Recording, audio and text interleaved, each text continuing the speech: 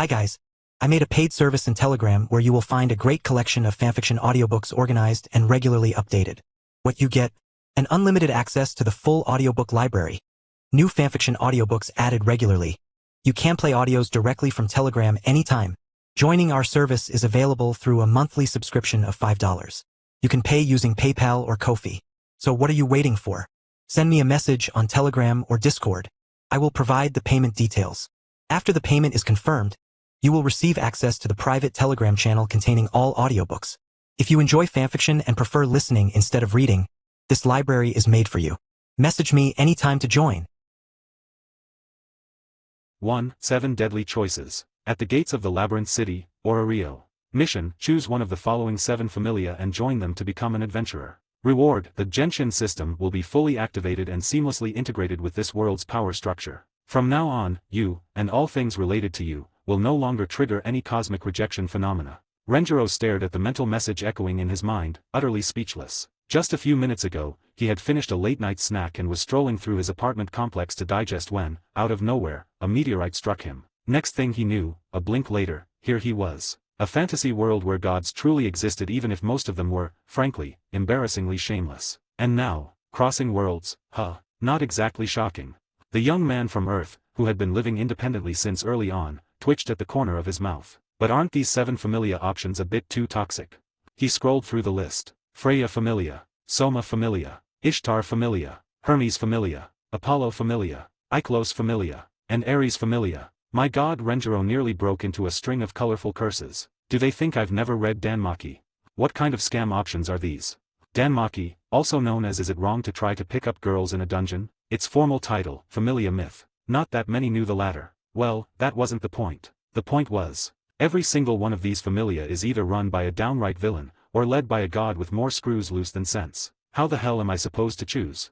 At that moment, Renjiro had the very real urge to take his hands off the keyboard and quit the game altogether. He almost wanted to refuse the so-called reward. Genshin system. Like I care. Who needs it anyway? Notice, the host is considered an anomaly in this world. Failure to complete this mission within 3 days will result in immediate expulsion from the universe, complete annihilation. Damn it. So they randomly toss me into this world, and if I don't play along, I get a one-way ticket to oblivion. Dark. Too damn dark. With no choice, Renjiro had to abandon his dignified refusal and ask the obvious. Can I switch familia later? Switching, in Danmaki terms, meant transferring to another familia, provided both gods agreed to it. And Renjiro wasn't just any newbie. He was a Danmaki veteran. Sure, he was a bit of a casual when it came to the mobile game, but he knew the lore and settings inside out. That knowledge was his only lifeline. Answer: the system only requires one initial fauna, God's blessing, as a medium to integrate with this world's power structure. Afterwards, there are no restrictions. Oh, that's a relief. Renjiro exhaled. But then, wait a second. He spotted the catch. If all you need is a fauna, doesn't it make zero difference which familia I join? Take Hestia familia or Loki familia, for instance. Both were prime spots in the story. It was almost as if the system could read his mind. Answer: approaching the main character's faction before full integration would draw the attention of the world's will. The danger level is too high. Fair point. Still, if that's the case, wouldn't it be smarter to join some unknown side familia instead of these obvious ones?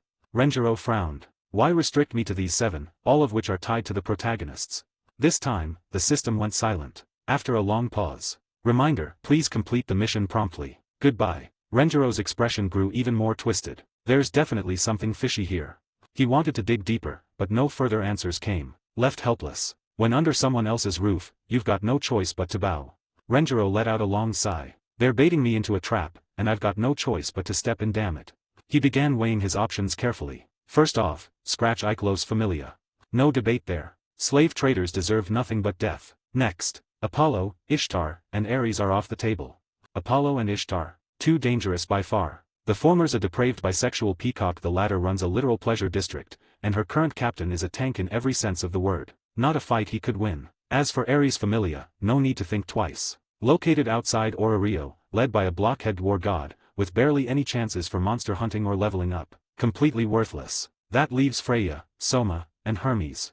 Truth be told, he didn't want any of them either. Freya familia? Forget it. Once you're in, you're never leaving. Besides, they were the top power in Rio. It wasn't even guaranteed they'd let him in. Hermes familia? Working under that god of fun. Just look at their captain, Asfi, who was basically treated like a tool. That alone killed half his motivation. And let's not even get started on Hermes' shady side plots. Which left? Soma Familia. Renjiro finally settled on a choice. I'll go with them, for now. It wasn't a glamorous pick, but the Familia was weak. Their current captain was only level 2, and their god didn't care much about running things, which meant if it came to it, wiping out the Familia and transferring elsewhere would be simple. After all, except for Ares Familia, every other option has at least level 3 powerhouses. In short, he'd pick the softest target. Of course, deep down, he knew full well, right now, he was the softest target of them all, which meant achieving his goal would take a lot more effort. Say that again. Within the labyrinth city of Orario, there were a few rules every adventurer needed to remember. First, gods were forbidden from leaving the city without reason. Second, registered adventurers could not remain outside the city for extended periods, several months at most, unless given a special commission. Third, Olewa, Ganesha da. Well, as long as you knew that loudmouthed elephant-headed god, you could treat some of those rules as background noise. Of course, Renjiro, a newcomer, had no such connections with the city's resident attention grabber. Fortunately, first-time arrivals in Orario weren't required to show any kind of entry permit. A guild employee had explained it to him like this. Orario is the center of the entire world. Every day, hundreds, even thousands, of people come here, dreaming of becoming adventurers. If we had to thoroughly investigate every single one of them, we'd never finish our work. And besides, this isn't like 7 or 8 years ago, when the Evilus faction ran rampant. So now we just use this magical device to scan for fauna. If you've never received a god's blessing, and you're not an enemy spy or criminal, you're free to go. As the guard waved a crystal sphere over Renjiro's back and confirmed he was just an ordinary human, he was allowed through without fuss. And it made sense. By common logic, a regular person trying to stir up trouble in a city filled with adventurers is like holding a lantern in a cesspit, begging to die. Of course, Renjiro could already think of at least 9 methods of causing trouble without being caught. But for now, he had no such intention. Besides, Evilus.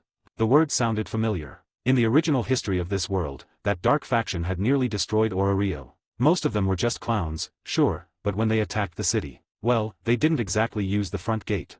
With that thought, Renjiro stepped into Orario proper. He was self-aware enough to know that countless eyes were already on him. After all, these modern clothes, yeah, I stick out like a sore thumb. When that meteorite had sent him here, all he'd had on him were a wallet, a set of keys, and his smartphone. If it weren't for that cursed 7 choices mission, he would have gone straight for either Hestia Familia or Loki Familia. Instead, here he was, empty-handed and worrying about not even having a weapon for self-defense. First things first, I need to find Soma Familia's base. That kind of detail wasn't in the original story, so he'd have to get it firsthand. And since Orario obviously didn't accept Chinese yuan, Renjiro was flat broke. If I don't finish this starter mission today, I'll be sleeping on the streets tonight. Orario's streets at night, ugh. That was basically suicide. The guard might have said Evilus wasn't rampant anymore, but that didn't mean adventurers here were all saints. Even with Ganesha Familia acting as the city's peacekeepers, Orario wasn't much different from a lawless zone. People dying was common. And if by some miracle he survived, all the little property I have would be stripped away.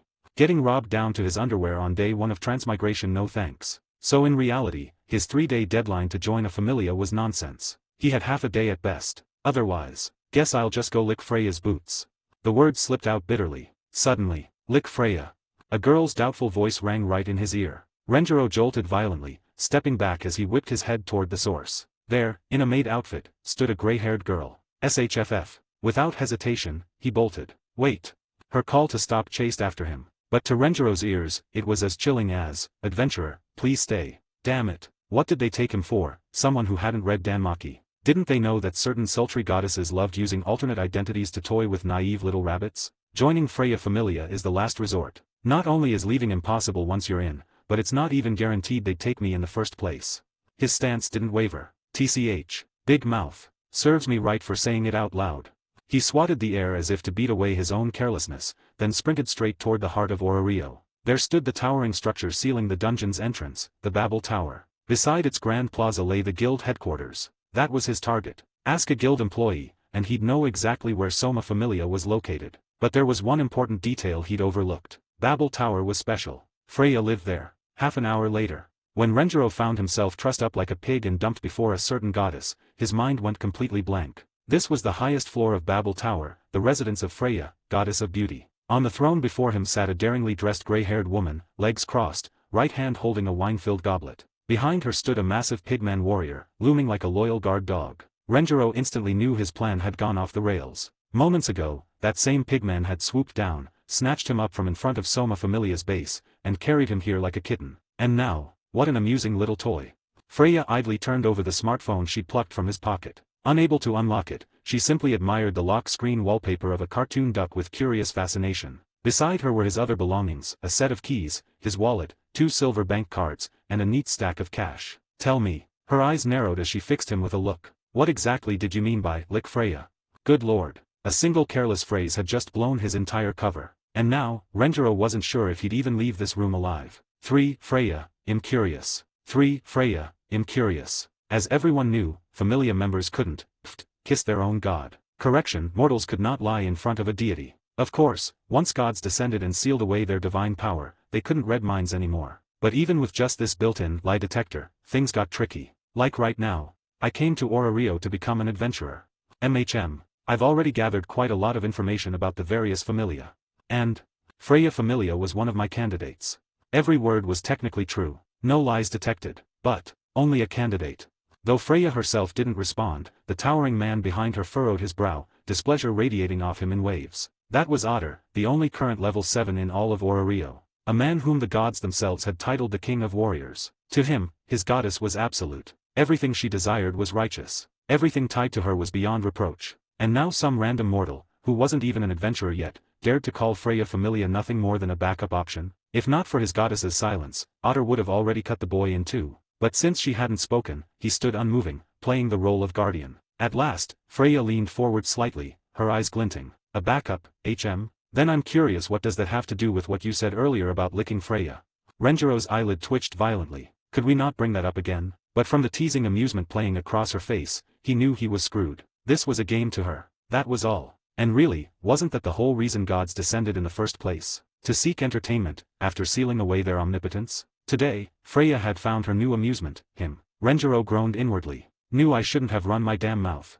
If not for that slip, he would have already used his earthly treasures, like his smartphone, to slip quietly into Soma Familia. Once the so-called Genshin system activated, dealing with a measly level 2 captain would have been child's play. He could have either seized Soma Familia for himself, or switched to another familia later. Anything was better than this. Most of all, he valued freedom. And now, in my world, he began, forcing a smile, there's a term for people who endlessly flatter and debase themselves for someone who doesn't even like them. Even knowing they'll be used and discarded, they still stick around, shamelessly clinging on. We call them bootlickers.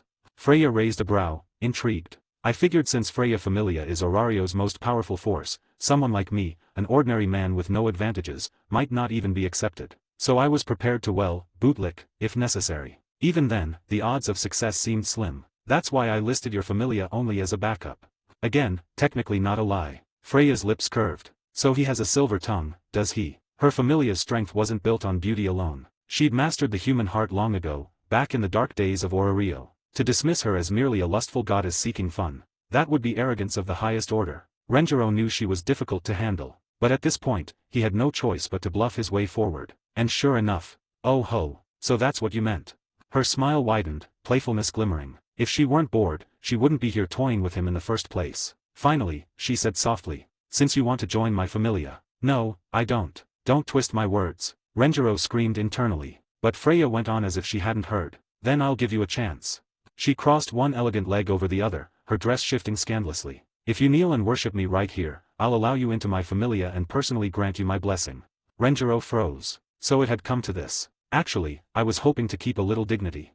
You seem to already know my greatest secret. Freya cut him off smoothly, her smile sharpening. Otter, if this mortal refuses my generosity, you can deal with him. Yes, Freya-sama. A wave of killing intent surged from Otter, cold and suffocating. He'd wanted to kill the boy from the start, and the thought of Freya personally blessing him only made it worse. After all, within Freya Familia, there was an unspoken truth every member knew. Each was granted the right to spend one night with their goddess, but never two, never three, because after one night, no one could resist being utterly conquered, not even other gods. Otter, loyal as he was, still couldn't stomach watching such a thing happen again. And Renjiro was staring down the most important decision of his life. Dignity or survival? He thought for a second and a half. Could you untie me first? SHHHK. A massive greatsword flew past his shoulder, severing his bonds. Hardcore untying. He lost a few strands of hair in the process, but he was free. Straightening, Renjiro walked forward, knelt on one knee before Freya's throne, and, like a knight, took her hand in his and pressed his lips lightly against it. Kneel and lick. Mission accomplished. Damn, I'm a genius. There are currently 5 active fanfictions on Patreon, with over 466 plus advanced chapters available across them. From Naruto onwards, I control time up to chapter 293. Haikyuu, Rise of Sengoku up to chapter 229. Danmachi, Is It Wrong to Aspire to Be an Adventurer? Up to chapter 97. Legend of Hogwarts, Harry Potter X League of Legends, up to chapter 135. I Am Luffy, Partner System Online, One Piece, up to chapter 118. 4. Renjiro's Status. 4. Renjiro's Status. Perhaps she had grown bored of the game, or maybe she'd simply thought of some other, more entertaining amusement. For whatever reason, Freya ultimately chose not to make things too difficult for Renjiro. At any rate, after that little unique twist of a humiliating display, the sultry goddess did keep her promise. She personally conducted the ritual to grant him her divine blessing, when it was just the two of them in the room. The moment a drop of her divine blood touched him, both Renjiro and Freya widened their eyes in shock. For Renjiro, the surprise came from the torrent of information pouring into his mind with the activation of the Genshin system, a reward for completing his initial quest. He was still in the middle of digesting it. But for Freya, she was utterly stunned by Renjiro's personal status. Beneath the freshly engraved familia crest on his back, a row of sacred runes spelled out words she had never expected to see. Higashikata Renjiro. Level, LV.1. Abilities, Strength, I-0, Endurance, I-0, Dexterity, I-0, Agility, I-0, Magic, I-0. Skill, Starry Abyss. Magic, Paimon Time, Manifestation of the Demon God. Genshin Descent, Descent of the Astral Gods. Traveler Twins. It was common knowledge that when mortals of the lower world receive the blessing of a deity, there was always a chance they might awaken an innate magic, or else acquire one through arcane grimoires. And Freya, being the head of the most powerful faction in Orario, certainly never lacked for such grimoires, those priceless tomes that disintegrated into useless ash after a single reading, each worth a fortune. In the threads of fate yet to come, she would even bestow one upon a certain rabbit. But now, what lay before her eyes was far beyond that. Magic, Paimon Time, Manifestation of the Demon God. Incarnation Summoning Magic. Summons the temporal demon god Paimon as an avatar to assist in battle. Paimon wields the powers of time stop and time acceleration. During use, neither the outside world can affect her, nor can she affect it. Paimon possesses a spatial inventory, capable of storing even massive structures, and spatial teleportation. Anchored points must be set beforehand. Range infinite number of anchors. Hosts level +1. Paimon enjoys infinite stamina and flight via levitation. Her physical abilities remain equal to the host's pre-blessing level, that of an ordinary human. Paimon's soul is a replica of the host's, sharing all memories and information instantly, without limit of distance. Additional effects remain locked. Chant, None, can be activated instantly by thought alone. Dispel phrase, we'll explore this area another time. Magic, Genshin Descent, Descent of the Astral Gods. Incarnation Summoning Magic. Summons avatars of astral deities, each mastering one of the 7 elements. Summons are obtained via a daily drawing at 4 AM, with chances to receive various weapons. Specific probability rules apply. Each astral avatar has an independent status page. The maximum number of avatars present at once hosts current blessing level +4. Avatars can trigger elemental resonance and elemental reactions with one another. No friendly fire between avatars. All avatars are equipped with wings of wind. All avatars have hostility sense. Each avatar carries a field compendium, including maps. Avatars' level caps increase as the host's level advances. Current cap, LV.20. Being energy-based lifeforms, they suffer no permanent damage if defeated. They vanish and revive in 7 days. Their exclusive weapons possess the absolute property of indestructibility. Each avatar carries a soul fragment replicating the host's, with infinite range memory sharing. Additional effects remain locked. Chant, Gather Here, Ye Stars. Dispel phrase, Ancient Battlefield, Darkness Descends. Magic, Traveler Twins. Transformation Magic. The host splits into the Traveler Twins, Ether and Lumen. The luminous twins are attuned to all elemental forces. They can wield multiple elements simultaneously and even fuse them. Elemental access unlocks progressively with the host's blessing level, currently unlocked, Wind. Both twins are equipped with wings of wind. Both twins have hostility sense. They can trigger elemental resonance and elemental reactions with astral avatars. Traveler Ether is directly controlled by the host's consciousness. Traveler Lumen bears a replicated soul of the host, sharing memories infinitely across any distance. Additional effects remain locked. Chant, Toward the Stars and the Abyss. Dispel phrase, The world has rejected me. For the vast majority of mortals in the lower world, even those blessed by a deity, possessing 3 spells was the absolute limit. Note, the powers and abilities described for characters in this fanfic including Paimon Time and Genshin Descent are entirely fan-made. They are not part of the official Genshin Impact lore or game mechanics. I created them purely for the fanfic. Please enjoy this fictional take on the world. There are currently 5 active fanfictions on Patreon, with over 466 plus advanced chapters available across them. From Naruto onwards, I control time up to chapter 293. Haikyuu, Rise of Sengoku up to chapter 229. Danmachi, Is It Wrong to Aspire to Be an Adventurer? Up to chapter 97. Legend of Hogwarts, Harry Potter X League of Legends, up to chapter 135. I Am Luffy, Partner System Online, One Piece, up to chapter 118. 5. Renjiro's Status. 5. Renjiro's Status. Of course, every rule has its exceptions. For instance, Riverieljo's elf, vice captain of the Loki Familia, an elf of royal blood, hailed as the strongest mage in the city. Her 3 spells could each be cast in 3 distinct chant phases, producing different effects. Because of this, the gods had honored her with the title of the Nine Hells Princess. And then there was Lefia Virides, also of the Loki Familia and considered Riveria's student. The young elf girl possessed a unique summoning magic called Elf Ring, allowing her to cast any elven spell she knew the chant and effect for. This earned her the divine epithet of the Thousand Spells Elf. To be honest, if either of those two had been male, Freya would absolutely have fought Loki for them. At the very least, she would have felt the urge to. And now, another exception has appeared. Truthfully, Freya had seen her share of clone magic before. For example, one of her everyday disguises, a waitress named Seer, had a co-worker, Chloe Rollo. Once a top assassin known as the Black Cat, Chloe wielded a spell that allowed her to create tangible illusions. A troublesome and powerful ability. But compared to the boy before her, this is the first time I've found such a gifted elite without even using my eyes.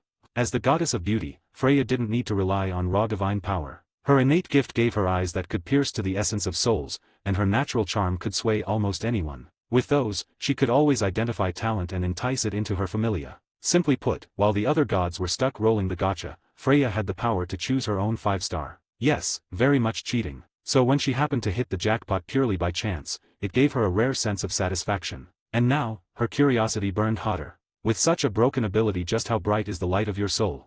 When a god bestows their blessing, the familia crest is always engraved upon the recipient's back. At that moment, Renjiro lay bare-chested on a large bed, while Freya sat at his side, dripping her divine blood onto him. There hadn't been much physical contact between them. Until Renjiro stiffened in alarm. To his horror, the alluring goddess seemed to have quietly climbed on top of him. In that instant, the young man knew he was facing yet another critical life decision. First of all, it was common knowledge that every member of Freya's familia had, at one time or another, shared a night with her. Ahem, not the kind you'd roll for in a gacha banner. And if you counted the male gods of heaven as well, her record became even more terrifying. Now, if Renjiro didn't hold back his trigger, he would have the chance to outdo every single one of them. The thought alone made his pulse quicken. But it was dangerous. Extremely dangerous. He could already imagine walking around the familia's home, glancing at each member and thinking, "Yup, I beat you to it." Too easy to attract hatred. And worse, what if Freya later set her eyes on someone else? Say, a certain red-eyed rabbit boy. Then it would be his turn to graze the lush green meadows.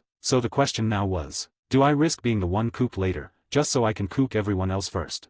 Faced with this brutal dilemma, Renjiro thought for a whole second and a half, and finally decided, I'd better not test the mighty river crab of censorship.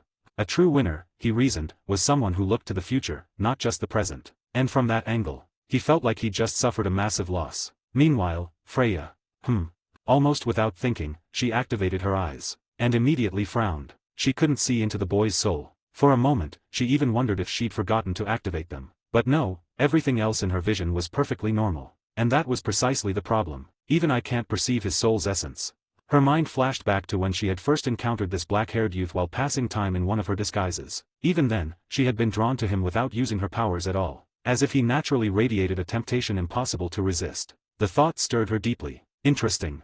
Still astride Renjiro, Freya's eyes narrowed as she licked her lips. Perhaps today's little, unexpected delight, is really a grand feast yet to be served. Her slender fingers traced along his back. Slowly, she leaned down closer. Renjiro jolted, shivering. He could faintly feel something far too soft pressing against him. His thoughts raced at lightning speed. To protect his future, he needed to act fast. How do I break through these soft cough? How do I escape before I fall victim to her deadly charm? There has to be a way to shatter this dangerous, seductive atmosphere instantly. And then it hit him. What if I pull a move? There are currently 5 active fanfictions on Patreon, with over 466 plus advanced chapters available across them. From Naruto onwards, I control time up to chapter 294. Haikyuu, Rise of Sengoku up to chapter 231. Danmachi, Is It Wrong to Aspire to Be an Adventurer? Up to chapter 97. Legend of Hogwarts, Harry Potter X League of Legends, up to chapter 136. I Am Luffy, Partner System Online, One Piece, up to chapter 119. 6. The Possibility of a One-Man Party. 6. The Possibility of a One-Man Party. In the end, Renjiro didn't act on the rather wild idea that had popped into his head, because if he crossed the line, he worried Freya might fly into a rage, call Otter in, and have him chopped into pieces on the spot. So instead, ha ha ha. When his more outrageous tricks to shatter the sultry mood were off the table, Renjiro resorted to the next best thing, tickling Freya. Fortunately, the goddess of beauty wasn't entirely immune to ticklishness. Otherwise, he really wouldn't have known how to handle what came next. In any case, after some harmless fooling around. Humph, take it. This is your personal status. Freya, it seemed, had noticed his subtle refusal. Perhaps she was saving the main course for another time. Unable to read the essence of his soul, she couldn't derive the pleasure she usually enjoyed, so she didn't press further. Instead, she handed him a sheet of parchment, on which she had neatly translated and copied all of his stats. As Renjiro reached out to take it, she gave him a reminder. Your abilities are a bit too unusual. I've locked and hidden everything. Though, be warned, there's a drug on the black market that can unlock statuses. If you don't want trouble, keep your guard up. Of course, my familia has never been afraid of trouble. As for you, do as you see fit. When she spoke that last line, Freya radiated sheer, unshakable confidence. The kind of arrogance that came from her immense power and influence. Unfortunately for her. MHM.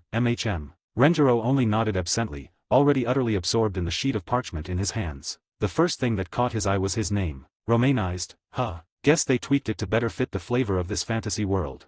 Not bad. If people assume I'm from some far eastern land here, it'll save me a lot of questions.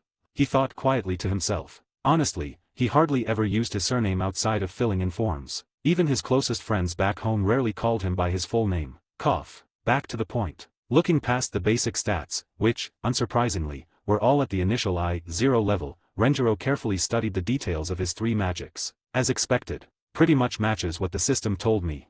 That confirmed his confidence. So he shifted his focus to his sole unique skill. Ad Astra Abyssosk, Starry Abyss. Greatly enhances the efficiency of mana recovery. While under the stars, recovery doubles. Beneath the night sky, recovery doubles again. The closer one is to an area tied to the concept of the abyss, the faster the recovery. Now that's good stuff. Without a doubt, this skill was exactly what Renjiro needed. A lifeline in the snow. Because according to the system, while each of his Genshin avatars had their own independent status, in practice, Renjiro was like a master from the Fate universe. More specifically, like Fujimaru Ritsuka, able to support multiple servants simultaneously thanks to a certain round table vow. In other words, even though Paimon Manifestation and Traveler Twins didn't consume much mana on their own, as soon as he used Genshin Descent, his magical expenses skyrocketed. So if his mana recovery could keep doubling, given time, I could eventually sustain a full power, all hands on deck state around the clock. The thought filled him with anticipation. For now, let's see at my current blessing level, LV.1, I can maintain up to 5 avatars in the field at once, as long as I have enough character cards. With my initial mana pool running full capacity, all 5 avatars at once, I can last about 3 minutes. Fewer summons means longer uptime. A solo avatar could fight alongside me for 15 minutes. But if I'm under the night sky, or better yet, within an abyss-like zone, I can stretch that time further. And if I only combine Paimon Manifestation and Traveler Twins, both low consumption spells, I can still fight at full output for about the same duration.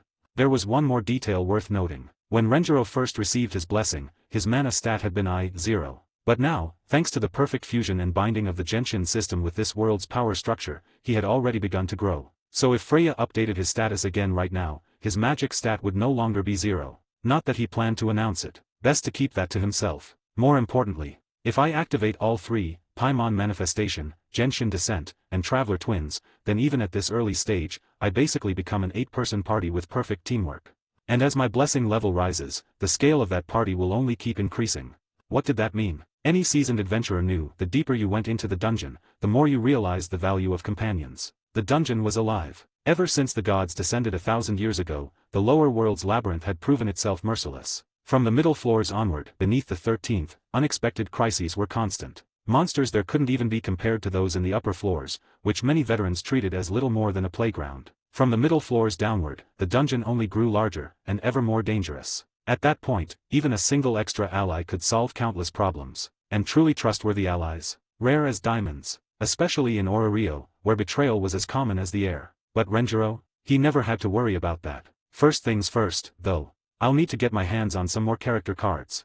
There are currently 5 active fanfictions on Patreon, with over 466 plus advanced chapters available across them. From Naruto onwards, I control time up to chapter 295. Haikyuu, Rise of Sengoku up to chapter 233. Danmachi, Is It Wrong to Aspire to Be an Adventurer? up to Chapter 97. Legend of Hogwarts, Harry Potter X League of Legends, up to Chapter 137. I Am Luffy, Partner System Online, One Piece, up to Chapter 120. Playing Genshin Impact in Danmachi, Danmachi X Genshin Impact, up to 51. 7. The First Day of an Adventurer, 1/2. According to the system's prompts, and the detailed explanation of the spell Genshin Descent, if Renjiro wanted to obtain new characters or weapons, he first had to verify his bloodline. In simpler terms, roll the gacha. And the rules tied to it gave him an overwhelming sense of déjà vu. The basics were as follows. The Genshin system had only one banner, a single, all-inclusive comprehensive pool. Within it, Renjiro could set a path, choose a target, for either a 5-star character or a 5-star weapon.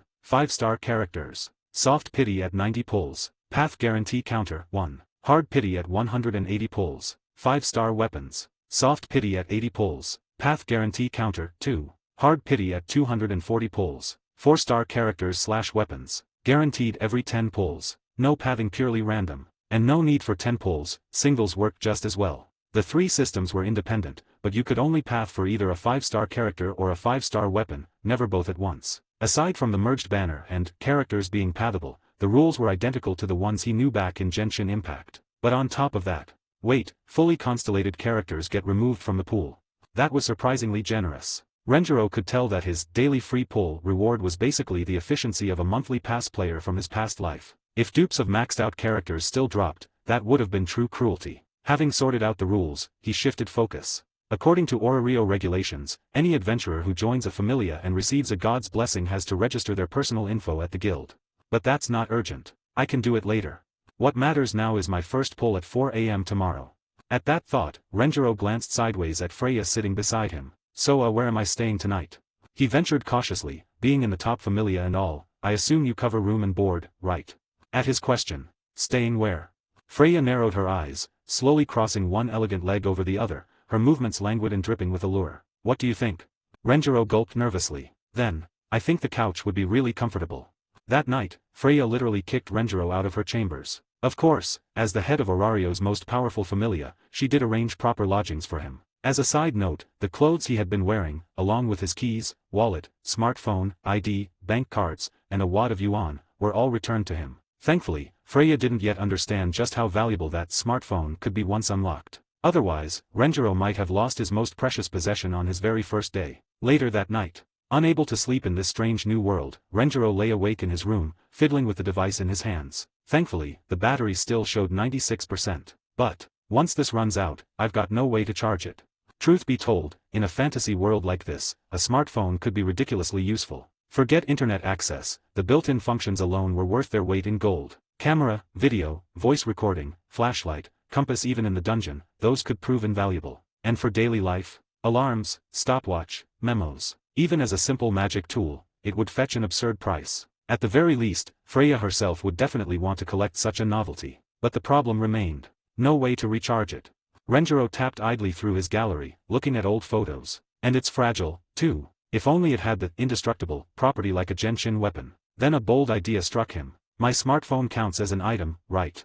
So if I let someone else hold it, or maybe stash it in my inventory bag. He decided to test it immediately. To avoid drawing attention, he quietly sat up and activated the lowest key spell he had, Paimon Manifestation. No chant needed, just a single thought. A tiny figure, about the size of a toddler, appeared floating before him. The crowned little mascot of Genshin, Paimon. This miniature cutie shared the same soul link as Renjiro. Their senses and memories could synchronize at will. And when he cautiously handed the smartphone to her, the instant Paimon grasped it. No way, it actually works. A grin split across Renjiro's face. He couldn't hold back his excitement. Clenching a fist, he whispered, hell yes. Because now, the phone he'd brought from his old world, once registered as a system item, it's granted infinite energy, and becomes completely indestructible. From now on, Paimon can hold it. With her floating around, it's basically like having a flying drone with a built-in flashlight. From Naruto onwards, I control time up to chapter 298. Haikyuu, Rise of Sengoku up to chapter 237. Danmachi, Is It Wrong to Aspire to Be an Adventurer? Up to chapter 97. Legend of Hogwarts, Harry Potter X League of Legends, up to chapter 140. I Am Luffy, Partner System Online, One Piece, up to chapter 123. Playing Genshin Impact in Danmachi, Danmachi X Genshin Impact, up to 53. 8. The First Day of an Adventurer, 2 halves. Renjiro also handed over his keys and wallet, letting Paimon store them inside her inventory bag. These were the last mementos of his past life, the most precious reminders of where he came from. The next day, heading to the guild to register his personal information wasn't difficult for Renjiro. The problem was, do we really need to make such a big show of it? In the guild's grand hall beside Babel Tower, a hub for adventurers to gather quests, trade, and exchange monster materials, a large crowd had gathered to gawk. And for good reason. The strongest adventurer in Orario, the city's only level 7, the man hailed as the War King, Orario's so-called last line of defense. Otter himself had shown up. For a celebrity of his stature, every movement drew attention. He almost never came to the guild in person. Even when he did delve into the dungeon, the materials he brought back were so valuable that transactions were arranged privately with other familias. Ordinary currency exchanges were handled by dedicated members of the Freya familia, never Otter himself. So his appearance here was an extremely rare event. And now this tower of a man was standing at the front desk, escorting a golden-haired boy and girl to register their adventurer records. Normally, someone from the strongest familia didn't need to go through such civilian procedures.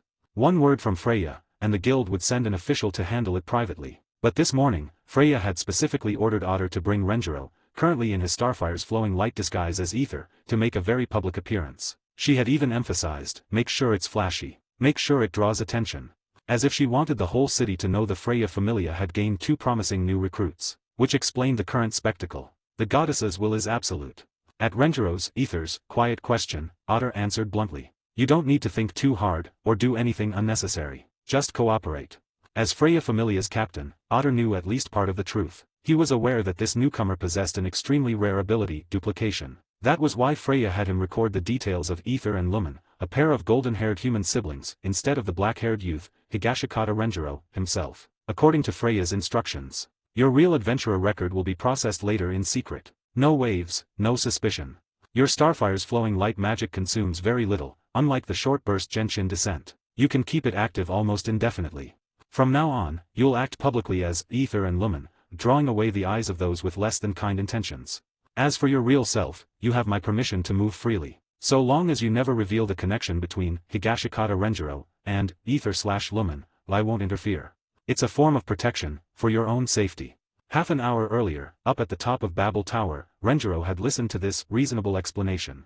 And if the alluring goddess hadn't worn that mischievous, teasing smile of hers the whole time, he might have almost believed her. But what could he do? When you're under someone else's roof, you bow your head. The truth was, even with his system and 3 absurdly overpowered spells, he wasn't remotely Otter's equal. Not yet. Forget Otter, the level 7 War King, even the familia's level 6s, 5s no, even the 4s, 3s, or 2s, he couldn't defeat them right now. Not when his Genshin doubles hadn't even had the chance to start leveling up. So for now, he swallowed his pride. At last, your registration is complete.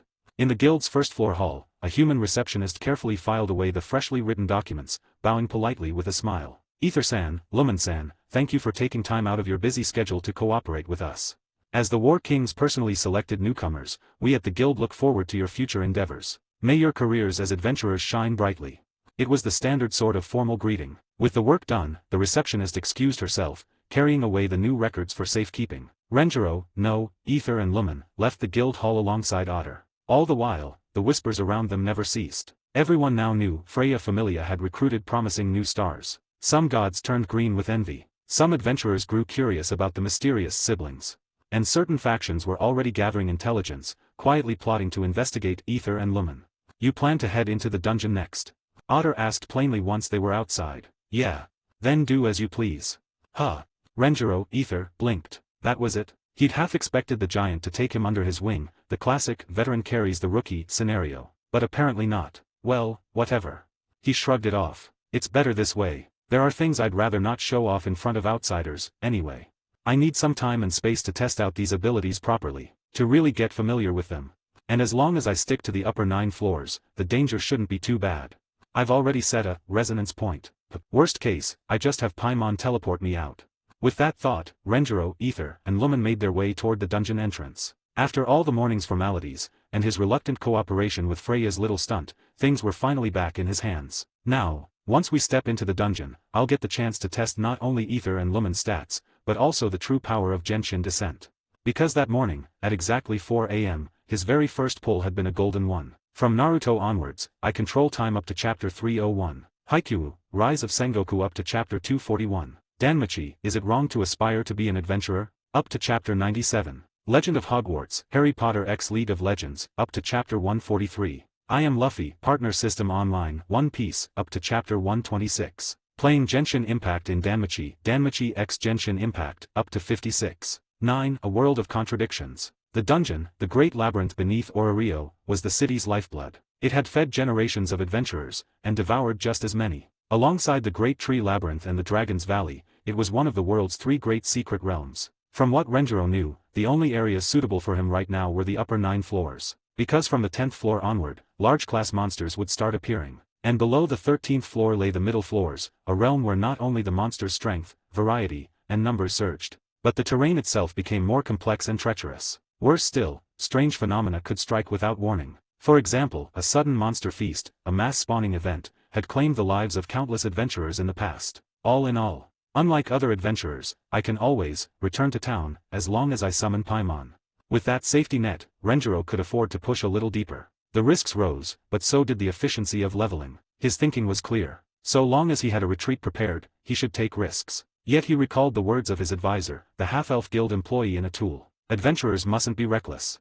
She said it out of kindness, because she didn't want to see people she cared about die. But reality was cruel. The truth was, if an adventurer never took risks, they would never break past their limits. And when the prophesied promised day arrived, when disasters unbound themselves across the land, if no hero had risen, the world would end. Right now, Orario was too comfortable. Just as a certain evil god had once feared years ago. Yes, fewer adventurers died than before, but fewer and fewer true powerhouses were being born. The reason was simple. In the distant past, before the gods descended, humans had no blessing to rely on. They grew strong only by breaking through their own limits. The first to do so was the first hero, Argonaut. But when the age of heroes ended and the age of gods began, mortals gained divine blessings yet their lives grew less harsh. Too easy. The result? Over 1,000 years later, those capable of reaching the hero's realm, level 6 or higher, had become increasingly rare. Over a decade ago, when the Zeus Familia and Hera Familia still existed, Orario had even boasted a level 8 champion, and a level 9 empress.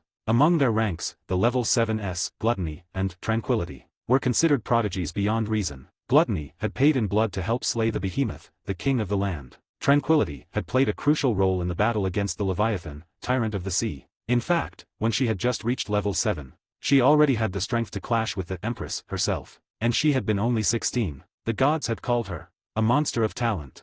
It was, without question, a golden age, until the one-eyed black dragon shattered it. But even then, they had reached a height no one since could touch. Now, only Otter remained as a level 7. The other level 6s had all been stuck at their limits for years. Their stats might improve, but none could break through. There was no doubt, if the promised day came, the world as it stood would have no chance of avoiding destruction. Renjiro's thoughts grew solemn. If this world follows the story I know, then the hero should be appearing soon.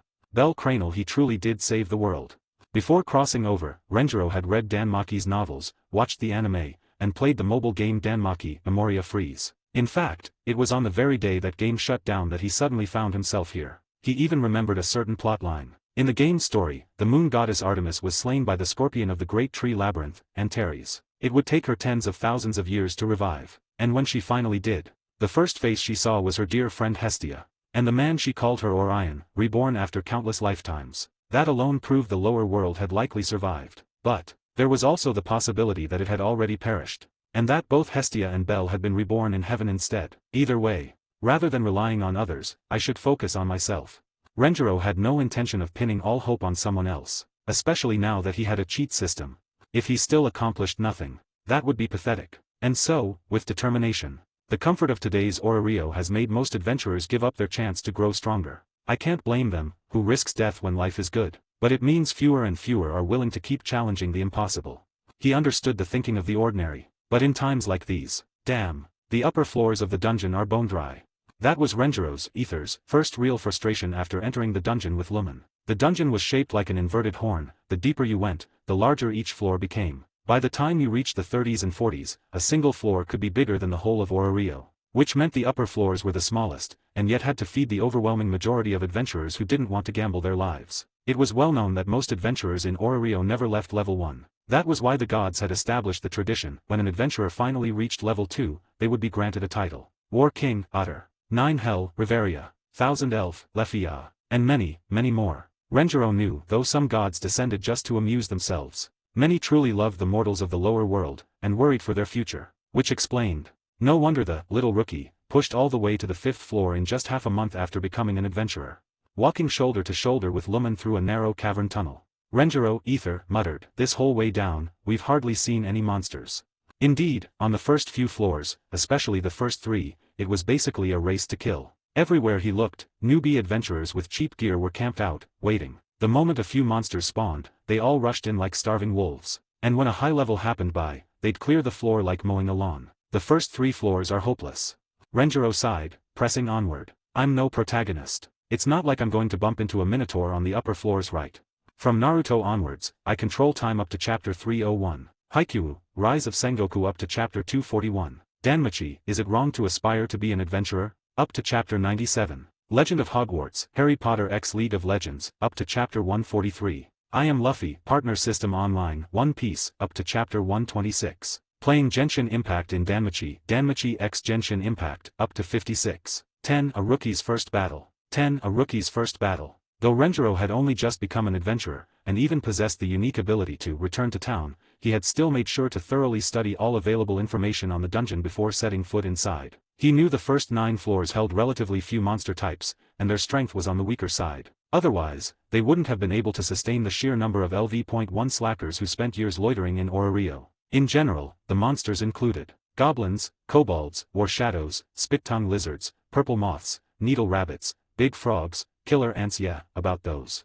Dungeon, 5th floor. Renjiro, Ether, and Lumen moved cautiously through the tunnel. Beside them floated a tiny figure holding up a lamp, Paimon, smartphone in hand. She now acted as their support role, fulfilling the tasks Renjiro had planned out beforehand. Using the phone's flashlight to light the way, and navigating with maps and photos stored on her device, aided by a compass app. By now, the routes of the dungeon's upper floors had been thoroughly mapped by generations of adventurers. Especially the first 9 floors, they resembled old, overmined caverns. Their roads forming wide U-shaped paths about 3 to 4 meters tall and wide. The ground was flat, and in larger chambers, even steps had formed to ease movement. Perfectly suited for combat. It was practically a newbie zone.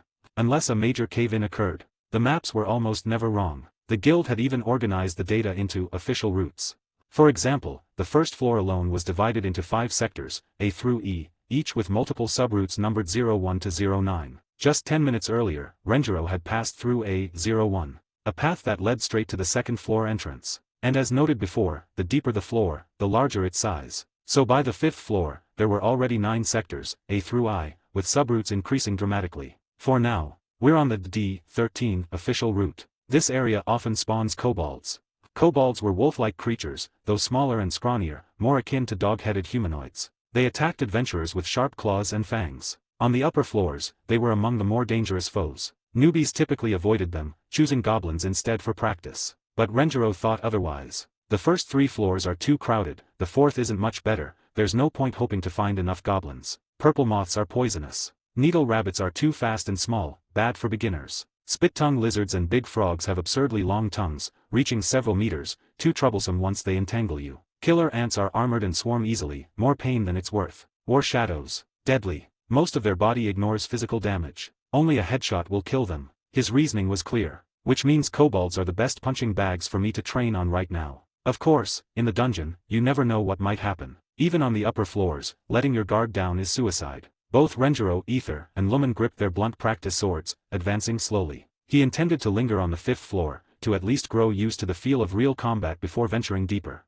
After all, before crossing into this world, he'd grown up in a modern city, and had never killed anything bigger than a mosquito. He knew that the first time a person killed, the body instinctively resisted, a natural biological response. He'd need time, even just a few minutes, to push through that resistance. What worried him most was, kobolds fight about as well as wild wolves back on Earth. Not as smart, though in fact, the upper floor monsters are all pretty brainless. They just charge head-on. Unlike the middle and lower floors, where monsters ambush, or even cross floors to hunt you. He reviewed this knowledge in his head, the benefit of having a clone body. Honestly, if he were alone, he would have stayed safe on the 1st floor, grinding goblins, even if it meant going home empty-handed on day 1. But now, when we meet monsters, I'll go first. You cover me. Renjiro, Ether, turned his head and spoke to Lumen. In truth, all 3 of them, including Paimon, could communicate telepathically, regardless of distance. But Renjiro wasn't yet used to such advanced powers, so he spoke aloud. No problem. Lumen's response was calm, her soul a copy of Renjiro's own essence. Just then, crack crack, the rocky wall nearby began to split open. From the seemingly solid earth, 3 wolf-like creatures clawed their way out. Their glowing red eyes immediately locked onto Renjiro's group, their gaze dripping with feral bloodlust. A low, guttural growl filled the air. Renjiro, Ether, instinctively took half a step back, his body moving on reflex. A rookie's reaction. But, just 3 kobolds. Perfect. He drew a deep breath, forcing himself to calm down. Even so, his arms and legs trembled slightly. The blunt sword, light enough for one hand, was now gripped tightly in both. Exactly as he had expected, he needed to adapt to the act of killing. Many raised in peaceful times would shake all over, not just at their first sight of blood, but even during their first real fight. Still, once they gained experience, once they had their first Renjiro believed he could overcome this weakness born of a life of comfort. The next moment, roar! The 3 freshly spawned kobolds lunged like wolves onto prey, charging straight for him. Renjiro's response? Like hell, I'm doing this the hard way. Instead of swinging his sword, he dropped his left hand from the hilt, spreading his fingers like claws, and shifted his right foot back as a pivot. Then, without hesitation, he unleashed his Enmo technique. Gale Vortex Blade. Gale Vortex Blade. Gale Vortex Blade. Harnessing the power of wind, the user creates a vacuum vortex in their palm, dealing continuous Enmo damage to enemies in front. When the skill ends, the vortex explodes, inflicting a larger, more powerful burst of Enmo damage. The technique was strikingly similar to the one wielded by the Enmo Archon's vessel, Jean, a pulling force combined with defensive power. In fact, Renjiro had once used it in Tiva to block Child's deadly blades. Now, thrum, thrum, thrum. The kobolds' charge was abruptly halted, their bodies dragged into the swirling vacuum. Wind blades tore at their flesh, blood spraying in thin lines. And then, boom! Their bodies burst apart into black mist, leaving only glowing magic stones. Crack! The delayed explosion of the gale vortex went off, shattering the freshly dropped stones into worthless dust. Damn it! Renjiro cursed. From Naruto onwards, I control time up to chapter 304. Haikyuu, Rise of Sengoku up to chapter 245. Danmachi, Is It Wrong to Aspire to Be an Adventurer? Up to chapter 97. Legend of Hogwarts, Harry Potter x League of Legends, up to chapter 146. I Am Luffy, Partner System Online, One Piece, up to chapter 129. Playing Genshin Impact in Danmachi, Danmachi x Genshin Impact, up to 59. 11. Basic attacks are a wonderful thing. Humans are a remarkably adaptable species. Even back in Renjiro's home world, a place that, on the surface, had no trace of supernatural power, it was this very adaptability that allowed humanity to gradually free itself from nature's grip on the food chain. And it was precisely thanks to this innate racial trait that, I think I've finally adjusted to the rhythm of combat here. 6 hours into his first dungeon dive, after cutting down yet another group of kobolds, Renjiro, Ether, came to this conclusion. By now, with Lumen's coordinated support, he could handle enemies easily, even without resorting to elemental powers, just using their pair of blunt swords. In the process, he had once again experienced firsthand the true advantage of his clone ability. Their teamwork was seamless. Time and again, Renjiro, Ether, would duck forward, and right on cue, Lumen behind him would sweep her sword in a wide arc, her slash tracing exactly through the space he had just vacated. In an instant, the enemy that had been focused on Renjiro would fall, killed by Lumen's blade. Without question, this kind of coordination, where a split-second delay would mean accidentally striking your ally, was impossible without long-term training and absolute trust. Yet Renjiro and Lumen could reproduce it effortlessly, over and over. The reason was simple, they were always linked by a spiritual connection. With that bond, no glances or signals were needed, each already knew what the other would do next. It was, in effect, this world's scuffed but effective version of a dual-blade combination technique. But back on topic. Thanks to this unique advantage, after fighting this long, I've gotten a decent handle on the Iron Wind sword style.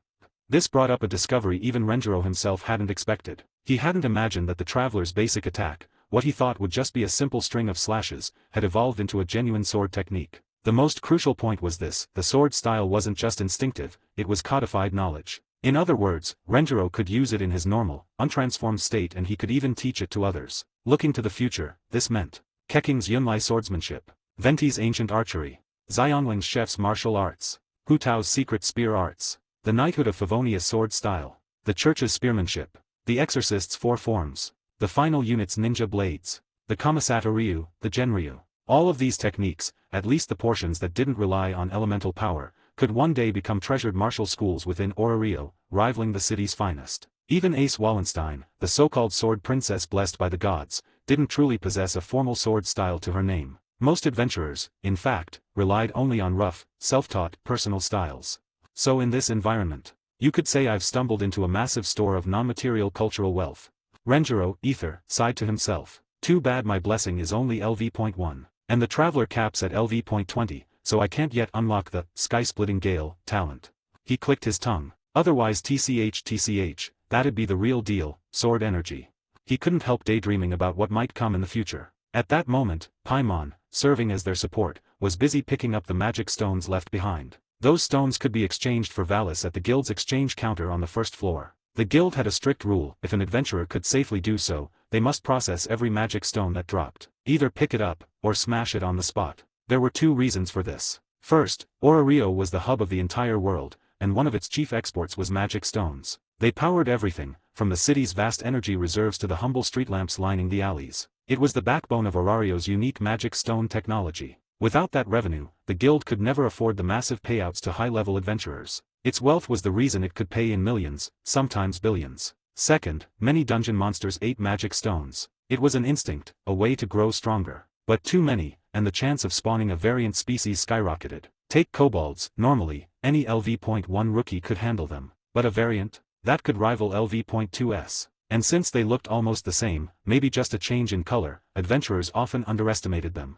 The sudden burst of speed, the lethal swipe of claws rookies couldn't react in time. Such first-sight kills had claimed countless lives. Even veterans weren't safe, a careless moment could cripple or kill, and unlike Renjiro's clone, they had no chance of coming back fully restored. Lesson learned: even the upper floors weren't absolutely safe. The guild wasn't willing to see even a single variant appear. So the rule of process every magic stone was enforced with zeal. That's why passing veteran adventurers either cleared the drops themselves, or left them for LV.1s to clean up. Right now, storage space really is a blessing.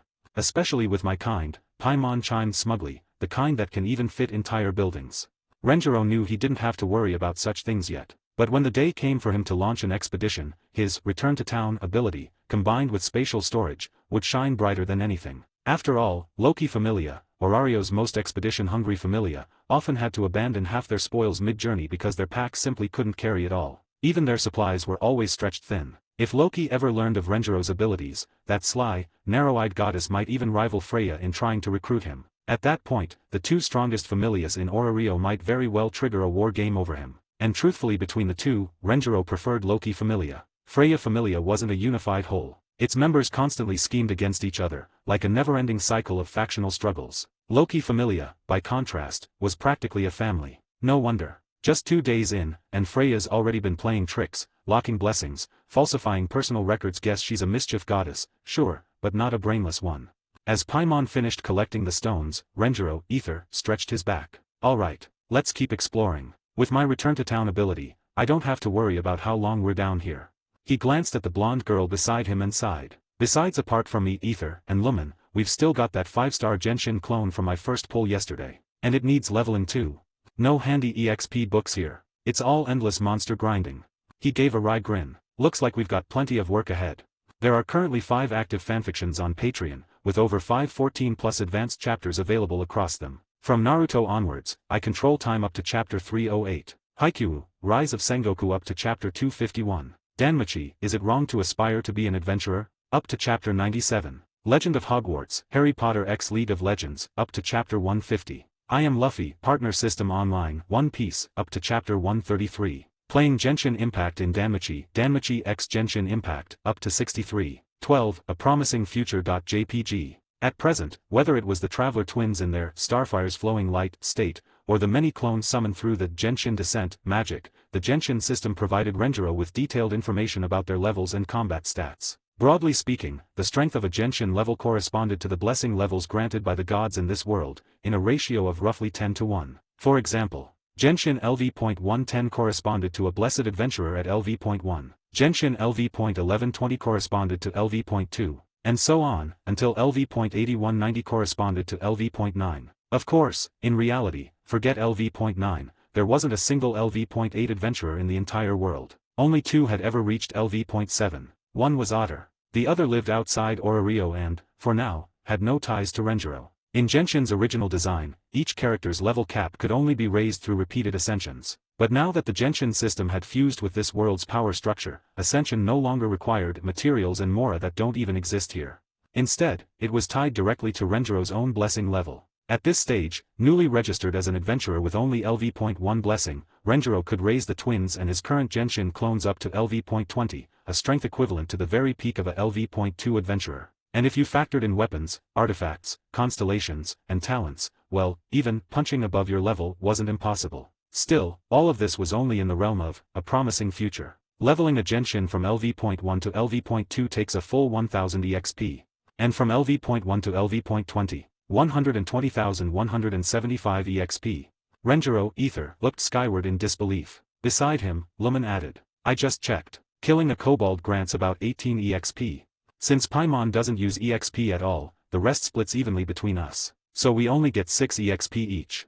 She paused, then calculated aloud. To hit LV.20 on just kobolds, we'd need 120,175 6. Over 20,000 kills. Renjiro, Ether, groaned, scratching his head. This leveling speed wasn't much different from normal adventurers with good talent. Most people's blessing levels didn't rise easily. Some never reached LV.2 their whole lives. Others stayed stuck for decades. Those rare few who managed to level in just a year were treated as core assets by their familias. Like the Sword Princess, who went from LV.1 to LV.2 in a single year, and still held the city's fastest level-up record. By that standard, Renjiro's pace was already on par. He had no right to complain. But Orario wasn't just numbers and levels. It was a city full of hidden currents. Here, if you lack strength, then bluntly put, everything you say is wrong.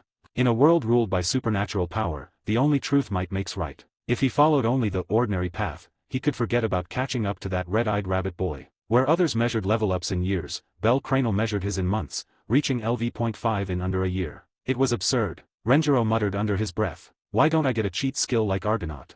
Then he sighed. Not that it would help. That thing needs emotions like pure admiration to activate. And I'm not exactly the type with a simple heart. Which only made his head ache more. Because, when my blessing finally hits LV.2, the Genshin level cap jumps to LV.40. And from LV.20 to LV.40, nearly 580,000 EXP. Renjiro finally understood. There was no chance of a leisurely grind. If he tried to level purely by farming common monsters, by the time he had an army of LV.9 Genshin clones, the promised day would already be at his doorstep. If only I'd arrived a few years earlier. No, that wouldn't have worked either. A few years ago, after the fall of the Zeus and Hera familias, the dark faction had run rampant. Back then, even the surface wasn't safe, people died regularly. 7 years ago came the 7 Days of Death, an event that nearly destroyed Orario. Tens of thousands of adventurers perished. Countless civilians died or were maimed. That's why you didn't see many veteran adventurers today. The old guard had sacrificed themselves to buy time for the next generation. They picked up their weapons one last time and almost all fell. That era was chaos. Nothing like the relative peace of now, where you could calmly explore the dungeon. One stray AoE, and you'd be gone. The promising talents of that era were assassinated by the dark faction before they could even rise. It was during those days that heroes were forged. Fin Diem, the braver. Riveriel Jos Alf, the Nine Hells. Gareth Landrock, the heavy champion, Elgram. Otter, the strongest. Alan Fromel, the goddess's chariot, Vanna Freya. Each had ascended through that crucible. LV.6s became LV.7s. LV.5s became LV.6s. And since then, for 7 whole years, no one has broken through. Only their stats had grown, not their levels. That was how rare a level up truly was. Even Ace Wallenstein, the Sword Princess herself, had been stuck at LV.5 for years. Above LV.5, from LV.6 onward, was called the hero's domain. And reaching that wasn't a matter of mere recklessness. It required grand feats. Like in the original timeline, when Ace reached LV.6 only after single-handedly challenging a deep-floor juggernaut, a monster normally requiring an entire Familia army. That was the kind of suicidal feat it took. Renjiro mused bitterly. If only Resurrection wasn't locked behind a full Constellation Kikai and a full Constellation Barbara otherwise, even Zhongli might have had to wait his turn. Because just before dawn, during his very first gacha pull, he had set the weapon banner pathing for none other than the retired Archon himself, the so-called professional caretaker of deadweight travelers, Zhongli. The good news, his first pull was a 5-star. No small pity required, his pathing was already locked in. Meaning within 3 months, he could start living like a salted fish, chanting the sacred words. Lord Zhongli, pain pain, shield shield. The bad news, but really? No healer, no shield, no cooking pot, no statues of the 7, and no life-steal weapons, and you give me Shao to start with. So the Demon Conqueror gets demoted to the Great Apple Monkey, huh? I'm hopeless with high skill, 1 HP playstyles. And he's in Mo, too. Renjiro grimaced. He knew Shao was strong, ridiculously strong. One of Laya's famed triple CS. But his limitations were brutal. His burst literally burned his own HP. At least Hu Tao had healing baked into her ultimate. Xiao was nothing but DPS at the cost of your life. Renjiro sighed again. Fine. For now, he can just sit in the back and soak EXP. It's not like we've got any real battles coming up. Once I get a healer or Zhongli, he'll shine sooner or later. For now, it was all just a promising future. There are currently 5 active fanfictions on Patreon, with over 514+ advanced chapters available across them. From Naruto onwards, I control time up to chapter 308. Haikyuu, Rise of Sengoku up to chapter 251. Danmachi, Is It Wrong to Aspire to be an Adventurer? Up to chapter 97. Legend of Hogwarts, Harry Potter x League of Legends, up to chapter 150. I Am Luffy, Partner System Online, One Piece, up to chapter 133. Playing Genshin Impact in Danmachi, Danmachi x Genshin Impact, up to 63. 13. The Grinder's Self-Cultivation, 1/2. 13. The Grinder's Self-Cultivation, 1/2. Truth be told, aside from someone as eternally reliable as Zhongli, the characters who would help Renjiro the most right now were healers and those who could deal damage or shield from the backline. For the first category, no explanation was needed. Jean, Kikai, Barbara, Seiyu, Kakamai, anyone would do. If he got lucky enough to pull Diana or Noelle, he'd even have access to a budget shielder. As for certain 2 true gods of 6-star tier, well, like he kept saying, there weren't any real wars to fight yet. So aside from healers, Renjiro placed great importance on characters who could pop a skill in a second, then retreat. After all, his own mana reserves weren't large. Maintaining Genshin Descent only let a single clone remain for about 15 minutes. Even with his high-efficiency mana recovery skill, Starry Abyss, he was still constantly strapped for energy. At best, it made Starfire's Flowing Light and Paimon times practically free to use. That was why characters like Albedo, Fiscal, Xiangling, Kakamai, Mona, Toma and especially Raiden Shogun, were invaluable. They could step in, drop a skill, and step back, dramatically improving Renjiro's combat endurance. Because the clone's elemental skills and bursts only had cooldowns, no mana costs. Even if bursts required energy particles, the system treated them as essentially free. In other words, as long as Renjiro had the right lineup and his mana reserves grew strong enough, his army of clones could become a true perpetual motion war machine. But for now, it's bad enough that my options are limited, and then they hand me a health-draining maniac on top of it. And according to the system, if a Genshin character dies, I have to exit Starfire's Flowing Light mode and return to my body to revive them, and they only come back with 35% HP. Sure, it's better than nothing but way too clunky to use. The only saving grace was that clones could still passively gain EXP while benched. Otherwise, Renjiro might have already despaired of leveling. In short, for this run, let's set a small goal. At the very least, I need to raise myself, Ether, Lumen, and Xiao to LV.10 or higher. I can't afford to have anyone on the team be paper thin. No sooner had he resolved this than, ugh, my liver hurts. OTZ, kneeling person. That night, Renjiro stayed in the dungeon without returning once. He didn't know that close to midnight, the goddess of beauty herself, Freya, had quietly visited his room atop Babel Tower. Finding that the teleport waypoint in his room remained active, and confirming the details in his personal information, she finally left, reassured of his safety. Then came the next day and Renjiro still hadn't returned from the dungeon. Since the waypoint was still present, Freya wasn't worried for his life. But then the third day came, then the fourth. A whole week passed, and Renjiro remained missing. At that point, even knowing he was alive, Freya's brow twitched in irritation. She was no pure pleasure goddess, that much was true. The reason the gods left heaven in the first place was to experience the dazzling variety of sensations brought by mortal life, since their divine omnipotence was sealed away. Lately, however, nothing much had amused her. Bored to death, she found herself curious about Renjiro's growth. After all, the boy possessed 3 bug-tier magics. Surely his first dungeon dive would offer her some delightful surprises. She had assumed she'd see results that very night. At worst, she thought, in a day or 2. Never had she expected him to go wild, so wild that he spent a full week in the dungeon without surfacing once. And by the looks of it, Otter. Yes. Go check on his condition in the dungeon. As you command. Inside the same top-floor chamber with its floor-to-ceiling windows, the warrior standing behind Freya's throne asked solemnly, Freya-sama, shall I bring him back? Freya fell silent, considering. Finally, she shook her head. No need. Just tell him that when he leaves the dungeon, he is to return to the Familia headquarters immediately. I want to see him. Until then, let him proceed at his own pace. For Freya, this was remarkably lenient. Otter, loyal as ever, had never seen her treat another member with such freedom. Normally, what Freya wished was absolute, first priority. But now, understood. Though he harbored some doubts, Otter was not one to question orders. That was why Freya trusted him above all others. Then I will depart at once. Go.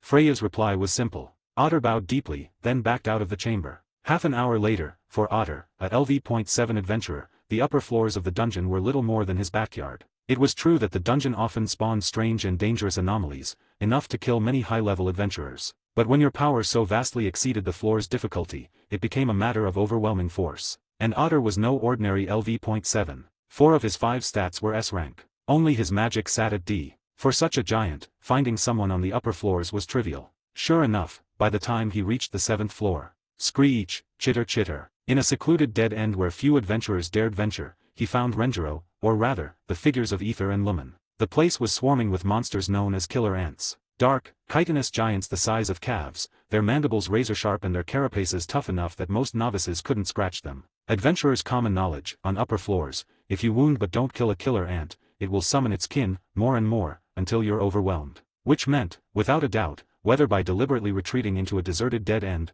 or by exploiting the ant's behavior to gather a swarm, Renjiro was doing something that most adventurers would never dare attempt. There are currently 5 active fanfictions on Patreon, with over 514+ advanced chapters available across them. From Naruto onwards, I control time up to chapter 313. Haikyuu, Rise of Sengoku up to chapter 257. Danmachi, Is It Wrong to Aspire to Be an Adventurer? Up to chapter 97. Legend of Hogwarts, Harry Potter X League of Legends, up to chapter 155. I Am Luffy, Partner System Online, One Piece, up to chapter 138. Playing Genshin Impact in Danmachi, Danmachi X Genshin Impact, up to 68. 14. The Grinder's Self-Cultivation, 2 halves. 14. The Grinder's Self-Cultivation, 2 halves. For someone with a return to city ability, and the means to fight endlessly without real cost, like the Traveler twins, this was heaven. Swish, swish, swish. Since both elemental skills and elemental bursts destroyed the monster's magic stones along with their bodies, a terrible loss in loot, Renjiro, Ether, and Lumen had been minimizing their use of Enmo powers these past few days.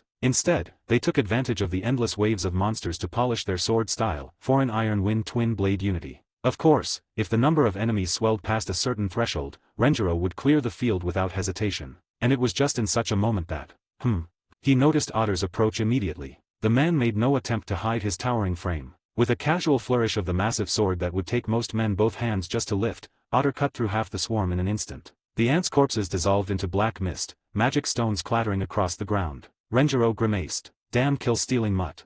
But knowing Otter was here with a purpose, he decided it was time for a mid-battle break. Together, he and Lumen turned, their twin blades flashing silver-gray and red-black. They cut down the half-dead killer ants that had been deliberately left alive to draw more. At last, the swarm found release. And now, one could clearly see that the weapons in their hands were no longer the basic Traveler's blades, but the Traveler's sword and the Dawn blade. These 2 3-star weapons had been among Renjiro's haul during the week's pulls. Compared to the 1-star starter weapons, they offered both substats and special effects. Traveler's sword, Ether's weapon, a red-black blade with dark gray ornaments. Substat, % defense. Special effect, restores 1% HP upon collecting elemental orbs/particles. In short, a self-healing sword. Dawn blade, Lumen's weapon, a silver-gray longsword. Substat, crit damage. Special effect, when HP 90%, crit rate plus 14%. Renjiro had already learned the terrifying synergy of crit rate and crit damage, true percentage boosts to raw power. This only made him more eager to obtain artifacts in the future. Best of all, he mused, these monsters' magic stones can be used as weapon fodder.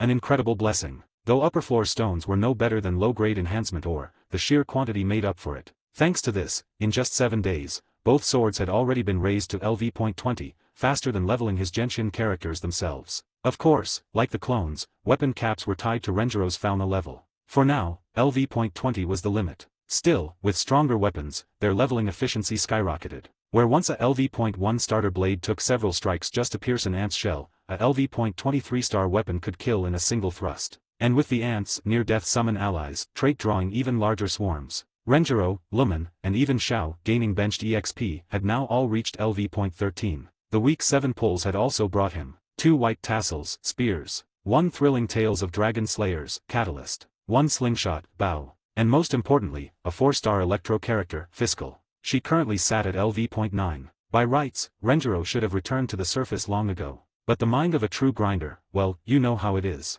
He'd just met his previous goal, and now a shiny new character had appeared. So naturally, let's push Fiscal to LV.10 before heading back. When the last of the ants were cleared and Paimon, ever the support unit, was busy sweeping up loot, Ether and Lumen approached the towering Boaz warrior. Their blades shimmered gold before vanishing, convenient as ever. Otter, one of the few who truly knew a fragment of Renjiro's secret, waited silently. Well, to be precise, other than Freya herself, Only Otter in all of Orario, even in the world, had witnessed the truth that night, Renjiro's connection to Ether and Lumen. But even he didn't know the details of Renjiro's 3 bug-tier magics. That was Freya's secret alone. And Otter would never pry. Freya-sama sends word, Otter said at last. When you leave the dungeon, return to the Familia headquarters immediately. She wishes to see you. His gaze flicked briefly toward the floating Paimon, collecting stones nearby. That's all. Don't keep Freya-sama waiting. Without another word, he turned and departed alone. Such unwavering loyalty and discipline was why Freya trusted him above all others. Renjiro and Lumen watched his massive frame vanish into the tunnels. They exchanged a look. Let's get fiscal to LV.10 and wrap up this run. Lumen nodded. We'll need to exchange the leftover stones at the guild for Valis. With our first bit of capital, we can buy healing potions from the Dien sect Familia to support Xiao's combat potential. And also, she added, looking at Ether, it's time you update your status with Freya. True, Ether stretched with a tired smile. After all this grinding, I'm looking forward to seeing how much my Fauna has grown. Hopefully not too little. Notes. Fauna, the blessing granted by gods in Orario, from Danmachi. It converts effort and experience into measurable stats and levels. Magic stones core drops from dungeon monsters. In Orario, they are used as energy sources and currency material here. Renjiro also uses them as weapon enhancement fodder. Dien sect Familia in Danmachi, the Familia specializing in medicine and healing items. There are currently 5 active fanfictions on Patreon, with over 514+ advanced chapters available across them. From Naruto onwards, I control time up to chapter 313. Haikyuu, Rise of Sengoku up to chapter 257. Danmachi, Is It Wrong to Aspire to Be an Adventurer? Up to chapter 97. Legend of Hogwarts, Harry Potter X League of Legends, up to chapter 155. I Am Luffy, Partner System Online, One Piece, up to chapter 138. Playing Genshin Impact in Danmachi, Danmachi X Genshin Impact, up to 68. 15. Updating the Fauna, 1/2. By the time Renjiro returned to the surface, more than 5 hours had passed. The evening sun dipped low, casting long shadows across Orario. Most of the guild staff from the morning shift were already heading home. Renjiro, however, wasn't careless. He had no intention of revealing either his spatial backpack ability, or even Paimon's existence, to too many outsiders. At least, not in these early stages. For now, secrecy was a far greater asset than risk. So, before leaving the dungeon, he had already pulled out all the leftover magic stones, from weapon enhancement fodder and monster drop materials, stuffed them into a bulky bag, and carried it himself. Even then, the bag bulged full. Naturally, he noticed more than a few unfriendly stares from passing adventurers. After all, as Genshin's traveler twins, Ether and Lumen came with a built-in danger sense, hostile presences showed as red arrows flashing constantly at the edges of their vision. But the would-be robbers backed down the instant they saw the Familia crest emblazoned on his bag. Freya Familia. No one wanted that kind of trouble. They knew, facing a monster above your level and dying, at least you'd just been reckless. But robbing a member of Freya Familia? That was flat-out suicide. Sure, internal power struggles existed. The stronger you were, the more voice you had within the Familia. But if anyone dared bring shame to Freya-sama herself, all rivalries would be dropped instantly. They'd unite as one, and the offender's fate would be unspeakable. As for fakes trying to impersonate members, those idiots died even more miserably. In fact, if a true member was robbed, their own seniors might beat them bloody afterward. So weak you let trash rob you? You've shamed Freya-sama. That was the mentality. So no, Renjiro wasn't worried about being robbed. With Lumen at his side, he walked straight into the guild's first-floor hall. The exchange counter sat to the left of the main entrance. Here, adventurers traded in magic stones and monster drops for Valis currency. The setup resembled a mix of a bank and a pawnshop. You placed your stones on the counter, the staff tallied their worth, then handed over the corresponding Valis. Note, a 5-man party of seasoned LV.1 adventurers usually made around 20-30k Valis a day. The exact figure fluctuated, mostly depending on luck. Dungeon monster spawns were semi-random. Even the guild's official data could only list approximate regions. For example, earth spirits around the 5th floor and killer ants on the 7th floor. You couldn't just camp one corner and expect endless spawns. That was impossible. Sure, you could lure monsters like Renjiro had, but controlling the numbers was dangerous. Too many gathered at once, and unlike him, most adventurers had no return to city ability. A single mistake cost them their lives. Furthermore, monster drop materials were worth far more than magic stones. Take a weak goblin, its stone fetched a few hundred Valis, about the price of a specialty dish at a tavern. But if it dropped, say, a finger bone, that was worth several thousand Valis, a tenfold jump. And that was just a goblin. Stronger monsters dropped far pricier goods. The catch, when killed, monsters usually dissolved into black mist. Only rarely did parts of their bodies remain. Many adventurers could spend half a month killing without seeing a single material drop. When Renjiro's turn came, that'll be 1,395,700 Valis. The nearby adventurers pricked their ears. This time of evening, the hall was filled mostly with the early in, late-out type, low-level adventurers returning from a day-long run. Their fauna levels were modest, and their daily income even more so. So hearing a number that high, the older guild clerk at the counter offered a kindly warning. Young adventurer, if you ever bring in a haul worth over $1 million again, be sure to meet your advisor in a private booth. It'll save you a lot of trouble. He wasn't wrong. Already, Renjiro and Lumen had become the center of attention. Renjiro raised his voice deliberately. Thank you for the advice. But I doubt anyone in Orario is foolish enough to target a member of Freya Familia. The effect was immediate. Like the crest on his bag before, his words made would-be thieves scatter 10 to 1. Even the smaller, sneakier types backed down quickly. Glancing around, Renjiro weighed the coin pouch in his hand, smirking inwardly. Everyone mocks those who bluff with borrowed power. But everyone also wants the chance to bluff themselves. Damn, this feels good. Saves me the trouble. Half an hour later. Remembering Otter's earlier message, Renjiro left the guild and returned straight to the Babel Tower, which stood directly above the dungeon. Soon, he entered the topmost chamber with its vast floor-to-ceiling windows, where Freya had been waiting. They were alone. Not even Otter remained. Renjiro cancelled his disguise with a whispered chant. The light of Starfire's flowing light faded, and his true form appeared. He stepped forward slowly. You've reaped quite a harvest these past few days. Freya sat on her throne before the great window, a wine glass balanced in her right hand, legs crossed with habitual elegance. From here, the view was spectacular. The Babel Tower's height surpassed even Orario's radius. From that throne, one could look down upon the entire city, a vision fit for a sovereign. She turned to him lazily, eyes glimmering. Otter told me. Your very first dive reached the 7th floor, where you exploited the killer ant's traits to repeatedly trigger monster feasts. Adventurers note, a monster feast is when, in one area, a sudden mass of monsters spawn or gather. It's classified as an irregular event, often fatal for adventurers. For most, intentionally triggering one was pure suicide. But Freya knew Renjiro had too many bug-level abilities. Even just his return to city was priceless. Were it not a self-only power, she would already be planning an expedition. If Otter could reach LV.8, or if she gained another LV.7, the days of Orario's two great familias would end. The Loki familia would be outmatched. Still, Hero's domain class achievements were no easy feat, and Freya's relations with Loki weren't truly hostile. For now, she had no need to rush, especially not with Renjiro's potential. The upper floor's monster feasts weren't very dangerous, Renjiro said casually. The hall was decent enough. He lifted the coin pouch Paimon had tucked into his spatial backpack. Truth is, I'm a bit of a foodie. First time I've made this much money, and I just want a good meal. I hear Orario's full of specialties.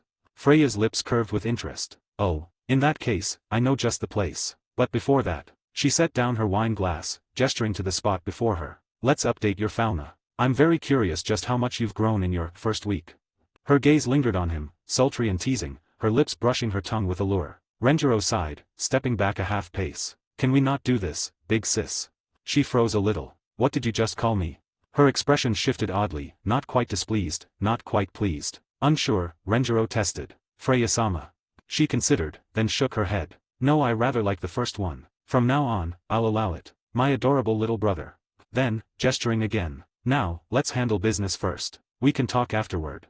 This time, her tone carried less dangerous playfulness. Reluctantly, Renjiro complied. He lifted his shirt, revealing the sealed fauna crest upon his back. A drop of divine blood fell. The sigil shimmered, and light spread across his skin. Freya began recording the updates. Status, Renjiro. Level 1. Stats. STR I0H 123. END I0H 139. DEX I0H 171. AGI I0H 165. MAG I0D 590. Skills. Starry Abyss. Magic. Paimon Time. Genshin Descent. Starfire's Flowing Light. Over 1,000 points growth in just 7 days. Freya's brows rose. Even for LV.1 that's almost on par with Otter's growth back then. Otter, the current strongest of Orario, the only LV.7 in the world. His natural talent was beyond question. For Renjiro to nearly match that speed, terrifying indeed. Of course, Renjiro knew the truth. Without cheats like one-mind-style skills, his own base talent ranked among the weaker. His growth now was purely thanks to the Genshin system, and, perhaps, a little bit of grinding addict spirit. With Starfire's flowing light perfectly integrated into this world's power system, he could attempt feats no other LV.1 adventurer dared dream of. After all, who else had ever triggered a monster feast in a 7th floor dead end on their very first dive? Not even high-stat LV.1s would dare it. And those killer ants? Even 1 or 2 usually required a seasoned LV.1 to defeat. Not all LV.1s were created equal. There was a world of difference between a fresh blessing recipient and a LV.1 maxed with full S-rank stats. Notes. Monster Feast's irregular dungeon events where a mass of monsters spawn at once. Usually a death trap. Falna update gods inscribe a blessing, Falna, on the back of their familia members. Stats grow with effort, and updates reveal exact numbers. Stat ranks letter grades, IHGSSS etc., with numbers showing growth within the rank. Higher letters stronger. There are currently 5 active fanfictions on Patreon, with over 538+ advanced chapters available across them. From Naruto onwards, I control time up to chapter 317. Haikyuu, Rise of Sengoku up to chapter 263. Danmachi, Is It Wrong to Aspire to be an Adventurer? Up to chapter 97. Legend of Hogwarts, Harry Potter x League of Legends, up to chapter 159. I Am Luffy, Partner System Online, One Piece, up to chapter 142. Playing Genshin Impact in Danmachi, Danmachi x Genshin Impact, up to 72. 16. Updating ability values, 2 halves. One thing was certain, a rookie encountering a killer ant was as good as dead. The guild's adventurer advisors never permitted novices to recklessly dive deeper into the dungeon. Even if the first 3 floors were overcrowded, they would endlessly warn them, don't gamble with your life. In short, I've been fighting, half a tier above my level, non-stop for 7 straight days. Thanks to Starfire's flowing light, I've nearly gone without sleep, grinding non-stop. Only then could my growth barely keep pace with what a normal adventurer's limit might be. Yes, at least in Renjiro's eyes, Otter's talent only represented the limit of a normal adventurer. He was convinced there were people above even that, 2 or 3 stages higher. First came the famed sword princess, Ace Wallenstein, only 8 years old when she leveled from 1 to 2 in a single year, still holding the fastest record in Orario. Because of her spirit bloodline heritage, she technically stood outside the bounds of ordinary adventurers. By 16, she had reached LV.6, astonishing even the gods. Yet the future held an even greater anomaly, Bell Cranel. At 14, in just a single year, he would climb from LV.1 to LV.5, even surpassing Ace. But even Bell was not the true pinnacle. 7 years prior, his Aunt Alphea, the Silent One, had perished at the age of 24. Before that, by the age of 16, she had already become a LV.7 adventurer. Upon reaching LV.7, she fought on equal terms with the LV.9 Empress, and during the battle against Leviathan, the Ocean Tyrant, she played a decisive role. Her magic. Satana's Virion, an undodgeable sonic spell. Silentium Eden, a support magic that nullified most other magics. Genos Angelus, the spell that dealt Leviathan its fatal blow. She was so gifted that the gods once believed, if only she hadn't been born with a terminal illness, she might have been the one to slay the one-eyed black dragon. For Alphea was destined to ascend to LV.9, and when she did, she would have been invincible. Alphea, the unparalleled prodigy in Orario's history. The more I learn, the less I can afford to be proud of such small progress. Renjiro glanced down at the parchment where Freya had copied his updated stats. Still, he mused, well, with my increased mana, Genshin descent should last much longer now. Just as his thoughts reached that point. By the way, Freya broke in, your ability value update isn't finished yet. Indeed, Renjiro's updating ritual was more complicated than any ordinary adventurer's, because he wasn't fighting alone. Wait a moment. Taking a deep breath, he put the parchment aside. He too had companions hidden within. Then, toward the stars, and the abyss. Boom. Bathed in golden light, his body split apart, reforming into the twin figures of Ether and Lumen. The golden-haired, golden-eyed siblings turned silently toward Freya, faces calm, as she, eyes glinting with expectation, resumed her divine task. Moments later, as droplets of godly blood fell. Ether. Level, LV.1, conditions met for level up. Abilities, STR, SSS 1350, END, SSS 1155, DEX, SSS 1399, AGI, SSS 1314, MAG, SSS 1365. Development ability, not chosen. Skills, Brilliant Diamond Gemstone, Elemental Sight, Wind Glider. Magic, Palm Vortex, Gust Surge. Lumen. Level, LV.1, conditions met for level up. Abilities, STR, SSS 1379, END, SSS 1155, DEX, SSS 1370, AGI, SSS 1296, MAG, SSS 1380. Development ability, not chosen.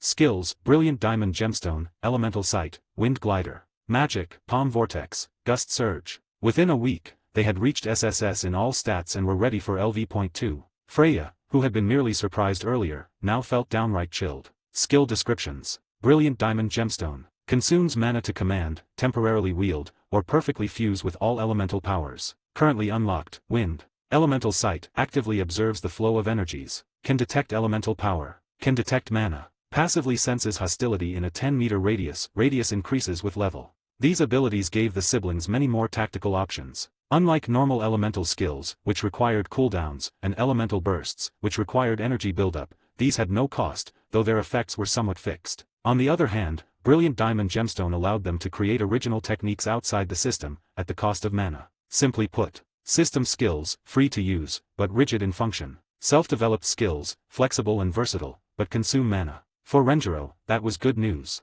As for Wind Glider, it had clearly been optimized by the Genshin system into a costless skill, rather than just a tool. Still, Freya sighed softly. Strange as this sounds right now, it's you yourself who's limiting your own potential.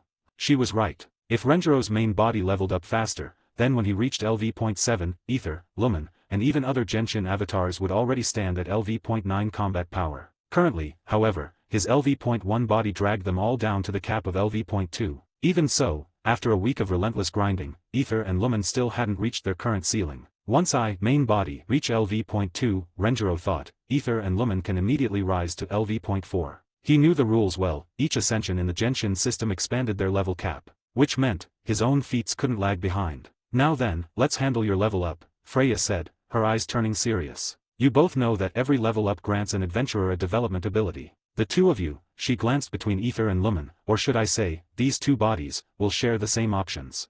At present, you may choose from 5, Magecraft, Hunter, Swordsman, Smithing, or Cooking. She leaned forward, emphasizing her words, choose carefully. This decision may well shape your future. In her own mind, Freya was already expecting them to pick complementary roles, say Swordsman and Magecraft. That would cement Renjiro as a truly all-round combatant. But then, do we even need to think about it? Renjiro, Ether, grinned wide, flashing white teeth. Of course we're choosing Smithing and Cooking. Freya, what? There are currently 5 active fanfictions on Patreon, with over 538+ advanced chapters available across them. From Naruto onwards, I control time up to chapter 317. Haikyuu, Rise of Sengoku up to chapter 263. Danmachi, Is It Wrong to Aspire to Be an Adventurer? Up to chapter 97. Legend of Hogwarts, Harry Potter x League of Legends, up to chapter 159. I Am Luffy, Partner System Online, One Piece, up to chapter 142. Playing Genshin Impact in Danmachi, Danmachi x Genshin Impact, up to 72. 17. The Difference Between Normal and Broken. 17. The Difference Between Normal and Broken. From Freya's point of view, even if Renjiro didn't pick Swordsman or Mage as his development ability, she expected him to at least choose Hunter for practicality. At worst, he could have taken Smithing to broaden his future career paths. But Cooking, what the hell was that? And what's more, he used both of his rare and precious chances to choose a development ability on support-oriented ones. As his goddess and familia head, Freya felt obligated to temporarily take on the role of adventurer advisor. Yet, trust me, a villa by the sea means, just trust me, you'll live a good life, often said when making a dubious decision. Renjiro thumped his chest confidently, saying this with a sly grin. Seeing his unwavering faith in his choice, Freya suddenly felt unsure. After a long silence, fine, I'll trust you with this once. The usually aloof and seductive goddess let out a helpless sigh. This is your life, after all. I'll respect your decision. Well then I'll allow myself to look forward to what kind of future your current choices will shape. And so, the matter was settled. Ether, LV.1 LV.2, Development Ability Chosen, Smithing, I. Lumen, LV.1 LV.2, Development Ability Chosen, Cooking, I. Development abilities can be leveled up further, but the pace is agonizingly slow. For example, Riveria, currently hailed as Aurario's strongest mage, had chosen magic as her first development ability upon reaching LV.2. Yet, even after decades, having reached LV.6 for 7 years already, her magic rank only improved from I to E. The ranking goes as follows. IHGFEDCBAS. From lowest to highest, 10 tiers in total. Beyond S, there exist SS and even SSS. But ordinary adventurers never need to concern themselves with such ranks. Those are the domain of broken cheats, the freaks of the world. Even prodigies like Riveria, born of elven royalty, and Otter, Aurario's strongest adventurer, only ever reached S rank in a few attributes. Neither of them are all attributes at S rank. They represent the normal limit of elite adventurers. Basic abilities. Like development abilities, an adventurer's basic abilities, strength, endurance, dexterity, agility, and magic, follow the same ranking system. The difference is, basic abilities use numeric values within each rank. I 099, H 100,199, G 200,299 and so on. A 800,899, S 900,999. For example, Renjiro's current strength is 123 points, placing him in the H range. On his parchment, it's recorded as strength H 123. Very clearly, he qualifies as a normal adventurer. But Ether and Lumen? Their attributes are SSS level 1099+, across the board. That's what you call broken cheats. Renjiro, Freya spoke seriously, you should know, normally, once an adventurer raises any basic ability to D rank, 500+, they can attempt to earn their first great feat. In fact, having a stat reach D rank is a prerequisite for advancing through a god's blessing. But in practice, most choose to push a stat to C rank, 600+, before seeking a great feat. The elites won't even consider it unless they hit a or S rank. This process is called accumulation. In your case, Freya continued, your magic has already reached D rank, 590 points, and is nearly at C. One more reckless stunt like last week, and you'll qualify for LV.2. Half a month to LV.2 that would break even the Sword Princess's record. Her eyes sharpened. But honestly, for anyone else, I'd insist on more accumulation. Otherwise, it wastes their potential. But you are different. With that special magic of yours you don't have to follow the normal path. So, will you choose to level up quickly, unlocking the limits of your avatars, Ether, Lumen, and the Genshin body? Or will you take the slower path, grinding your main body to the extreme? Freya's tone carried clear preference for the latter. After all, no matter how strong his avatars were, the magic stat was still tied directly to Renjiro himself. But she wouldn't force his decision, just like with his development abilities earlier. We'll see, Renjiro replied calmly. For now, neither Ether and Lumen nor my Genshin form have hit their limits. There's no need to rush. As for later, he shrugged. If conditions allow, of course I'll polish my main body to the max. Anyone with half a brain would. But if special circumstances arise I won't be stubborn. Basically, it depends. Freya nodded, satisfied. Aiming for the best without being rigid, that was a survivalist's mindset. In the past, Freya would have pushed him relentlessly, molding him into her vision of perfection, like those parents who force their children to live the life they never could. But today, after a certain little incident, her mindset had shifted. If all you want is to live happily, what's wrong with that? Of course. To wear the crown, you must bear its weight. Sooner or later, the trials of the future will come. You'll still need some pressure and some drive. Because if the lower world itself were destroyed, there'd be no happy life left to live. With that thought, Freya narrowed her eyes. Since you've chosen this path, I'll give you a little push.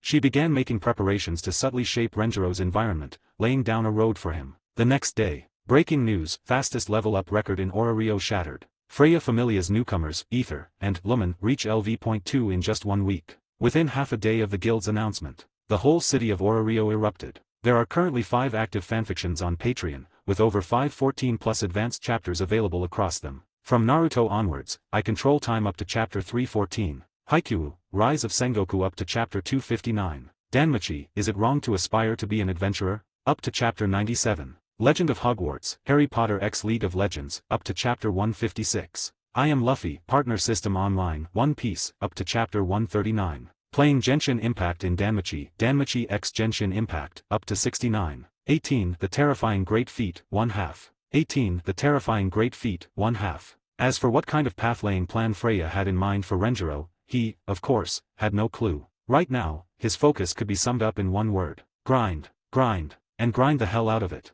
Back in his previous life, Renjiro had read countless fantasy stories about power-leveling protagonists. He never understood why some of those so-called heroes, knowing full well their world was dangerous and their strength insufficient, would still choose to leisurely enjoy slice-of-life days instead of training when they had the chance. Get stronger first. After that, you can live however recklessly you want. In Orario, power speaks loudest. The bigger the fist, the harder the truth. Especially as a member of Freya Familia, the city's top faction. With her supreme ability of charm, Freya could, if she wished, rewrite the memories of everyone in the city regardless of their consent. Meanwhile, countless weak adventurers couldn't even afford a full meal. There were hundreds, if not thousands, of tragic examples. This god-blessed fantasy world was nothing like the lawful society Renjiro had known in his past life. He didn't enjoy bullying others, but unless he grew stronger fast, he'd inevitably end up the one being bullied. Fall behind, and you get beaten, a truth his homeland's ancestors had once written in blood. In the coming days, the dungeon will be my permanent residence, Renjiro muttered. He set himself a small goal. Ether, Lumen, and at least 5 Genshin avatars, each equipped with their own Genshin weapons,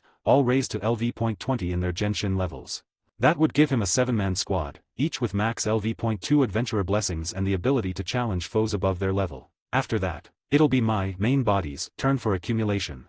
Renjiro knew his main body had below-average talent among normal adventurers. He had no illusions about reaching the absurd stat values of that red-eyed rabbit boy who broke past 1000 in basic abilities. So he aimed for the normal extreme, all attributes at S rank. Anything less would waste the assistance his Genshin system provided. The very next day after updating his stats, Renjiro used over 1.3 million valis he just earned to purchase a mountain of healing potions, antidotes, food supplies, and most importantly 2 bottles of panacea. Think of panacea as the ultimate health potion of this world. How powerful was it? Roughly speaking, if someone had third-degree burns so severe they'd need an amputation to survive in his old world, pour a bottle over them, and within seconds they'd be as good as new. But that kind of power came at a steep price, 500,000 valis per bottle. Frankly, that was already a bargain. The only reason the price wasn't higher was because healing-type Familius mass-produced cheaper potions, suppressing the market price. In his old world, a medicine like this would be worth a king's ransom. Of course, buying 2 panaceas emptied most of his fortune. But Renjiro decided it was worth it. These weren't for his avatars, they were for himself. Up to now, without a dedicated healer or 7-day resurrection idol, if one of his Genshin characters died, he'd be forced back to his main body. That form could then revive the fallen avatar with only 35% HP restored. During Starfire mode Ether plus Lumen fused form, if either sibling dropped to 0, they wouldn't revive immediately. Only if both died would Renjiro be forcibly returned to his main body. And if that happened, he'd need to chant the 7-word incantation, guided by the stars and the abyss, taking 1 second to transform again. Similarly, switching Genshin avatars also had a 1-second delay. In short, if his Starfire state was broken, it meant he was already in a high-risk, life-threatening scenario. That's when the panacea might be the only thing standing between him and death, whether for a last-ditch counterattack, an emergency retreat, or even saving an ally. So he prepared for every contingency he could think of. All right then, strike while the iron's hot. At 4 a.m., after drawing a 3-star cold steel weapon, Renjiro got up, stocked up on supplies from a 24-hour shop, and by dawn he was already in the dungeon. And once again, he dove into the endless grind. Around noon that same day, the guild finally posted the much-delayed announcement. Aurario's fastest level-up record shattered. Freya Familia's new recruits, Ether and Lumen, reach LV.2 in just 1 week. The delay was due to Freya Familia's reports requiring especially strict verification. Had it been any other Familia, Renjiro himself would likely have had to appear in person for confirmation. But now, with the notice made official, only 1 week since receiving their blessing, and they're already LV.2. And both siblings, no less. What kind of monsters are these? Shock rippled through the entire city, and suspicion was quick to follow. There are currently 5 active fanfictions on Patreon, with over 514+ advanced chapters available across them. From Naruto onwards, I control time up to chapter 314. Haikyuu, Rise of Sengoku up to chapter 259. Danmachi, Is It Wrong to Aspire to Be an Adventurer? Up to chapter 97. Legend of Hogwarts, Harry Potter x League of Legends, up to chapter 156. I Am Luffy, Partner System Online, One Piece, up to chapter 139. Playing Genshin Impact in Danmachi, Danmachi x Genshin Impact, up to 69. 19. The Terrifying Great Feat. 19. The Terrifying Great Feat. There was no helping it, this achievement was simply too shocking. In the past, Loki Familia's Sword Princess had already stunned the city when, at the age of only 8, she climbed from a brand new level 1 rookie to level 2 in just a year. That alone had dropped countless jaws. But that was a year. 360+ days. Now, that record has been slashed to 7 days. Fake, right? Falsified stats. Or did they lie about the time? Hey, quiet. We're talking about Freya Familia here. Names carry weight, and Freya Familia's reputation, or rather, its intimidating power, had been etched deep into Aurario's heart for more than a decade. So very few dared openly question its members. Still, whispers of doubt spread. What the gossiping adventurers didn't know, however, was that very afternoon, the guild had already convened an emergency meeting. Inside a vast chamber deep within the guild headquarters, the current guildmaster Royman Mardial sat at the head of the table, facing off against 3 of Freya Familia's first-class adventurers. Among them was none other than the Familia's infamous vice-captain. I refuse, Royman said firmly. This kind of great feat must never be made public. Have you even considered the consequences? If other adventurers try to imitate this method, do you know how many will die? The vice-captain, a cat person, leaned back in his chair, legs propped shamelessly on the table. He spoke bluntly. Only the strong can use such methods. If trash tries to copy them, that only proves their stupidity. Whether they live or die, what's that got to do with us? He glanced at the report in his hand. Even he, one of Freya Familia's elite, had only learned the truth the night before. And the truth had stunned him as well. 7 straight days of deliberately triggering monster parties, followed by near unbroken combat, 7 days and 7 nights without rest. Yes. That much bloodshed and survival was indeed enough to justify a level up to 2. Anyone who learned this truth could only whisper one word: monster. For centuries, even across 1,000 years of divine history, no level 1 adventurer had ever achieved something like this. And so, while Freya Familia believed publicizing this truth would silence doubters, the guild side thought otherwise. Adventurers will absolutely try to copy this. Royman's tone was heavy. Though born of the elf race, once known for their nobility, his figure was so rotund that he looked more like a goblin than a high elf. Many mocked him as the pig of the guild. On the surface, he seemed greedy and self-serving. But in truth, as Aurario's strongest familia, you know perfectly well how many adventurers are already desperate, cornered, with nowhere to turn. If this method of achieving a great feat is made public, some of them will take the risk. And worse, they'll drag other weak adventurers into it as test subjects. The guildmaster knew better than anyone how many such scum infested Aurario. He could not allow a massacre born of reckless imitation. Unfortunately, why should we let our own be slandered just to protect unrelated trash? The Freya side refused to yield. Che, staying here is a waste of time.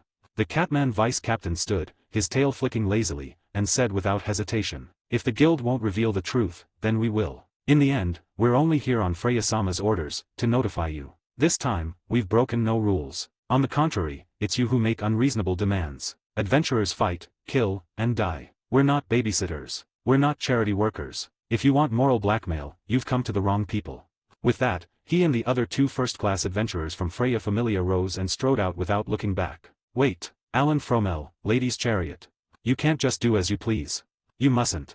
Royman waddled after them, breathless, his words fading into the corridor. But the Freya elites didn't slow. Notes. Monster Part, an extremely dangerous event in Danmaki where monsters spawn in massive waves, overwhelming most adventurers. Normally avoided at all costs. Great feat, a prerequisite achievement for leveling up in Danmaki. It's not just about stats, but also a deed of significance that proves an adventurer's worth. Alan Fromel, known as the Lady's Chariot, Freya Familia's vice-captain, a level 6 cat person famed for his blunt, ruthless nature. Royman Mardeal, the guildmaster. Though an elf, his obese body and unpopular demeanor have earned him the derisive nickname Guild Pig. Despite appearances, he genuinely worries about the safety of ordinary adventurers. There are currently 5 active fanfictions on Patreon, with over 562+ advanced chapters available across them. From Naruto onwards, I control time up to chapter 330. Haikyuu, Rise of Sengoku up to chapter 279. Danmachi, Is It Wrong to Aspire to Be an Adventurer? Up to chapter 97. Legend of Hogwarts, Harry Potter X League of Legends, up to chapter 173.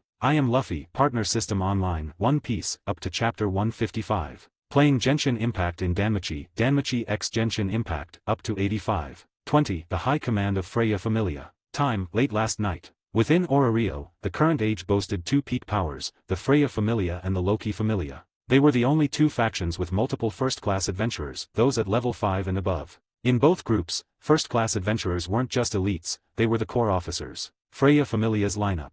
1 level 7, 3 level 6, 4 level 5. Loki Familia's lineup.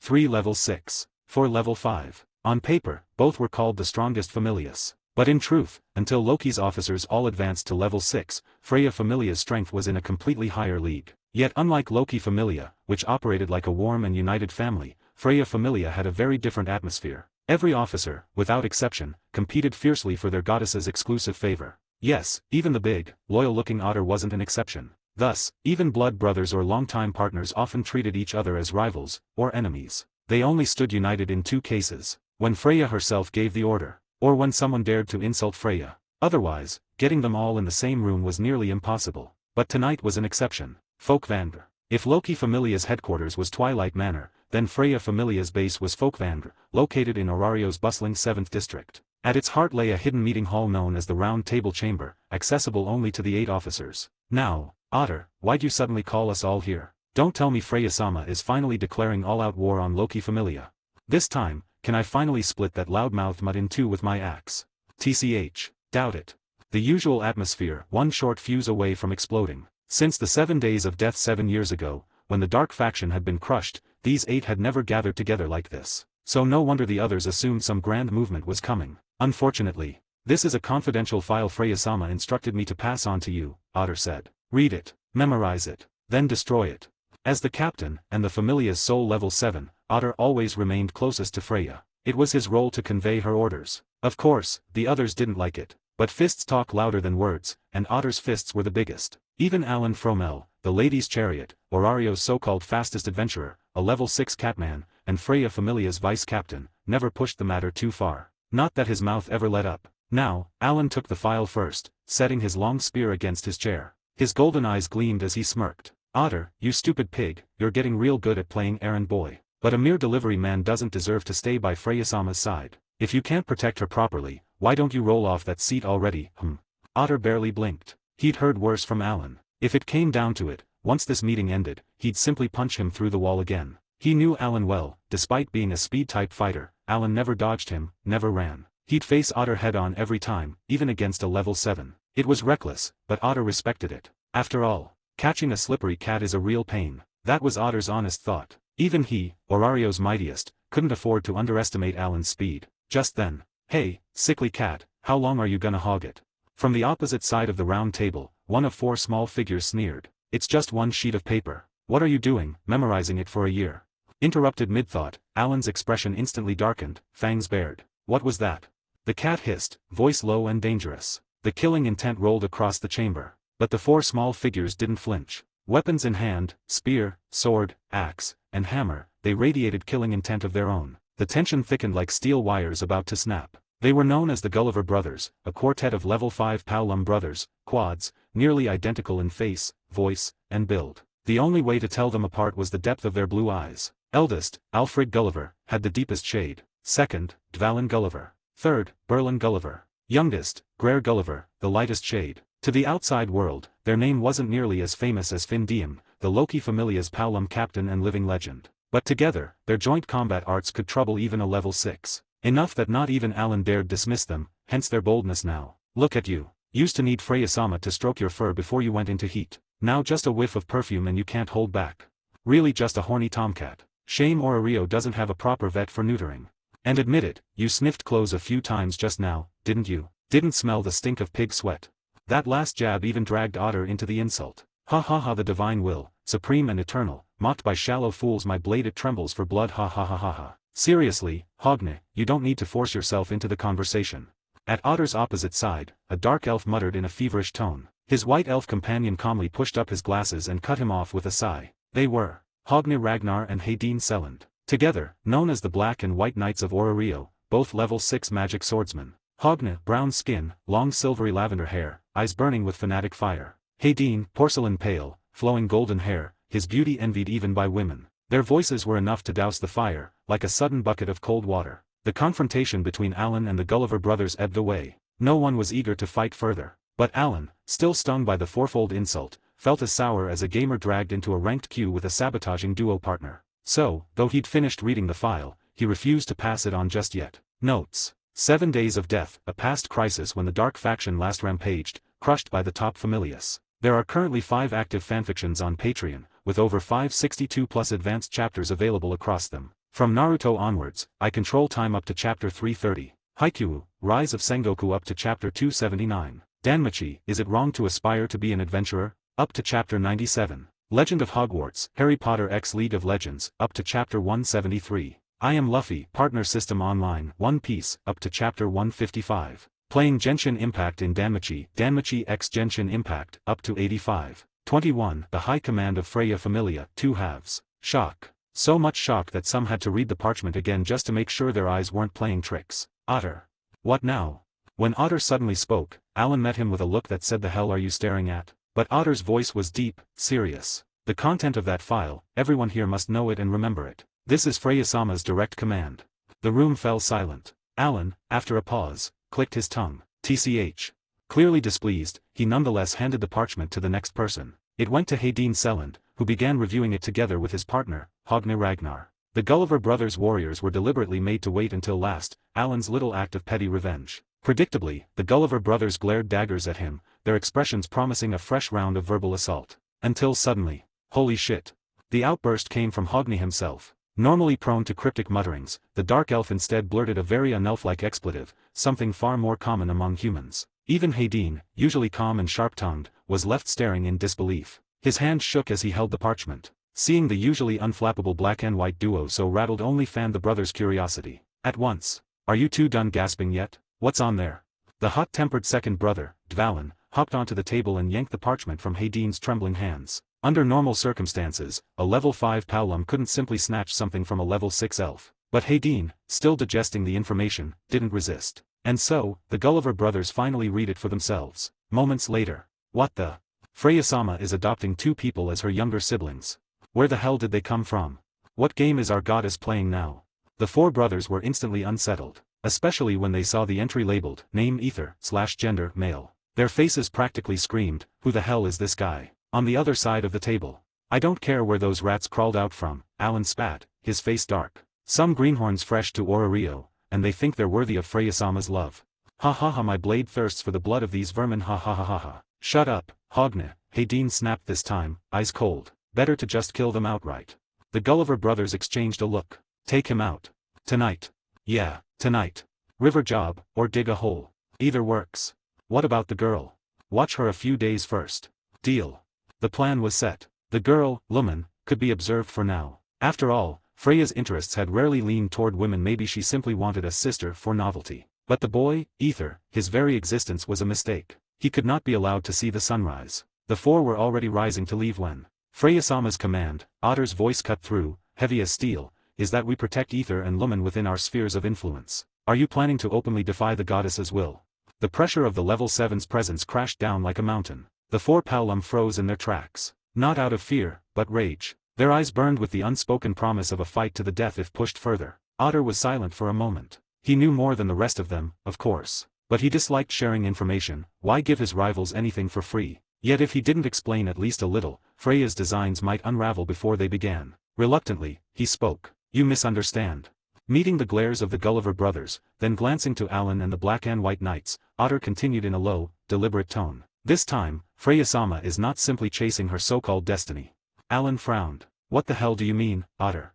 Everyone here knew of Freya's pursuit of destiny. Just as Artemis once sought her Orion, Freya, though infamous as the goddess of desire, opposite in purity, also had one whom she called her destined partner, Otter. Every one of them sought to be that Otter. Only Otter could receive her undivided love, which was exactly why the Gulliver brothers were so wary of Kay's existence. After so many years of this struggle, many of them practically had male PTSD. Now, hearing Otter's words, "You know something, don't you?" Alfrig, the eldest Gulliver, asked quietly. Otter's gaze was cold. "I'll say this once. The two named in that file are the only ones in all of Orario to receive divine blessing, without undergoing Freya-sama's baptism. You understand what that means?" The room went still. Then, notes. Freya's destiny, aka Venati's Audrin myth, Freya's true love. Within this world, her familia's officers all compete for this role, as only Audr receives Freya's undivided affection. Baptism in Freya Familia, all members normally undergo a unique ritual to receive her blessing. The fact that Ether and Lumen received a god's grace without it is unheard of. There are currently 5 active fanfictions on Patreon, with over 562 plus advanced chapters available across them. From Naruto onwards, I control time up to chapter 333. Haikyuu, Rise of Sengoku up to chapter 279. Danmachi, Is It Wrong to Aspire to be an Adventurer? Up to chapter 97. Legend of Hogwarts, Harry Potter x League of Legends, up to chapter 176. I Am Luffy, Partner System Online, One Piece, up to chapter 158. Playing Genshin Impact in Danmachi, Danmachi x Genshin Impact, up to 88. 22, and thus, the mascots were born, 1/2. 22, and thus, the mascots were born, 1/2. So, what exactly is Freya's baptism? Well, let's just say those who know, know. If you don't, there's really no helping it. Cough, cough. Ahem, slipped into old habits there. In short, the fact that 2 people received divine blessing without undergoing baptism was enough to shock every officer present. After all, throughout the entire Freya Familia, even the women had gone through the ritual. Take for example, Freya's personal maid, Heimdall's Helen. This woman had her unique ideas awakened only after undergoing baptism, which perfectly matched Freya's whims, thus giving birth to a certain scheming maid. So yes, though Freya was never particularly fond of women, she didn't exactly refuse the taste, either. But now, so that's what this is about. Alfrig, eldest of the Gulliver brothers, muttered the words, and with that, the Gulliver brothers' warriors collectively exhaled in relief. The killing intent that had weighed heavy on them dissipated, as if nothing had happened. They sat back down, fixing Otter with looks that said, "You could have told us earlier instead of wasting our faces on that drama." At the same time, Hayden, mused aloud. Indeed this time, it seems Freya-sama isn't chasing after her so-called destiny, her Otter. No sooner had he spoken. TCH. That self-willed goddess, is she really interested in family bonds now? Alan scowled. What the hell is she even thinking all day? The word family was a deep wound for him. Long ago, in pursuit of ultimate strength, he had severed ties with his younger sister. Not because he hated her, but because he feared dragging her into his dangerous path. Her name, Anya Fromel. Though Anya now lived well, Alan still saw himself as the man who had chosen to abandon family. So watching Freya now pursue such bonds, even if just on a divine whim, left him with a storm of bitter, chaotic emotions. It felt almost like mockery. And just as his heart twisted, "Oi, filthy cat, don't let your arrogance go to your head. Do you really think Freya-sama needs your approval for her choices? The hot-headed Dvalin and Berlin, always quick to trade barbs with Alan, struck again. In an instant. Shut your mouths, you pack of knee-high nobodies who can't do squat unless you stick together. Alan's words detonated like a fireball. Both stared, baffled, as if to say, why are you dragging us into this? But realization soon hit, and their anger flared. You wanna fight, cat? Spears, swords, hammers, axes, the Gulliver brothers once again grabbed their weapons. Alan sneered, casually lifting his long spear. You're really gonna lecture me? Just minutes ago, you were all, let's kill him, and now you've forgotten. The four had no comeback. And then, enough. Otter's voice cut across the tension like iron. The goddess's will has been delivered. I expect no objections. As he spoke, to be favored by divine will itself when I see them, I shall. Yes, Hogne was at it again with his cryptic muttering. For once, Hedin didn't bother snapping at him. He was lost in thought, head bowed, whispering to himself, how should I build rapport with the newcomers? I've never done this before, maybe I should find a few books on the subject. Meanwhile, the Gulliver brothers. Oh, didn't notice this earlier. These rookies aren't half bad. Already level 2 in just a week. As expected, Freya-sama's eye is unmatched. Promising seedlings. They could become pillars of the familia. Weapons sheathed, they pored over the parchment again, chatting eagerly. Since they're future cornerstones of the familia, we should protect them properly. It's been ages since we trained newcomers. What do you mean, ages? We've never done that. Alfrig, shut up. Alfrig, shut up. Alfrig, shut up. They don't even want to call me Big Brother. Then Dvalin spoke up. How about we arrange a proper meeting with them sometime soon? Good idea, we should get acquainted. They seem to be single sword fighters. Berlin, got any gear for that? I use a great sword, but I'll see what I can find. What about a little gift? We'll think about it. Right, no rush. First impressions matter. Don't you idiots screw this up. Of course. Unbelievable. Just moments ago they were plotting murders in the river, and now they sounded like overexcited uncles planning for nieces and nephews. TCH. Alan clicked his tongue again, irritated. Then he suddenly froze. Wait, Otter said they were the only ones who didn't undergo baptism. Shouldn't it be the two of them?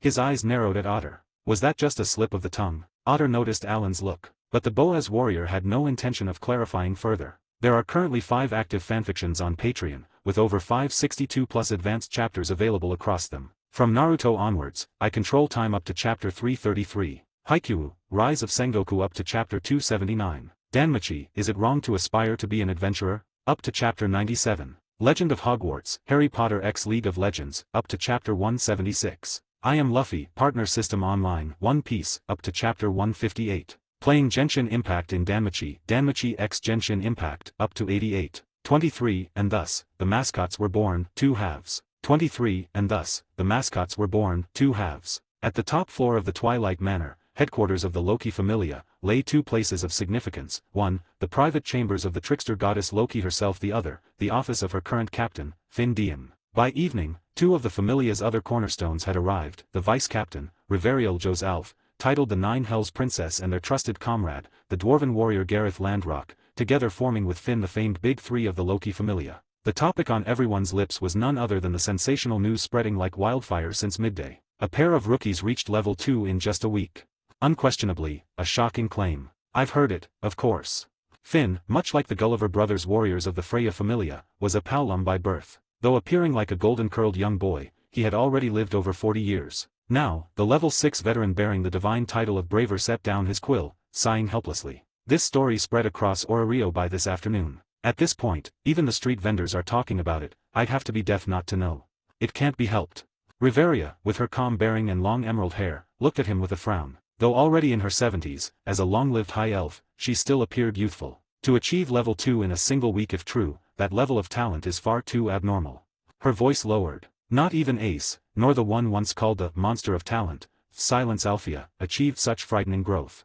The moment she mentioned Alfea, Riveria's expression stiffened. Even now I remember how, despite my own talent as a young elf, I was always overshadowed by Alfea, that human barely in her 20s who spoke to me like an elder, crushing me again and again in strength. Those lessons had left scars Riveria had never forgotten. Riveria, are you doubting the truth of this report? Gareth broke in. I heard the 2 rookies are from the Freya Familia. Could this be part of some scheme? Riveria shook her head, sighing. Too little evidence to analyze for now. But Loki herself is curious. She's already arranged a private meeting with Freya-sama. If anyone can get a straight answer from the goddess of beauty, it's her. Finn rubbed at his temples. Let's just hope this doesn't spiral into chaos. Our next expedition is about to begin, we can't afford additional trouble. Agreed, Riveria exhaled softly. Either way, real or false, we'll need to stay vigilant. And indeed, if false, then the Freya Familia was plotting something. A faction of their size scheming would plunge Orario into chaos, regardless of their direct target. If true, then 2 level 2s in a week meant that, given time, they could rival even Silence Alphia. And if that day came, Orario would no longer speak of 2 great familias. It would be Freya's Familia, alone at the top. Even now, Freya's faction had the power to shake the city to its core. They simply lacked the reason. Besides, Loki and Freya were, strangely enough, still friends in their own way. And Finn, Riveria, and Gareth weren't petty enough to begrudge another familia's rise. So, if it's true, Finn finally said, we'll need to meet these so-called super rookies ourselves. At the very least, to learn what kind of people they are. Riveria and Gareth both nodded solemnly. Let's just hope they don't become another Valletta greed. The name dropped like a stone in the room. Valletta, titled Arachnia, had been the most infamous first-class adventurer of the Thanatos Familia, a dark faction. Her cruelty was legendary. Once, merely because someone brushed her shoulder on the street, she butchered them on the spot, even after their apology. 7 years ago, during the 7 days of death, it was Valletta who orchestrated a horde of monsters to invade the city, forcing Orario's veterans back into battle. Tens of thousands perished in days. Her crimes didn't end there. She coerced civilians by holding loved ones hostage, tricked the downtrodden into suicide bombings, and even drove the sister of Shaktivarma, current level 5 captain of the Ganesha Familia, to her death. By the end of the first day alone, over 30,000 adventurers had died. Valletta became known as one of the darkest criminals in Orario's history. Finn had once had the chance to kill her, but in weighing the battlefield's needs, he let her escape into the Deadless District's labyrinthine slums. That decision, perhaps the greatest mistake of his life, would allow her to uncover a secret, alternate entrance to the dungeon. Through it, the dark faction smuggled monsters and trafficked people.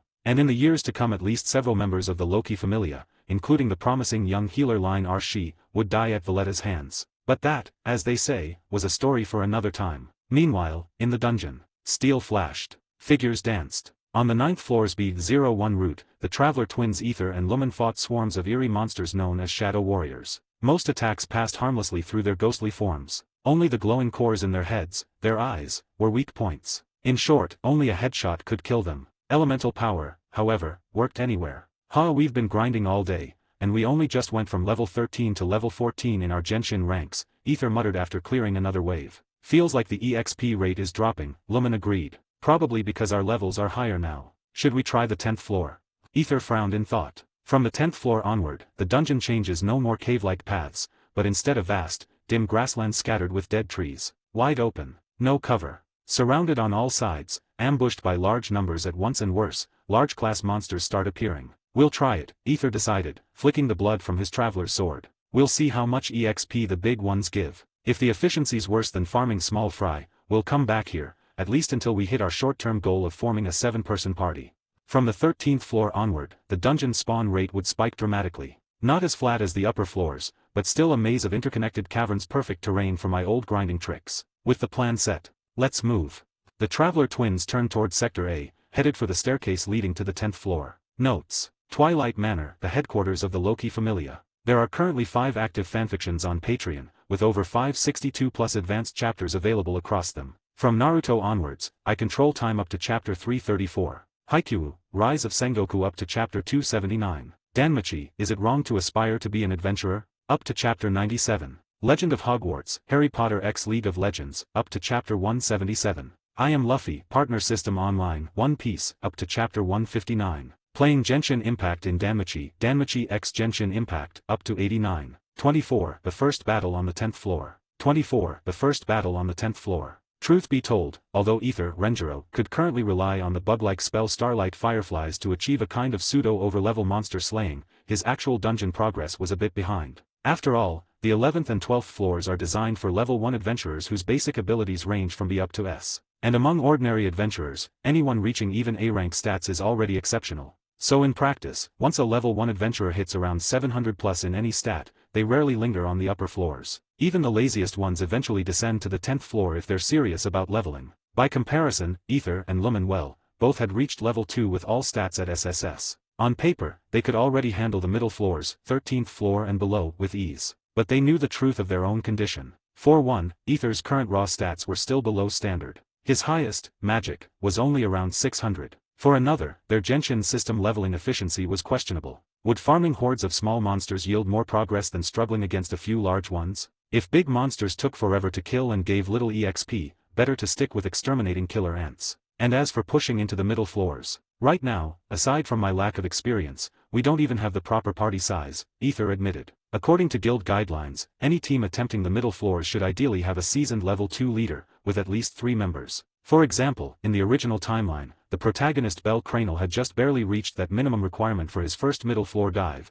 and nearly got his entire party wiped out thanks to a trap laid by the Takemikazuchi familia. Ether shook his head. No need to go down that road yet. For now, my mana pool allows me to sustain elemental descent for 30 minutes.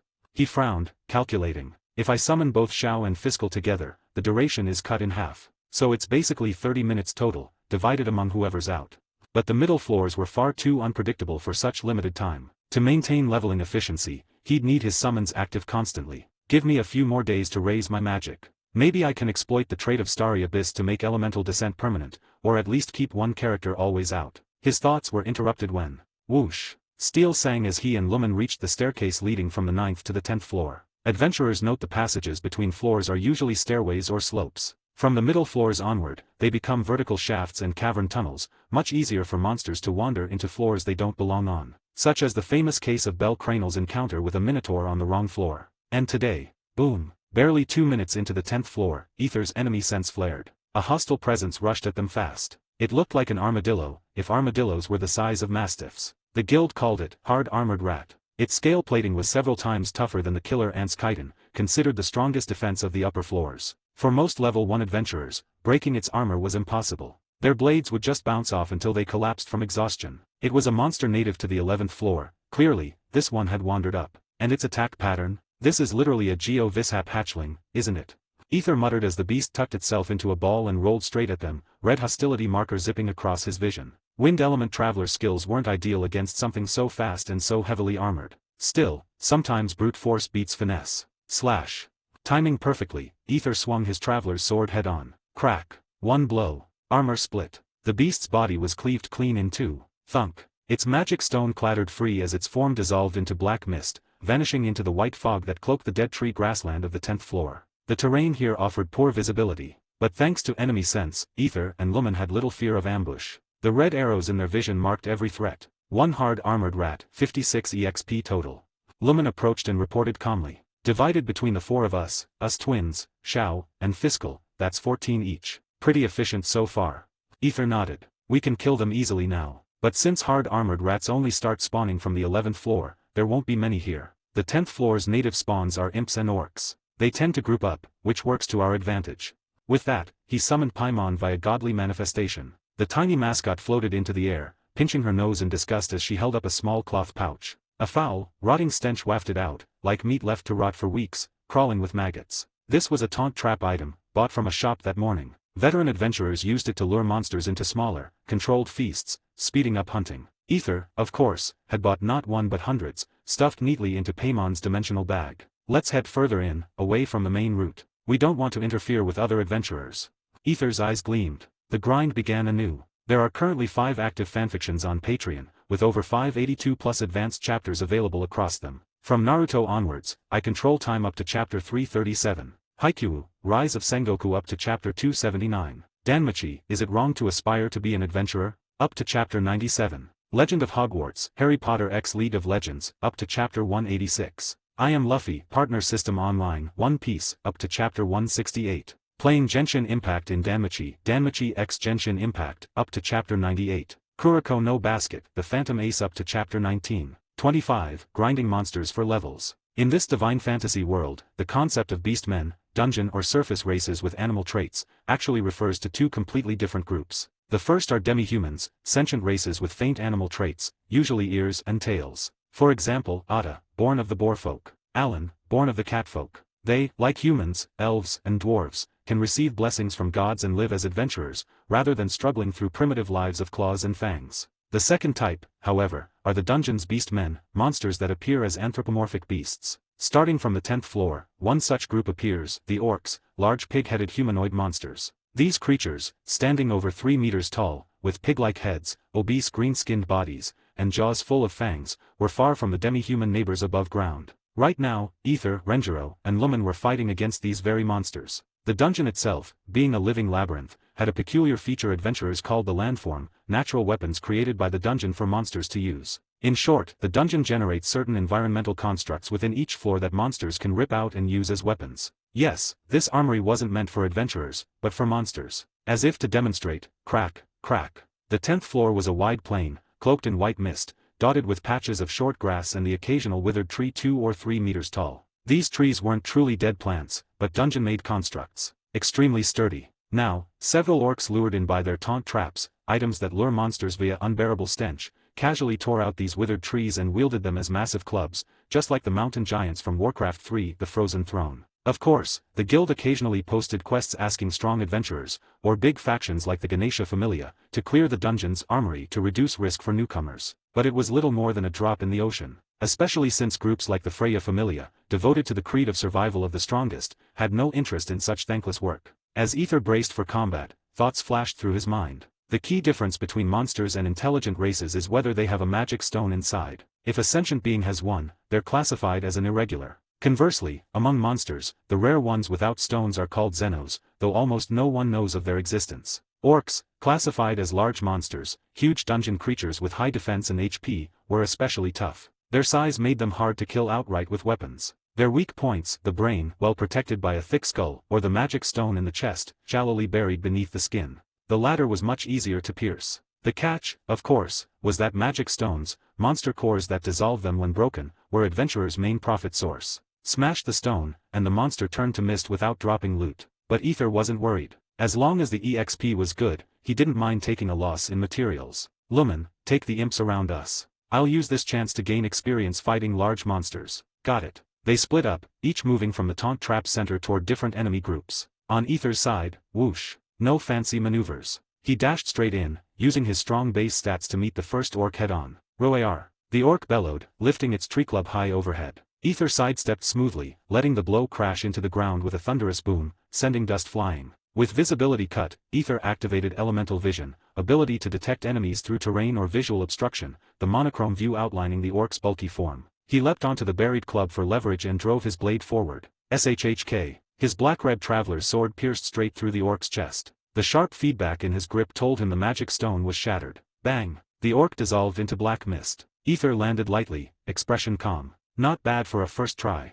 but more were coming. Let's test headshots next. He wiped the blood off his sword and turned toward the next target. Meanwhile, Lumen was in motion. Wind Blade. Her combat ability rivaled Ether's, though her stats differed, less agility than Ether, but higher strength. Facing a mob of imps, small but dangerous goblin-like monsters, she unleashed in most skill, Wind Vortex Blade. The spell dragged the shrieking monsters into midair, spiraling wind blade slicing them apart. Boom! When the vortex finally burst, the imps disintegrated into mist, and their magic stones were pulverized in the process. Luckily, the explosion knocked back other nearby imps, giving Lumen space. She raised her LV.20 Dawn sword and charged in, mowing down survivors like weeds. Imps had nowhere near the defense of orcs. Easy kills. Even while fighting, she kept tally. 1 imp, 28 EXP. 1 orc, 44 EXP. She noted, with our level increasing, earlier floors give barely any EXP now. But here, it's perfect for grinding. Even better, as soon as they reached the 10th floor, both she and Ether noticed something else. Their skill Starry Abyss, unique ability increasing mana recovery in Abyss-type zones, was recovering mana much faster. The closer we are to Abyss-type zones, the higher the regen efficiency. We've already doubled recovery at just the 10th floor. That meant their tactics for elemental descent, summoning skill limited by mana, might need revising. Spotting another huge group of imps, too many for blade work, Lumen spun on one foot and unleashed a tornado. Enmo burst, whispering winds. Scatter with the wind. Boom! A massive gale tore across the battlefield, sweeping even the outermost imps into the air, battering them continuously. Her pressure instantly lightened. With Paimon hovering nearby to provide battlefield oversight, Lumen didn't even bother checking results. Ether was doing the same on his side. At this pace, if we keep this grind up, we'll probably hit full LV.20 once we burn through these few hundred taunt traps. The EXP farming continued. There are currently 5 active fanfictions on Patreon, with over 582 plus advanced chapters available across them. From Naruto onwards, I control time up to chapter 337. Haikyuu, Rise of Sengoku up to chapter 279. Danmachi, Is It Wrong to Aspire to Be an Adventurer? Up to chapter 97. Legend of Hogwarts, Harry Potter x League of Legends, up to chapter 186. I Am Luffy, Partner System Online, One Piece, up to chapter 168. Playing Genshin Impact in Danmachi, Danmachi x Genshin Impact, up to chapter 98. Kuriko no Basket, The Phantom Ace up to Chapter 19. 26. Loki and Freya, 1/2. As someone who had once been a hardcore multi-account guild leader who never missed a single login streak, Ether Renjiro had long been trained in the art of no-lifting. For him, if something piqued his interest, he could keep at it endlessly, even when it was a repetitive, mechanical grind that would bore most people. Now, dungeon exploration was exactly the kind of thing he loved most. To a modern man like him, it was practically the same as playing a Vermeer page. Both the novelty and the thrill were top-tier enjoyment. Men remain boys until death. Ether knew well that being an adventurer was a high-risk occupation. But precisely because of that danger, this new life was something he had never imagined, or touched, back in his old world. And with the aid of the Genshin system, plus the stamina-ignoring state of Starfire's flowing light, he could fight day and night without rest. For him, hunting monsters for days on end had become as natural as eating or drinking. During this time, tell me, where exactly did you find such terrifying rookie monsters? On the first night of Ether's second foray into the dungeon, the two most powerful deities in Orario secretly met. In truth, although the Loki Familia and the Freya Familia were rivals on the surface, Loki, Freya, and Hephaestus, the goddess of Orario's top smithing familia, had long been close friends. They'd once led their familias to fight side by side. How close were they? Loki, the flat-chested Kansai-accented trickster, casually called Freya a slutty goddess. She nicknamed Hephaestus Fei-Fei-Tan, even sometimes acting cutesy around her. As for Freya, though her familia practically allowed her to run wild in Orario, she once snuck out alone to play, accidentally caused a huge mess, and tried to bluff her way through it only for Loki to flick her forehead in public. Even then, Ada and the others who witnessed it didn't complain. Hephaestus, the gentle-hearted one, was considered harmless by both. And since her smithing familia was the backbone of Orario's logistics, both top factions kept close ties with her out of necessity. Especially the Loki familia, despite their grand twilight manner, their large numbers, and even 7 level 6+ adventurers, they often fell into financial deficits from their frequent dungeon expeditions. In such times, both Freya and Hephaestus would secretly send financial aid to keep them going deeper. Tonight, however, fought for 7 days and 7 nights without rest, triggering continuous monster feasts, and leveled up to LV.2 from that single feat. In a luxurious tavern suite in the 5th district, close to the Freya Familia's base, Folkvandr, Loki squinted at the silver-haired beauty cloaked in a wide hood, asking curiously, "Are you sure this is something a normal human could do? If I'm not mistaken, even Silence and the ancient heroes of old didn't start out this terrifying, did they?" That night, the guild finally chose to compromise. Because Alan from the chariot of the goddess delegation had been too firm, refusing to concede, the guild decided, if we can't prevent future disasters, better to control the announcement ourselves. So, they publicly revealed the details of how Ether and Lumen reached LV.2. This way, the guild could at least stress the dangerous nature of this feat. If people still tried to follow suit, well, the guild could only wash its hands of responsibility. Judging by Loki's reaction, though, any adventurer with a working brain wouldn't dare try. At this moment. They're human, yes. But let's just say they're exceptionally talented. Freya's lips curved in a pleased smile, like a proud mother speaking of her children. Just a few days ago, I personally gave them my blessing on top of Babel Tower. So yes, this 1-week record is absolutely real. Tisk. Times like these, I really envy your eyes. Loki clicked her tongue. Freya's divine beauty allowed her to see straight into the very essence of a mortal's soul, even without divine power. Merely standing still, her gaze alone carried a passive charm. With a thought, that charm skyrocketed. If unleashed recklessly, she could enthrall the entire lower world. That was why she wore the hood, not just to hide her identity, but to suppress that permanent passive skill. The last time she skipped that precaution, she almost caused a riot on the streets, and got a forehead flick from Loki for it. Back to the present. At this rate, your familia may soon gain 2 more Silence-class adventurers. For once, Loki's always squinting eyes opened slightly, revealing cunning red pupils. You think they might even have what it takes to slay the one-eyed black dragon? They should. Freya didn't mention that her encounter with Ether had been pure coincidence, bordering on farcical. No need to reveal secrets unnecessarily. As for Loki's question, in my view, based on their performance so far, they hold greater potential than any adventurer alive. Her praise was sincere. After all, who could see the bug-like powers of Paimon Time, Genshin Descent, and Starfire's flowing light without thinking the same? Loki's interest deepened, her smile sly. Oh, greater than any adventurer. With a childish huff, she crossed her arms, her Kansai accent thick as she muttered. Some things you can only prove by competing. I don't believe your rookies will surpass my Ace-Tan, especially when it comes to slaying the one-eyed black dragon. Is that so? Normally, Freya would have just laughed such words off. She suspected Loki's confidence came from insider knowledge about the Sword Princess, but she didn't care. Some things simply weren't worth arguing over. Note, Hephaestus' nickname Fei-Fei-Tan comes from Fei turns to Fei and Tan is a childish form of Chan. There are currently 5 active fanfictions on Patreon, with over 582 plus advanced chapters available across them. From Naruto onwards, I control time up to chapter 337. Haikyuu, Rise of Sengoku up to chapter 279. Danmachi, Is It Wrong to Aspire to Be an Adventurer? Up to chapter 97. Legend of Hogwarts, Harry Potter x League of Legends, up to chapter 186. I Am Luffy, Partner System Online, One Piece, up to chapter 168. Playing Genshin Impact in Danmachi, Danmachi x Genshin Impact, up to chapter 98. Kuroko no Basket, The Phantom Ace up to chapter 19. 27. Loki and Freya, Two Halves. Even though Freya hadn't lost a single time since her defeat to Hera, today, when Loki started butting heads with her, she only smiled mysteriously. And then, since you say that, why not observe them yourself? The moment Freya showed that expression, what scheme are you plotting this time? Loki's playful face instantly turned serious. She knew Freya too well. Though Freya wasn't a pure goddess of mischief, whenever she put on that mysterious smile, it always meant trouble was brewing. And usually, never good trouble. So Loki stayed on high alert. As for Freya, no need to be so tense. She narrowed her eyes in amusement. This time, I came to meet you for a reason. You know the situation in my familia. To be honest, Otter and Alan, though reliable, aren't suited to guide those 2 children. So, I want 2 permanent slots for them in your familia's future expeditions. The words left Loki blinking in shock. You're serious? Freya nodded calmly. You've worked with Hephaestus's children before, haven't you? Just arrange it the same way. For the first time that evening, Freya lifted her teacup, sipping lightly. Loki narrowed her eyes. You really trust me enough to send those precious rookies over? Expeditions are dangerous. 2 little level 2s diving into the deep floors, if something unexpected happens, their deaths wouldn't be strange at all. When that happens, don't you dare. Relax.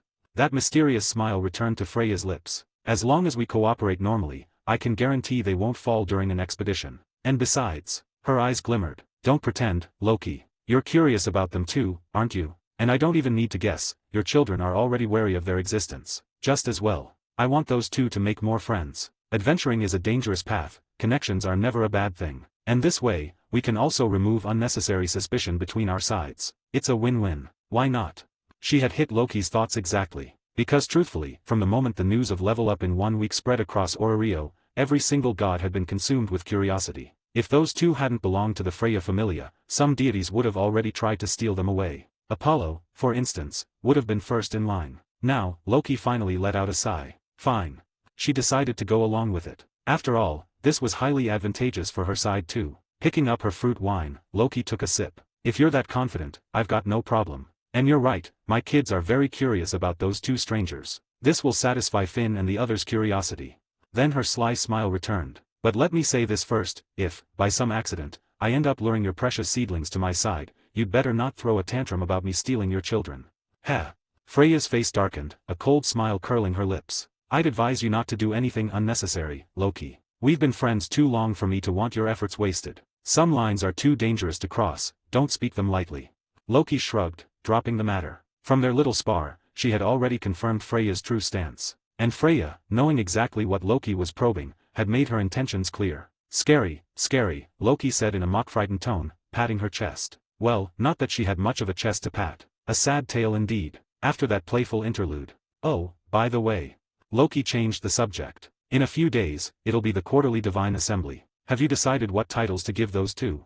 At that, Freya's eyes narrowed again, as if the tense atmosphere from moments ago had been nothing but an illusion. That was the rhythm of her and Loki's friendship. Their titles, huh? Freya's lips curved into a serene smile. Of course. I've already decided.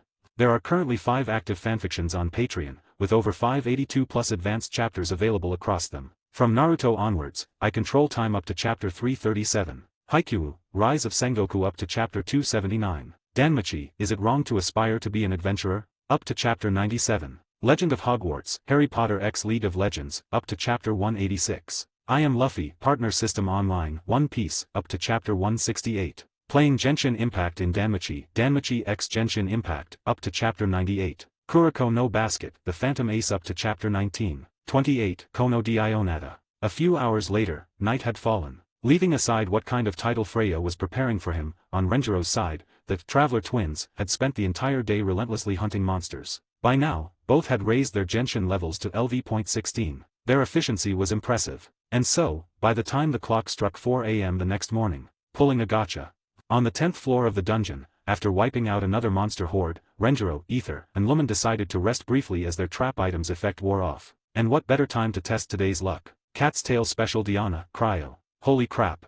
Confirmed, Lady Luck had definitely flown to the Euro side today. Staring at the newly drawn character card, Ether clenched his fist in triumph. Yes, finally, a healer. And not just any healer, a support healer with a built-in low-tier shield. In other words, with Diana's arrival. Ah, Shao-sama, Yabe. In his good mood, Ether couldn't resist goofing off with a silly impression. Ahem, back to business. Right now, we and Shao are tied for the highest level, LV.16. While Paimon busied herself sweeping up magic stones nearby, Lumen calmly sat beside Ether, analyzing. Fiscal, since we got her later, is only LV.13. Once we bring Diana up, we could probably challenge the middle floors ahead of schedule. No doubt, the monster yield in the middle floors was far superior to the 10th floor. So superior, in fact, that even Ether might struggle to keep up. And this was assuming they didn't actively pull or cluster monsters. From the 13th floor onward, dungeon creatures gained ranged attacks. The most infamous among them, the Hellhounds, nicknamed Fire Throwers. Roughly hyena-sized, they often appeared in packs. Their fireballs could scorch a LV.2 adventurer into a screaming, blistered mess with a single direct hit. Take several blasts at once, and even a full LV.2 party could be reduced to ashes. A deadly threat. In fact, the 13th floor was widely known as the first line of death, far more dangerous than the newbie killers of the early levels. But with Aurario's dungeon history surpassing 1,000 years, adventurers had grown wiser. The guild's appointed dungeon exploration advisors strongly recommended that before attempting the middle floors, adventurers should purchase a long cloak known as a fire sprite weave mantle. Sprites, divine beings akin to fragments of gods themselves, were ancient, sacred creatures. Anything made with their essence was a priceless blessing. The so-called fire sprite weave was a standardized item imbued with the protective grace of these fire sprites. Even master smiths admitted they couldn't replicate it. Its primary effect? Extreme fire resistance. With it, one could endure a Hellhound's fireball head-on. Ether hadn't bought one. Partly because, well, adventurers were always broke. The more you earned, the faster you spent. Just look at the outrageous prices of panaceas, daylight robbery. And still, people bought them. The Dien sect familia never lacked customers. And fire sprite weave mantles? Easily 6 figures each. Also, to be honest, I wasn't even planning to hit the middle floors so soon. Plans, however, rarely kept up with reality. Luckily, Ether had a built-in return-to-town skill. Worst case, he could make a few more surface runs. First, let's liquidate today's magic stones for Valis. There's a ton of gear I want to buy besides a fire sprite mantle. He muttered this to himself. But before that, let's level up Kitty, Diana, first.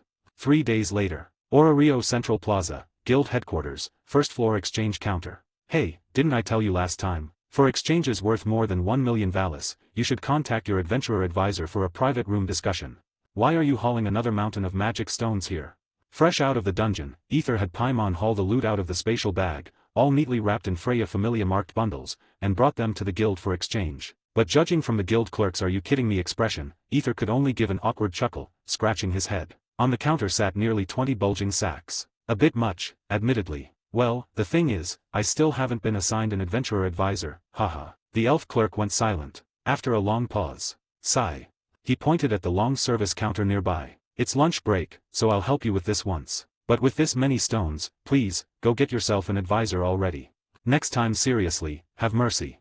Clearly, Ether and Lumen's fame had spread. The moment they walked into the guild, the hall's adventurers all turned to look, their presence drawing every eye. And this poor clerk, well, he'd been scared by them. Their first exchange had been 30-odd million Valis, manageable, if heavy. But this time, ugh.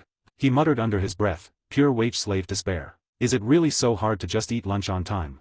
Footnotes. Kono di Ionata, a playful pun on Diana's name, referencing the iconic Kono Dioga. It was me, Dio.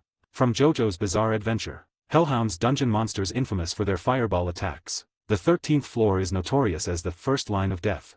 Panacea, extremely costly healing item, always in demand. Dien sect Familia Danmaki Familia specializing in medicine and potions, perpetually wealthy due to necessity. Guild advisors assigned to adventurers for dungeon guidance and safety. Diana, a cryo-bow user from Genshin Impact, Mondstadt bartender who hates alcohol. Shao, an Enmo polearm adeptus from Genshin Impact, the last Yaksha of Laya. There are currently 5 active fanfictions on Patreon, with over 582 plus advanced chapters available across them. From Naruto onwards, I control time up to chapter 337. Haikyuu, Rise of Sengoku up to chapter 279. Danmachi, Is It Wrong to Aspire to Be an Adventurer? Up to chapter 97. Legend of Hogwarts, Harry Potter x League of Legends, up to chapter 188. I am Luffy, Partner System Online, One Piece, up to Chapter 170. Playing Genshin Impact in Danmachi, Danmachi X Genshin Impact, up to Chapter 100. Kuroko no Basket, The Phantom Ace up to Chapter 23. 29, Advisor Candidate. 29, Advisor Candidate.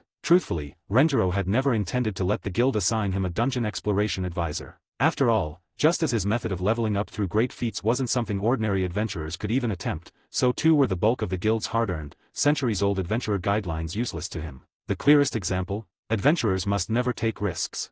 It wasn't that the phrase was wrong. The guild had coined it for the sake of Aurario's overall safety and stability. It has saved countless lives by discouraging reckless behavior. But Renjiro knew the truth behind the curtain. With the pressure of the looming promised day, I simply can't afford the life of a carefree salted fish. The moment he appeared, the world's future trajectory might already have shifted. Take the red-eyed rabbit youth, the one most likely to someday slay the one-eyed black dragon. Even in the original path, every step of his journey had been life or death. If that boy falters or dies prematurely, what then? Am I supposed to just take my hands off the keyboard and watch the world burn? No. He had no interest in placing his fate in someone else's hands. Thus, he considered the guild's dungeon advisors more a hindrance than help. He had no desire to argue with a stranger if their opinions clashed. Why waste both time and good mood? Yet now, maybe having someone to streamline the exchange process wouldn't be so bad. From that perspective, I'll just need to pick someone with no real opinions of their own. While the guild staff scrambled to process his mountain of magic stones, Renjiro, Ether, and Lumen crossed the main hall, every eye in the room following them, and headed toward the reception counter near the main entrance. 3 staffers were still on duty there. Ether's eyes swept over them. First, a brown-haired human male, early 20s. Immediate pass. Sorry, if I'm getting a personal advisor, she's at least got to be a pleasant voice and easy on the eyes. Also, the way that guy was staring at Lumen with a blush like a boiling teapot, I have to restrain the sudden urge to stab him full of ventilation holes. Deep breath. Calm. Move on. Next, a brunette half-elf girl with emerald eyes. Wait, isn't that the very one who, in the future, takes care of Belle Cranel? Her name surfaced in his memory, in a tool. 19 years old. Dignified looks, graceful figure, diligent worker, renowned across the guild and among gods and adventurers alike. Her popularity was sky-high. Her voice even reminded him of a certain famous VA. But, adventurers must never take risks. Yes, that was her famous line, repeated throughout the main story. Kind and dependable she might be, but she was far too opinionated. Friend? Yes. Advisor? No thanks. Finally, the third. A pink-haired girl with shoulder-length, slightly wavy hair. Currently fumbling through some paperwork for a nervous adventurer at the counter, a bit clumsy, but earnest. The moment he laid eyes on her, perfect. That's the one. She fit the not opinionated requirement like a glove. Right then, from the exchange counter behind them. All tallied. The clerk announced the total to Lumen. Miss, that comes to 19,537,260 valis. The voice wasn't loud, but adventurers' hearing far surpassed ordinary folk. Gasps rippled through the hall. Nearly 20 million valis. They've only been in the dungeon for, 4 days. As expected of Freya Familia's super rookies. I can't wait to see what titles the gods give them. Fame brought both blessings and curses. On one hand, far fewer dared harbor ill intent. On the other, all these eyes glued to us, whispers everywhere, feels like we walked onto the set of some trashy soap opera. Ether grumbled internally, resisting the urge to roll his eyes. Focus. Seeing the pink-haired girl finish with her last client, he and Lumen stepped up together. Excuse me, we'd like to apply for a dungeon exploration advisor. Half an hour later, leaving the guild with a small sack of gold coins, the duo had completed all their tasks. The pink-haired girl, Misha Flott, was now the official advisor of the Traveler twins. A cushy assignment, envied by many colleagues. After all, becoming the advisor of rookies with limitless potential guaranteed no shortage of future perks. Even just being on speaking terms with such super rookies was a massive asset in Aurario, a city teeming with trouble and harassment, even for guild staff, male and female alike. Connections were priceless. Though less capable than Inna, Misha's greatest strength was simple. She listened. Her first task, opening personal vaults for both Ether and Lumen. Because honestly, nearly 20 million valis in raw coin would fill an entire sack. Were they supposed to play Santa Claus every time they shopped? Ridiculous. Vaults and checks were the proper way to handle high-value transactions. Now, walking side by side along Aurario's Western Avenue, the siblings spoke through their mental link. We've got money. We've got an advisor. Next up, let's buy the Fire Sprite Weave mantles, then swing by the Dien Sect Familia's potion shop. Once we're properly prepared, we dive again. This time we don't come out until we're all LV.20. Notes, if you are confused, Promised Day is a non-canon event and is only in this fanfic. There are currently 5 active fanfictions on Patreon, with over 582 plus advanced chapters available across them. From Naruto onwards, I control time up to chapter 337. Haikyuu, Rise of Sengoku up to chapter 279. Danmachi, Is It Wrong to Aspire to Be an Adventurer? Up to chapter 97. Legend of Hogwarts, Harry Potter X League of Legends, up to chapter 188. I Am Luffy, Partner System Online, One Piece, up to chapter 170. Playing Genshin Impact in Danmachi, Danmachi X Genshin Impact, up to chapter 100. Kuroko no Basket, The Phantom Ace up to chapter 23. 30. The Dream Begins, Part 1/2. At present, the number of character cards in Renjiro's possession, including the Traveler Twins, was 5. Among them, Ether, Lumen, and Xiao were all sitting comfortably at LV.18. Fiscal, who had joined a little later, had caught up well at LV.17. Clearly, after 3 straight days of a shorter but intense mini-grind session, her leveling efficiency had reached parity with the others.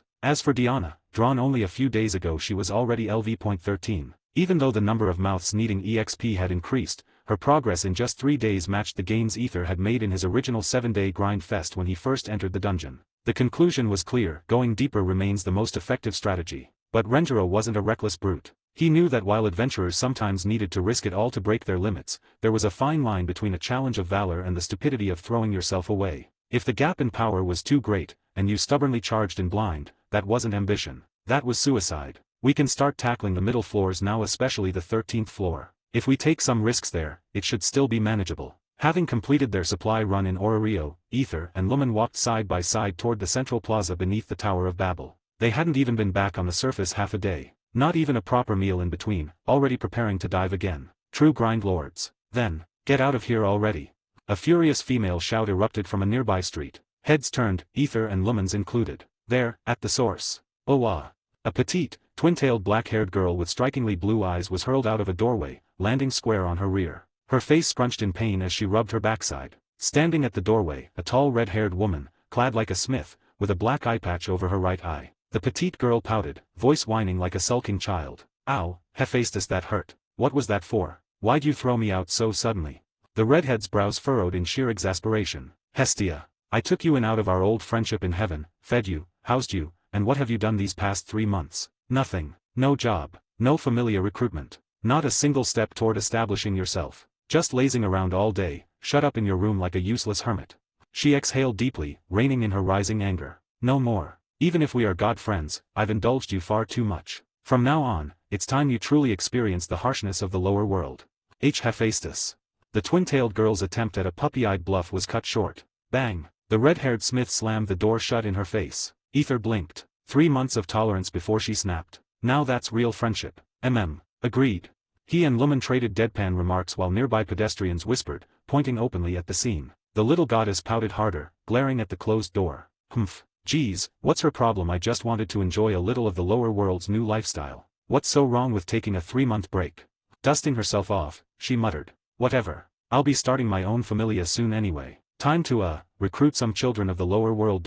With that, she scurried off, vanishing around a corner to escape the gawking crowd. Ether and Lumen exchanged a knowing look, both nodding slightly. At this timeline, the main story begins in about 3 months. A crucial confirmation. Their eyes sharpened. Which means our time to grow stronger is very short. We need to accelerate our leveling pace. The dungeon grind resumes. 2 days later. Manifest, Oz. The voice rang out across the middle floors, on the notorious 13th floor, the so-called first deadline of the dungeon. Inside a cavernous dome-shaped chamber, its ceiling dozens of meters above, 5 figures moved in perfect sync, engaging a horde of monsters in ferocious battle. Notes. Character cards, a Genshin-style system unique to Renjiro in this crossover. Middle floors, the point where difficulty spikes, monsters gain ranged attacks like the infamous Hellhounds. Known as the first deadline because so many new LV.2 adventurers perish here. Hestia, the famous, lowly goddess. There are currently 5 active fanfictions on Patreon, with over 582+ advanced chapters available across them. From Naruto onwards, I control time up to chapter 337. Haikyuu, Rise of Sengoku up to chapter 279. Danmachi, Is It Wrong to Aspire to Be an Adventurer? Up to chapter 97. Legend of Hogwarts, Harry Potter X League of Legends, up to chapter 188. I Am Luffy, Partner System Online, One Piece, up to chapter 170. Playing Genshin Impact in Danmachi, Danmachi X Genshin Impact, up to chapter 100. Kuroko no Basket, The Phantom Ace up to chapter 23. 31, chapter 31, The Dream Begins, Part 2. Unlike the 10th floor, which was an open, mist-shrouded forest, the 13th floor marked a drastic change. From here onward, a labyrinth of twisting tunnels connected one vast cavern chamber after another. In this respect, it resembled the early 1st through 9th floors. The difference was stark. Instead of the relatively even, mineshaft-like terrain of the tutorial zone, the 13th floor's ground was jagged and uneven, making footing treacherous. Sometimes the slopes were so steep that fighting on them was like battling on the face of a cliff. Thankfully, unlike in video games, there was no slip mechanic here in reality. Otherwise, Renjiro's sanity bar would have long since shattered. Thwip, thwip, thwip. An arrow of ice, another of lightning, and a crackling blast from us halted the fiery assault of 3 hellhounds. 2 of the beasts, jaws aglow with flames, were struck before they could release their breath. The result, the flames detonated inside their mouths. Elemental reaction, overloaded. The self-inflicted explosions were brutal. The last hellhound staggered under the damage from a melt reaction, before Shua. A white-tasseled spear pierced clean through its chest, Xiao's dragon-like lunge ending the threat. Nicely done.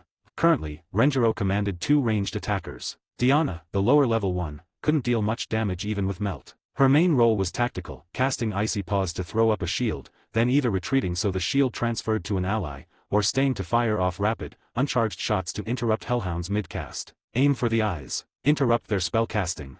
It was clear Renjiro had begun using Genshin Descent in real combat, and after repeated use, he had already drawn several conclusions. The Genshin avatars he summoned with Genshin Descent differed greatly from the Traveler twins manifested via his Starfire's flowing light split-body magic. Unlike normal adventurers, these avatars did not require, and indeed could not receive, fauna from a god. According to the Genshin system, each avatar had its own independent character sheet. They leveled up, upgraded weapons, artifacts, talents, and unlocked constellations through pulls. In effect, Renjiro himself was their familia god, their stats updated directly within the system. And the updates were instant, real-time, anywhere. Tactically, this allowed tricks such as Diana, even at C0, she could pass her shield to others by tagging out. Fiscal, after summoning Oz, she could exit the field, saving Renjiro's MP, since off-field Oz cost nothing yet still shared EXP. This tag-out system functioned almost identically to the character swap mechanics of Genshin Impact. Of course, as in the game, there was a 1-second cooldown between exit and return. Over the last 2 days, frequent use of Genshin Descent to break through ambushes also let Renjiro study the mana regen mechanics of his Starry Abyss skill. He confirmed that, the closer he was to abyss-like zones, the greater his regen multiplier.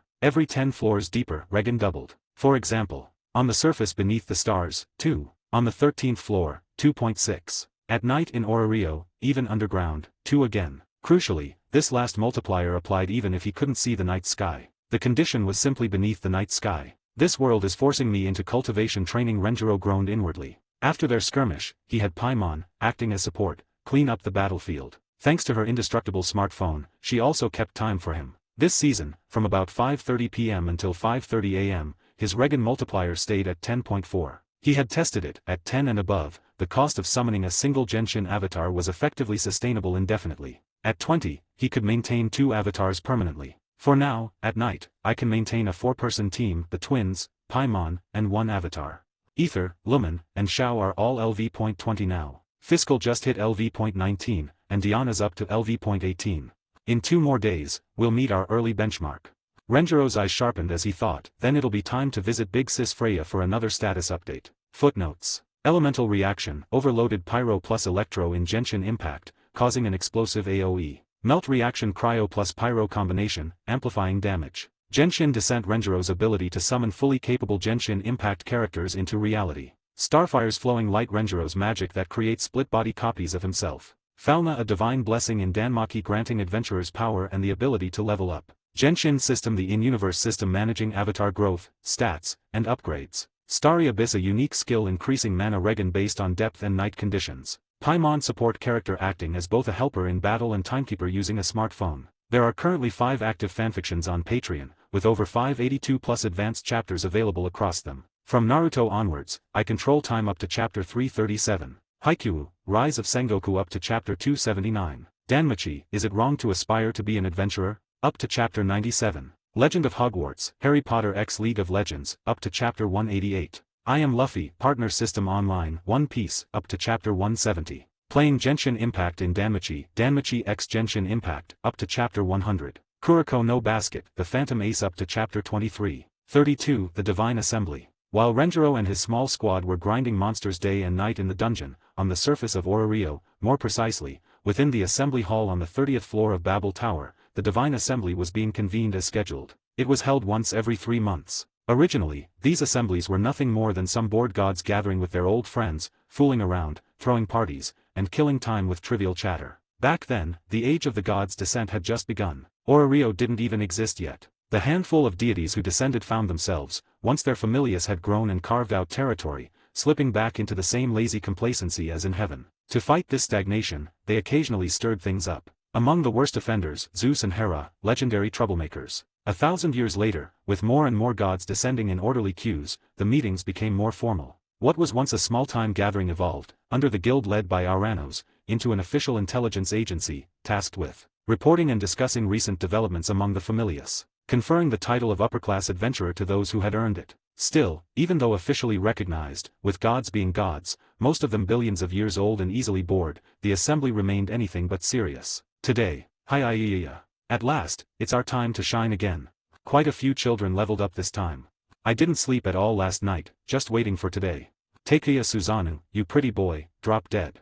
The 30th floor of Babel, remodeled for this very purpose, was a vast, pillar-studded hall without partitions. The ceiling soared high overhead. Aside from massive, ornately carved support columns, the only furnishing was a grand round table in the center. Around it, tiered seating formed a basin-like arena, and beyond the walls, crafted from glass-like crystal, the drifting clouds of the sky were visible. It was less a hall, more an aerial temple. Over 30 gods had already gathered. Men and women, in wildly different fashions, some daring, some downright ridiculous. Between the seats. The assembly should start soon. Who's still missing? I heard Hermes will attend. He just got back to Orario though, so he's cutting it close. What about Soma? Apparently he got chewed out by Ina from the guild again. Word is, he spent all of yesterday sitting in the corner of his room, knees hugged to his chest. So pitiful. I want to see it, I just want to comfort him. Sure you do. You're not trying to rub salt in his wounds. No, of course not. The gods bantered freely, their words dripping with mischief, some clearly eager to sow chaos. At that moment, another radiant figure entered. Oh, it's Freya. Damn, I can't take my eyes off her again. No wonder she's the goddess of beauty. So terrifyingly beautiful. The comments weren't even whispered, and carried easily to the ears of several nearby goddesses. Some, like Hephaestus and Demeter, ignored them entirely. But not all. TCH. Pretentious bitch.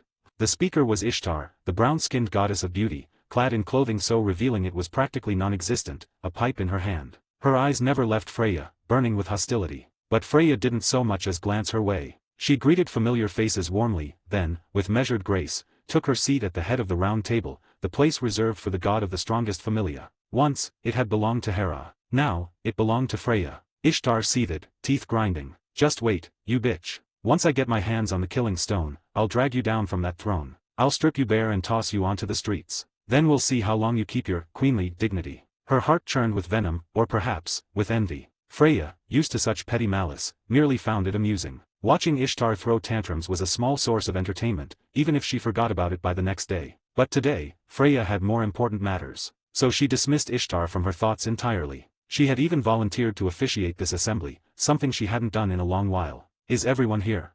Her voice was soft, her smile radiant. The hall fell silent. A male god replied, looks like only Loki and Hermes aren't here yet. Oi, I'm here. The Kansai-accented drawl came from the door. A red-haired, fox-eyed goddess stepped in. Loki. She glanced back over her shoulder. Oi, Hermes. You travel all the time, right? Why were you panting so hard after a short jog? Because my cute Asfi couldn't come along, and she usually carries me around. The blond man in a feathered traveler's hat collapsed dramatically at the entrance, gasping like he was reenacting a tragic death scene. The god stared. Oi, Hermes. The hell are you doing? He didn't just get sent back to heaven, did he? That'd be hilarious, humiliating. Yes, today's gods were as chaotic as ever. It made one wonder if the lower world was doomed. Footnotes. Divine Assembly, a quarterly meeting of gods in Orario, sanctioned by the guild to share intelligence and award titles. Zeus and Hera, former heads of the strongest familias, infamous for bold and reckless acts. Auranos, god who leads the guild, overseeing dungeon regulation and divine order. Babel Tower, a towering structure built over the dungeon entrance, serving as both a landmark and divine facility. Killing Stone, a dangerous artifact tied to one of Ishtar's plots in Danmaki. There are currently 5 active fanfictions on Patreon, with over 630+ advanced chapters available across them. From Naruto onwards, I control time up to chapter 337. Haikyuu, Rise of Sengoku up to chapter 279. Danmachi, Is It Wrong to Aspire to Be an Adventurer? Up to chapter 97. Legend of Hogwarts, Harry Potter x League of Legends, up to chapter 200. I Am Luffy, Partner System Online, One Piece, up to chapter 182. Playing Genshin Impact in Danmachi, Danmachi x Genshin Impact, up to chapter 112. Kuroko no Basket, The Phantom Ace up to Chapter 37. Yukajayaka, Project Ace up to Chapter 35. 33. The title is, 1/2. 33. The title is, 1/2. In the end, Hermes himself gave a perfect demonstration of the saying, a scourge lives 1,000 years. Of course, as a god from heaven, his lifespan was practically infinite, so the phrase was less an observation and more a curse wishing he'd kick the bucket sooner. Cough. But let's not get sidetracked. With Loki and Hermes finally arriving. Now that everyone's here, wait, which divine assembly is this again? Freya, who had taken it upon herself to act as host this time, paused mid-sentence. Thousands by now, surely. 4395 or was it 4396? Who cares? No one's counting anymore. Just start already, Freya-sama. The gods were restless, eyes shining, looking for all the world like hardcore gamers camping overnight outside a store on release day. Seeing this, Freya smiled gracefully. Since you're all eager for today's main event, let's skip the usual information exchange session and handle it with a quick Q&A instead. Wow! The decision was met with cheers and applause. I'll go first. A burly man in an elephant mask leapt to his feet. Every divine gaze turned his way. He clenched his fists, trembling with energy, as though about to unleash something monumental. For a long moment. Or wa Ganesha duh. I am Ganesha. The other gods' faces immediately soured. Knew it. Yeah, Ganesha, Ganesha. Cut the crap and get on with it. Complaints echoed around the hall. Even Freya, who had been maintaining a perfect professional smile, couldn't stop the corner of her mouth from twitching. Fortunately, as the head of the Ganesha Familia, which oversaw Aurario's public order, he didn't waste more time with antics. He got down to business. Recently, my children received reports from outside Aurario. The Great Forest Sea has been experiencing frequent monster riots. But the Artemis Familia has already accepted the guild's commission to investigate. I expect we'll have results soon. The room buzzed. Oh, the goddess of the hunt herself. Then we've nothing to worry about. Right, she's basically the Heavenly Morals Committee. Anything else?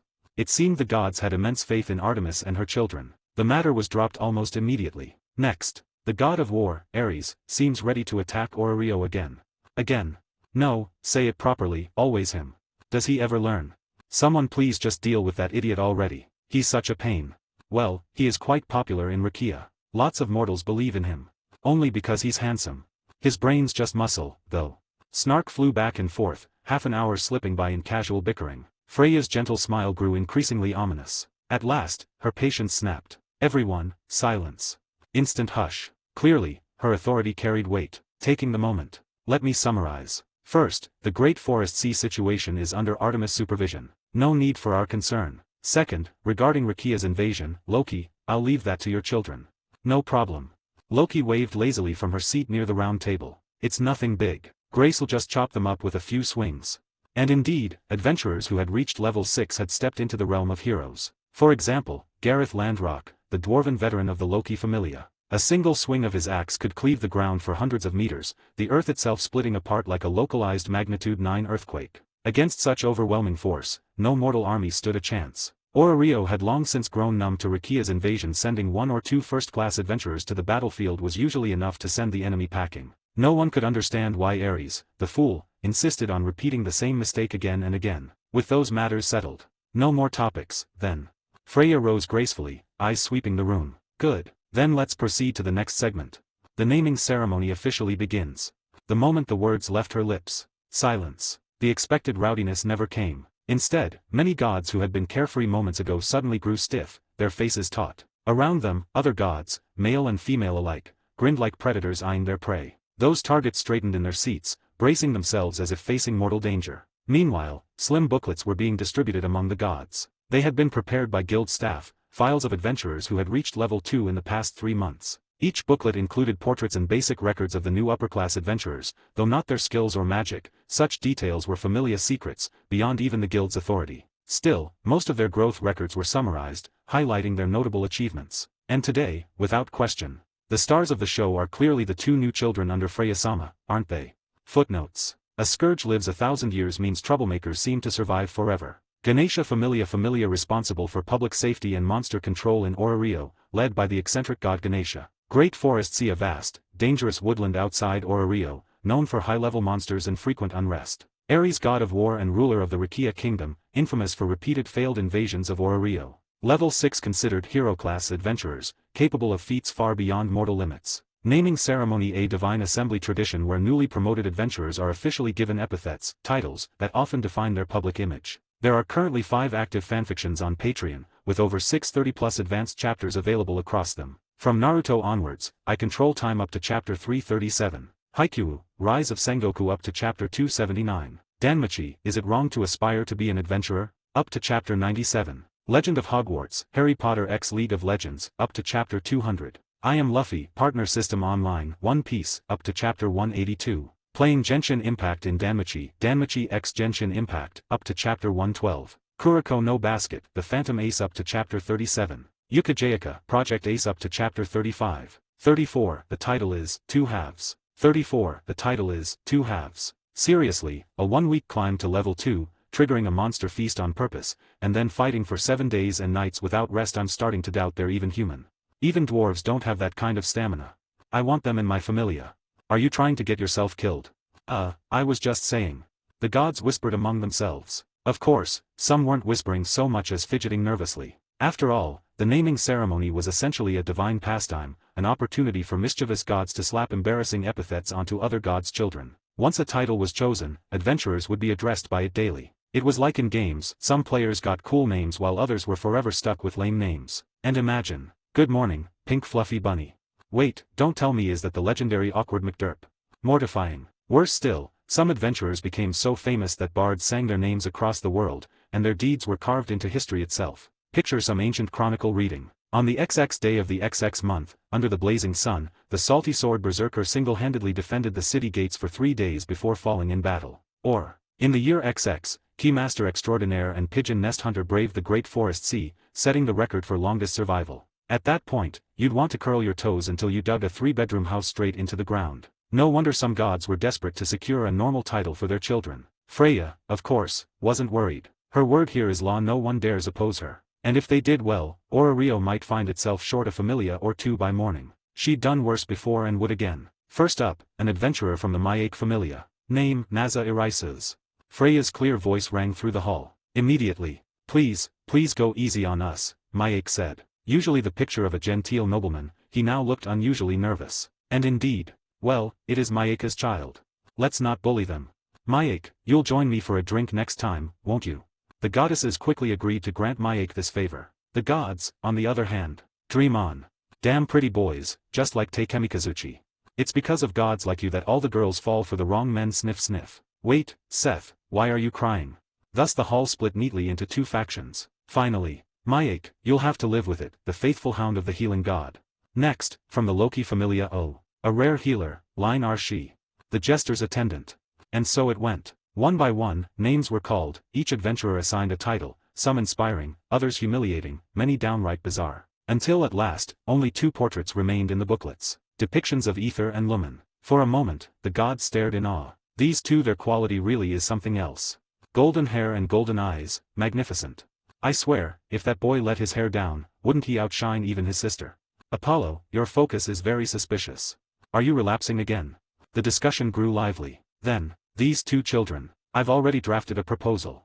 A dusky-skinned goddess opened her mouth, but Freya cut her off, sharp and deliberate. For the first time, she met Ishtar's eyes directly. She knew nothing good would come from letting her speak, so she pressed on smoothly. My 2 children are inseparable, always together. And, just to hint a little, they've already developed a form of combined attack.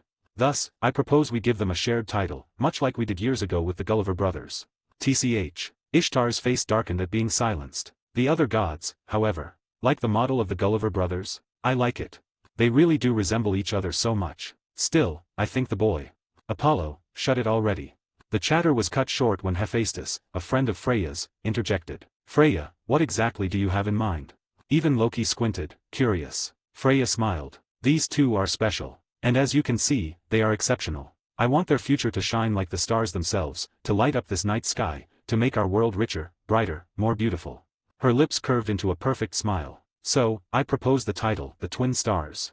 There are currently 5 active fanfictions on Patreon, with over 630+ advanced chapters available across them. From Naruto onwards, I control time up to chapter 337. Haikyuu, Rise of Sengoku up to chapter 279. Danmachi, Is It Wrong to Aspire to be an Adventurer? Up to chapter 97. Legend of Hogwarts, Harry Potter x League of Legends, up to chapter 204. I am Luffy, Partner System Online, One Piece, up to Chapter 186. Playing Genshin Impact in Danmachi, Danmachi X Genshin Impact, up to Chapter 116. Kuroko no Basket, The Phantom Ace up to Chapter 41. Yuka Jayaka, Project Ace up to Chapter 39. 35, Small Progress. With the end of the Divine Assembly, the titles of Ether, Renjiro, and Lumen were officially set. That very evening, the guild dispatched several capable clerks to publish a complete list of the newly named upper-class adventurers. That night, the announcement board beside the guild headquarters was thronged with endless streams of adventurers. Some, upon seeing their new titles, wailed in utter shame, then fled in tears, unable to face the world.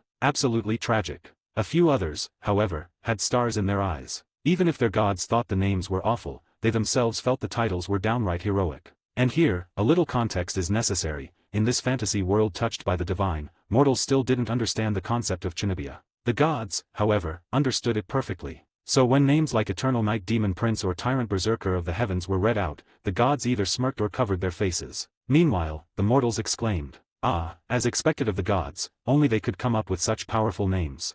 A generational, no, a dimensional gap in perception. As a transmigrator from modern China, Renjiro knew exactly how things really worked. That was why he'd been nervous earlier, worried some prankster god would saddle him with a humiliating title. Fortunately, Freya had his back. Twin stars, his and Lumen's new title, might carry a faint whiff of Chinibia, but at least it wasn't outright embarrassing. And besides, 2 days later, after completing his short-term goal of raising his entire party to level 20 in Genshin terms, Renjiro was summoned directly to the top floor of Babel Tower, Freya's private domain as Aurario's strongest goddess. Before the vast floor-to-ceiling window overlooking the entire city, Renjiro, once again back in his true form rather than the starfire glow disguise, met the sensual goddess. Today she wore her usual daring outfit, black with crimson trim, her long legs crossed casually, her eyes half-lidded, her expression languid yet filled with hidden meaning. This time, Freya said, gazing at him with a faint smile, "I'd like to respect your own opinion." Renjiro blinked. "Ordinary. Something inconspicuous. That way I can better hide my real identity." He shrugged lightly. "Something like the Traveler would be fine." "Oh." Freya's lips curled in amusement. "I would have thought you'd want something more like Lord of 10,000 Stars." She tilted her head. "Actually, it suits you rather well at the moment, doesn't it?" Renjiro sighed, realizing she was teasing him on purpose. "Please don't mess around." "Foo-foo." Freya chuckled softly at the exasperated look on his face. Recently, she found herself enjoying these easy conversations. After all, men like Otter or Alan adored her, but always with an undercurrent of reverence, as if she were above them. Being respected wasn't bad, but as a goddess who'd lived for eons, and one who was half a mischief maker, Freya longed for something fresh. Only Renjiro provided that. And so she was happy to try ways of interacting she'd never attempted before, slowly nurturing a more natural bond with her little brother. "By the way, you've been raiding the dungeon non-stop lately. I imagine your stats have grown quite a bit," Freya remarked. "Shall we update your fauna?" "Yeah," Renjiro nodded. "If you don't mind." She gestured toward a cushioned chair. He moved it over, sat, and lifted his shirt to reveal the divine tattoo of the fauna across his back. As Freya let a drop of her ichor fall, the numbers flowed across her vision. Higashikata Renjiro. Level 1. Stats. Strength, H, 123G, 260. Endurance, H, 139G, 259. Dexterity, H, 171G, 298. Agility, H, 165F, 303. Magic, D, 590B, 777. Skills, Starry Abyss. Magic, Paimon Time, Genshin Descent, Starfire's Flowing Light. She finished the record and handed him the parchment. Renjiro glanced at it. About as expected. This time, his total growth was over 700 points, a great leap, though still less than the previous 1,000-point surge. But that was normal. The higher one climbed, the slower progress came. Not everyone had cheat-like skills such as Inherent Dream that accelerated growth. Renjiro had his own bug-tier abilities, so he wasn't about to sulk over it. Then came Ether and Lumen's updates. When he saw their stats, SSS, 1999 across the board, even Renjiro himself whistled. This is what it means to be a total cheat. The twins, already at level 20 in Genshin terms, had power rivaling the very peak of level 2 adventurers. Even the future exploits of Aurario's red-eyed rabbit boy could never reach this level. And Renjiro already had 5 such cheats in his party. Plus Paimon, arguably the strongest supporter ever. At this rate, next trip I can probably head straight for the 18th floor. The 18th was one of the dungeon's rare safe zones, where monsters usually didn't spawn. Adventurers had even built a small town there, Rivra, complete with inns. He really wanted to see it for himself. But just as he thought that, "Oh, I nearly forgot to tell you." Freya lightly tapped her palm with a fist as if remembering something. "For the next few days, don't rush into the dungeon alone." Renjiro frowned. Something troublesome happened. Given the Freya Familia's dominance, he knew that beneath the surface their affairs were riddled with strife. If not external threats, then certainly internal rivalries, especially among their volatile first-class adventurers. Had I already drawn too much attention? Freya smiled. Relax. Nothing troublesome. In fact, it's good news for you. She leaned back. A few days ago, I met with Loki. I secured 2 slots in her Familia's next adventure. With your strength, it's time you see the deeper layers. And with your unique traits, an expedition is the fastest way to trigger your next level up condition. In fact, I expect just one expedition could push your fauna to a qualitative breakthrough. She shrugged lightly. Of course, it's up to you. If you decide to go, drop by the Twilight Manor, Loki Familia's base. Get to know their adventurers, make yourself familiar. Are you listening? She paused. Because Renjiro was staring at her, utterly dumbfounded. He couldn't believe it. Did Freya just encourage me to approach the Loki Familia? He muttered in shock. Is this really the Freya I know? Don't tell me Danmaki's world has a lost belt too. Footnotes. Shinobi, a Japanese slang for 8th grader syndrome, describing teens who believe they have hidden powers, dark destinies, or are special protagonists. Lost belt, a reference to fate/grand order, where alternate timelines, lost belts, replace the proper history. Renjiro uses this as a tongue-in-cheek metaphor for how out of character Freya seems here. There are currently 5 active fanfictions on Patreon, with over 630+ advanced chapters available across them. From Naruto onwards, I control time up to chapter 337. Haikyuu, Rise of Sengoku up to chapter 279. Danmachi, Is It Wrong to Aspire to Be an Adventurer? Up to chapter 97. Legend of Hogwarts, Harry Potter X League of Legends, up to chapter 204. I Am Luffy, Partner System Online, One Piece, up to chapter 186. Playing Genshin Impact in Danmachi, Danmachi X Genshin Impact, up to chapter 116. Kuroko no Basket, The Phantom Ace up to chapter 41. Yuka Jayaka, Project Ace up to chapter 39. 36. I Call You Sis, You Call Me Bro. As it turned out, it wasn't about whether Danmaki's world had lost belts or parallel universes. It was simply that Renjiro had fallen into a mental trap. Perhaps he had leaned too heavily on the prophetic advantage he gained from watching stories and anime before transmigrating, so much so that he subconsciously overlooked one crucial fact. This was the real world. Whether god or mortal, any being with emotions and wisdom would inevitably change through new experiences and encounters. The gods of Orario, its countless adventurers, and even its ordinary citizens were not NPCs limited to scripted dialogue. Even if this divine era bore uncanny similarities to a game setting, even if Renjiro himself had a system, he couldn't allow those illusions to mislead his judgment. And so, thanks, sis. Renjiro didn't refuse Freya's kindness. I'll pay Loki Familia a visit. Freya's lips curved in a smile. Good. Remember, I won't restrict you from using your abilities, whether your spatial inventory or teleportation. Just remember to keep your real identity hidden. After all, she added with a hint of teasing warmth, your true self is still far too weak. Her words carried a rare touch of concern. I understand, Renjiro nodded firmly. By the way, when exactly is Loki Familia's next expedition? In the next few days, most likely. Freya shrugged lightly. I'm not one of their official members, so ask them directly. What's this? Planning to prepare ahead of time? Something like that. Renjiro admitted without hesitation. Bottom line, I haven't yet reached the limit of this stage. And what exactly was his current limit? It was simple. Gather 5 Genshin clones, plus the Traveler Twins and Paimon, for a full 8-person party, the maximum he could field. Every member, aside from Paimon, at LV.20. Weapons upgraded to LV.20 with magic stones, preferably refined. Ideally, at least some 4-star weapons. Constellations and artifacts? Forget it. Constellations required pulling cards, and as for artifacts, he still had no clue how to farm them here. Talent skills? His main body was still LV.1, and he hadn't had a breakthrough, so he couldn't allocate points yet. That was the rough picture. Ah, speaking of which, Freya's eyes suddenly lit up. It's getting close to dinner time. Remember that tavern I recommended to you last time? Want to give it a try? At that moment, Renjiro was certain Freya was absolutely acting like a trickster goddess. She just wanted to see him squirm. But, sure, he replied smoothly. It is getting late anyway. I can visit Loki Familia tomorrow. Tonight, I'll check out that tavern. He added casually, I'm actually looking forward to the food. The labyrinth city of Orario, the world's current hub, was encircled by a massive circular wall, tens of meters tall and several meters thick. From the central plaza, where Babel Tower stood, the city was divided into 8 equal districts. North, 1st District, Commercial Quarter, and 8th District, High-Class Residential. East, 2nd District, Workshops, and 3rd District, Slums. South, 4th District, Pleasure Quarter, and 5th District, Casino Quarter. West, 6th District, Warehouses, and 7th District, Old Town. Loki Familia's base, the Twilight Manor, was in the 1st District. Freya Familia's stronghold, Folkvandr, was in the 5th. The tavern Renjiro was headed to tonight was on the western main street, in the 7th district. Its name, Hostess of Fertility. Renjiro, of course, knew it well. After all, in the original Danmaki storyline, this bar was deeply entwined with countless events. And, a LV.6, for LV.4s, plus a goddess in disguise TSK, this staff lineup is ridiculously stacked.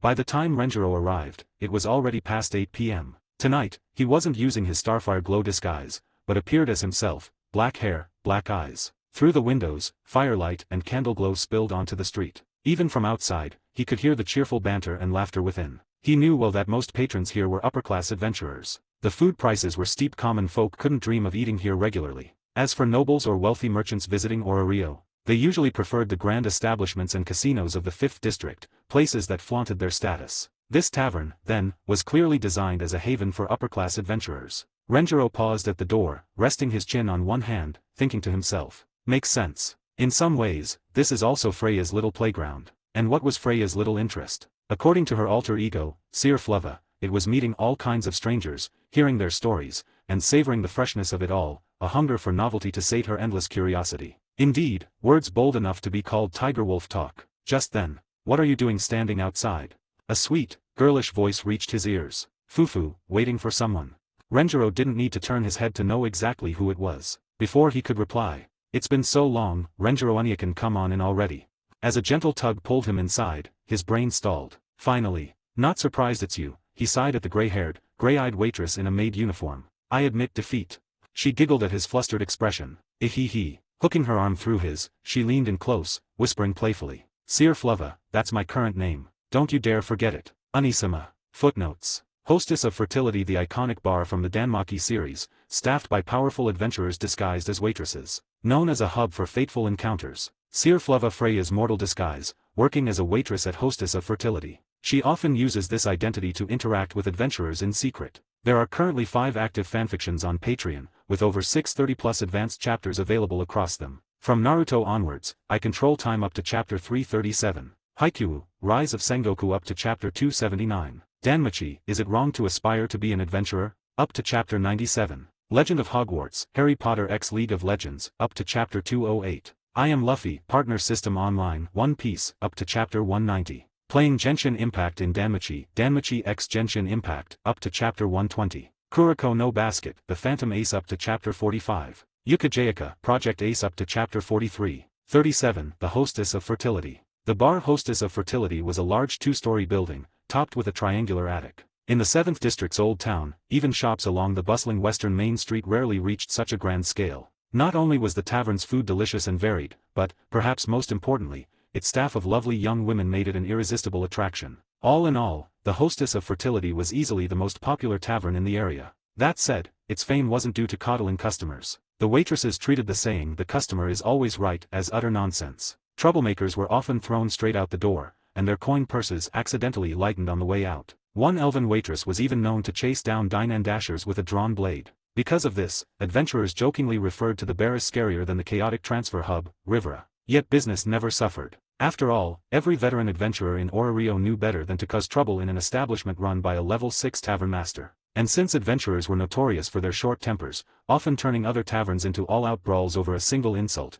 this particular place had become a haven for those who wanted nothing more than a warm meal and casual chatter after a long, exhausting day in the dungeon. In Orario, a filling meal could usually be had for as little as 50 valis. In the 3rd district slums, the price was even lower. But here, at the Hostess of Fertility, even the cheapest spaghetti cost 300 valis. A simple drink was 200 valis. The tavern's daily specials, nearly 1,000 valis each. To put that into perspective, basic adventurer equipment for low levels cost only a few thousand valis. Even the weakest recovery potion was just 500 valis per vial. Clearly, the Hostess of Fertility wasn't a place ordinary folk could afford. Luckily, Renjiro didn't have to worry. Freya, no, Seer, knew he had been making good money lately, so. Mamma mia, big brother Renjiro's a huge eater. We shouldn't hold back on him. Oh, then we'll bring out dish after dish. I'd love to see just how great an appetite Seer's big eater really has. Renjiro now found himself seated with Seer at a corner spot along the first-floor bar. The location was separated from the long row of seats, perfect for a single diner. Come to think of it, isn't this the very seat that red-eyed bunny kid first sat in when he came here? He smirked inwardly. Looking at Seer, who wore a maid-style uniform and was covering her mouth as she giggled. Renjiro couldn't help but notice how utterly different she seemed from the goddess Freya's usual image of a peerless, untouchable beauty. If Freya was a queenly figure, radiating the presence of a ruler always calculating and commanding, then Seer felt like a mischievous, girl-next-door type. And Renjiro knew this wasn't some fake acting persona to fool him. Seer's cheerful demeanor was Freya's true nature. The goddess who reigned over all of Orario, who could seize the lower world with but a thought, was at heart a playful woman. She had even tried sticking her tongue out cutely at Otter once, attempting to slip past him in disguise. Of course, trying to charm that stoic warrior was about as effective as playing a lute to a cow. In truth, Freya was the mask, the serious, untouchable goddess act put on for the outside world. Now, I have a feeling tonight's wages are going to look very nice. Seer's eyes curved into playful slits, her smile mischievous and sweet. Thank you, Linshu big brother. TCH. Renjiro instinctively turned away. Damn it, feels like I'm having a heart attack. She's Freya. She's Freya. He repeated the mantra in his head like a prayer. It wasn't that he hated Freya's past deeds. He just wasn't attracted to women with such overwhelming, queenly auras. Personally, Renjiro preferred girls like Ducky, slightly tsundere and fun to game with, or like Cookie, the gentle, housewifely type. Which made Seer dangerously close to his type. Calm down, calm down. A heart of ice, unshaken even if the sky falls. He let out a long breath. Thud, just in time for Mamma Mia's usual serving style. She slammed the dish onto the bar with such force that the counter trembled. Right, Mamma Mia, full name Mia Grand, was a dwarf standing at a towering 180 centimeters. Yes, you heard that right. A dwarf taller than most humans. Because of her formidable stature, the gods had dubbed her Little Giant. Years ago, she had already reached level 6, stepping into the so-called heroic realm. She now serves as captain of Freya Familia's combat unit. Honestly, the fact that the bar had withstood her daily slams was a miracle in itself. After all, another level 6 dwarf, Gareth Landrock, the stalwart, could split the ground open for dozens of meters with a single axe swing. Compared to that, this bar counter was like the legendary wooden dummy from martial arts films, unyielding and iconic. Moment of silence for the bar. Here we are. Today's special, charcoal roast whole chicken with crispy skin. Mamma Mia rolled up her sleeves, laughing heartily. Not enough for you. Don't worry, more's coming. Oh, okay. Renjiro blinked at the massive bird placed before him. A whole chicken seriously? Mind if I order a few drinks, too? He turned to Seer, who was still standing nearby. Of course, Renjiro and I. Seer's lips curled upward as she skipped away with the tray. Watching her retreating back, Renjiro's heart skipped. Way too cute. Ahem. Right. Focus. He cleared his throat, forcing his mind back into order. Know your limits. Don't play games you can't win. That was the mantra he repeated. At least wait until you're the strongest in Orario. Then we'll talk. It was a simple thought. With strength, you can do anything. Without it, stop daydreaming and keep your feet on the ground. With that, he tore off a drumstick and bit in. First bite. Not bad. About the same as takeout fried chicken back before I crossed over. The truth was, modern humans had spoiled their taste buds. Even here, in Orario's most famous tavern, the food still felt just a bit lacking compared to his old world. Which made him think. Speaking of which, besides forging, I really should try my hand at cooking sometime. Gnawing on the chicken leg, propping his cheek against one hand, he mused aloud. If divine-grade cooking really exists, could its effects be reproduced in this world?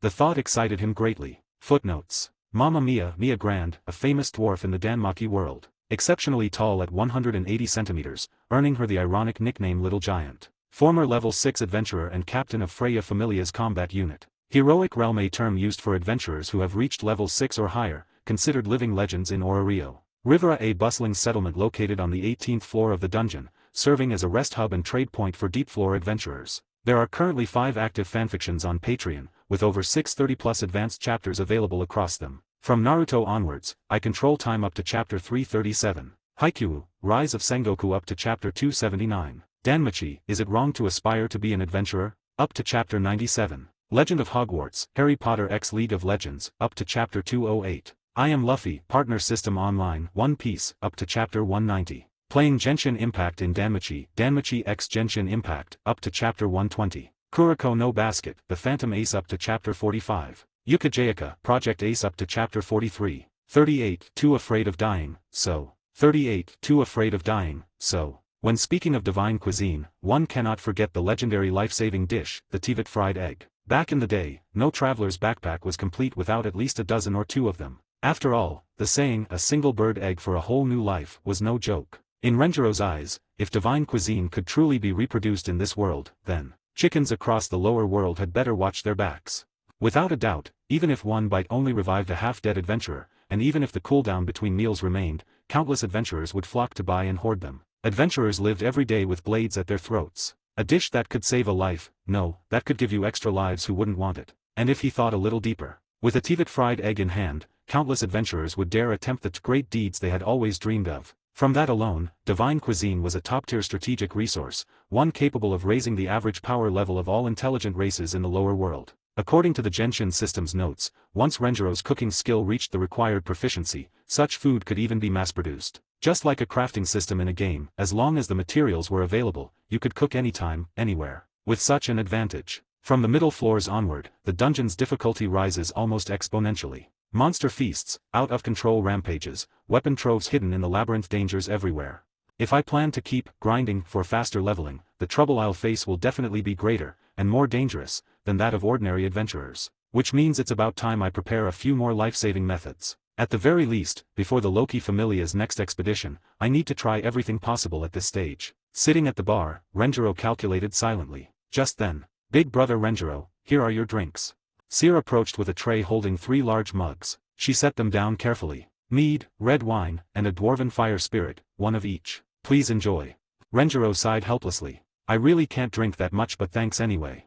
He had already given up resisting. After all, Seer had done him plenty of favors lately, even arranging for him to join the Loki Familia's expedition through a certain god. This time, he could at least let her enjoy herself. Besides, liquor, he wasn't fond of the dwarven fire spirit, which was basically their version of strong grain liquor. So he picked up the wine instead, sipping lightly. At the same time, a thought crossed his mind. Speaking of this, could my catgirl Diana brew wine here too? If memory serves, back in Tivat, Diana possessed an absurdly powerful talent for brewing and mixing drinks. No matter what ingredients she used, even throwing together random junk, her drinks always came out delicious. The irony? She had always wanted to ruin Mondstadt's wine industry, but instead became its most beloved bartender. That angry little cat, way too cute. Especially her ears and tail. I really want to pet her. Renjiro decided he'd sneak in some cat petting practice tonight. After all, self-petting isn't a crime. Ahem. Stop. Focus. Thud. Mamma Mia slammed another dish down, snapping him out of his wandering thoughts. This time it was spaghetti, only 300 valis. Except the portion towered even higher than the whole roast chicken from earlier. "Since you're Seer's friend, I gave you a little extra." Mamma Mia grinned, giving a big thumbs up. "Don't hold back."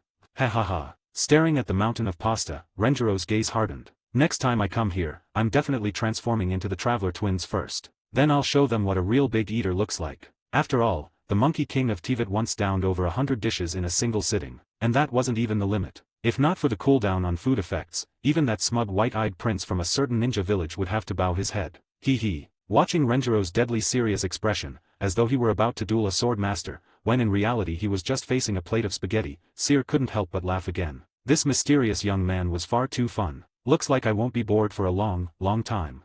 That night, after saying farewell to Seer and paying his tab at the Hostess of Fertility, Renjiro wandered the streets of Orario to digest before heading leisurely back toward Folkvanders. By the time he reached the gates of the Freya Familia's compound, Otter, a tall, broad-shouldered figure, stood waiting. The man known as the strongest adventurer in Orario, the silent warrior Otter. "Come with me." The Boarman's words were as few as ever. Clearly, he was following Freya's orders, waiting here for Renjiro. Renjiro had gotten used to it by now. When Otter turned and strode ahead, Renjiro simply followed. Before long, the armory. They arrived at an underground storeroom within the compound. Otter pointed inside. "Freya-sama asked me to tell you, before you depart with the Loki Familia on their next expedition, pick a set of equipment for yourself." Then he added, "Go in. I'll wait outside." Renjiro gave a small nod. "Thanks." He wasn't good with stoic types like Otter, so he stuck to the rule of fewer words, fewer mistakes. Stepping into the armory alone, he looked around. The sight rivaled the finest shops of the Hephaestus Familia, racks upon racks of high-grade weapons and armor. Swords, spears, axes, everything gleamed in the dim light. Renjiro rubbed his chin. "If I'm supposed to pick gear for myself, well, anything competing with the divine weapon is pointless. Even a billion valis masterpiece can't compare. And I'm not about to take everything here for myself, that'd be too greedy." He smirked. "So maybe I'll set aside my own equipment for now and instead choose gear for Paimon." It was, admittedly, a peculiar line of thought. After learning Paimon's spatial backpack could store even buildings, Renjiro had imagined an attack strategy akin to dropping mountains from the sky. A pseudo-heavenly meteor shower. When quality isn't enough, bring quantity. A storm of pseudo-meteors. The spectacle would be incredible. Though he hadn't had the chance to test it, yet. So things like miniature repeating crossbows designed for palm-sized users, I wonder if they have those here. And magic swords, though they're consumable and usually break after a few uses. But maybe, with Paimon's unique ability to make held items indestructible and infinitely powered, even those could last. He knew Paimon's stamina was still that of an ordinary person, so small tools could work wonders. With her abilities, time stop, spatial storage, she could become far more than simple support. In fact, she could outshine many adventurers. Especially now, in his early stage of growth, she could make a massive difference. Alright, gear for small races, and magic swords. Those are my targets. He rubbed his hands together. As for myself, maybe I should just dump everything into defense and become a dual shield tank. Too afraid of dying, might as well go full turtle. As usual, his choices were anything but normal. Footnotes. Divine cuisine, legendary grade food with supernatural effects. Tevat fried egg, a healing dish from the world of Tevat, capable of reviving someone from near death. Paolum, a small, hobbit-like race in Orario. There are currently 5 active fanfictions on Patreon, with over 654+ advanced chapters available across them. From Naruto onwards, I control time up to chapter 337. Haikyuu, Rise of Sengoku up to chapter 279. Danmachi, Is It Wrong to Aspire to Be an Adventurer? Up to chapter 97. Legend of Hogwarts, Harry Potter x League of Legends, up to chapter 218. I Am Luffy, Partner System Online, One Piece, up to chapter 200. Playing Genshin Impact in Danmachi, Danmachi x Genshin Impact, up to chapter 130. Kuroko no Basket, The Phantom Ace up to chapter 59. Yukajayaka, Project Ace up to chapter 53. Naruto, starting from the duel up to chapter 43. 39. What an embarrassing goddess. In the end, from the armory hidden beneath the folk vanguards, Renjiro chose a massive black kite-shaped tower shield, forged entirely from orichalcum. 2 meters tall, razor-edged at the bottom, with an unbreakable enchantment. Though it took both hands and all his strength to wield, it could cover him head to toe. 2 short-handled giant warhammers, absurdly heavy with oversized heads. A compact arrow-firing device, resembling a crossbow. 2 crimson daggers, their blades cursed to inflict wounds that could not heal. A light mithril undershirt. And 2 miniature magic swords, small enough for Paimon to wield, each capable of casting fire spells. Of course, those little magic swords, while allowing even ordinary people to trigger the runes engraved on the blade through swift swings, were nowhere near the legendary Krazo magic swords, which could surpass original magic itself. As for the crimson daggers, those clearly weren't for monsters. They were for people. Because in Renjiro's eyes, Orario was never the dreamlike city where pure-hearted youths could chase their ideals without fear. Its dark side was infamous, filthy, rotten, unavoidable. And Paimon, of all his allies, was his most reliable assassin. Even if her time-stop ability prevented her from directly interfering with the outside world while active, her sheer stealth efficiency made her terrifying. Before her, defenses were meaningless. If Renjiro set his sights on someone, they had better never sleep again. Otherwise, even an adventurer who had stepped into the heroic realm could be sent straight to the heavens with a slit throat and a wound that would not close. And if he added something extra to those blades, say, a lethal poison that killed at first blood, Renjiro knew plenty of dirty tricks. At worst, just blinding 1 or 2 eyes was enough to take many pests out of commission. Let's hope it doesn't ever come to me having to kill a god. Still, that night's harvest was more than generous. When Renjiro left the armory, Otter locked the door without asking a single question, and quietly departed. He was always like that, never speaking more than necessary, faithfully carrying out Freya's divine will. The ultimate toolman. Renjiro didn't mind. Less talk, less fuss. He returned to his assigned room in the Familia's compound and went to sleep. The next morning. Clang. After washing up, Renjiro teleported straight to the top floor of Babel. Confirming no one else was around, he activated his Starfire's flowing light spell. You're planning to head to the Twilight Manor now, right? Yeah. Together with Lumen, Renjiro stepped out of the secret chamber that held a teleport anchor, only to find Freya waiting at the door. He wasn't surprised. After all, this room had been cleared specifically for him as a disguised chamber. Here he could safely switch between his traveler twin persona and his true self, reducing the chance of outsiders linking the two. And since it was so close to Freya's own quarters, she could easily check in. Just by confirming the anchor's presence, she knew he was safe. Not that Renjiro realized how often she had been coming lately. Peeking in on him had nearly become her morning habit. Now, I say, big sis, don't tell me you've been standing here waiting for me all morning. Renjiro, Ether, asked casually, noting her elegant yet daring dress. He thought it was just small talk, but sometimes, careless words cut deeper than expected. And no, of course not. Freya's gaze shifted away, cheeks faintly flushed. I was just passing by. Renjiro caught the redness on her face. For a second, he wondered if she still hadn't completely slipped out of her seer persona. Ahem. Freya cleared her throat, forcing composure. So, how was your first night at the Familia's compound?